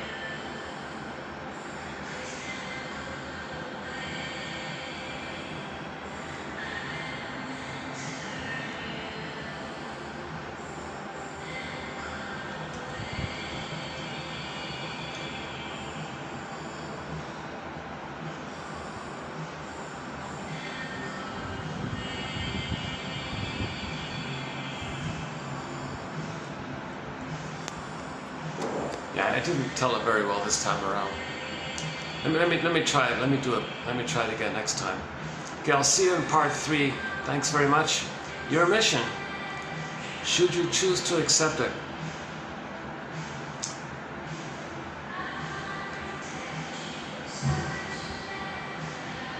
is the same as in part 1. Look up Bruce Springsteen on YouTube, Independence Day, Toronto, and listen to the intro he gives to that song. It begins with him saying, fathers and sons, fathers and sons. That one there. And I'll see you in part 3. Thanks.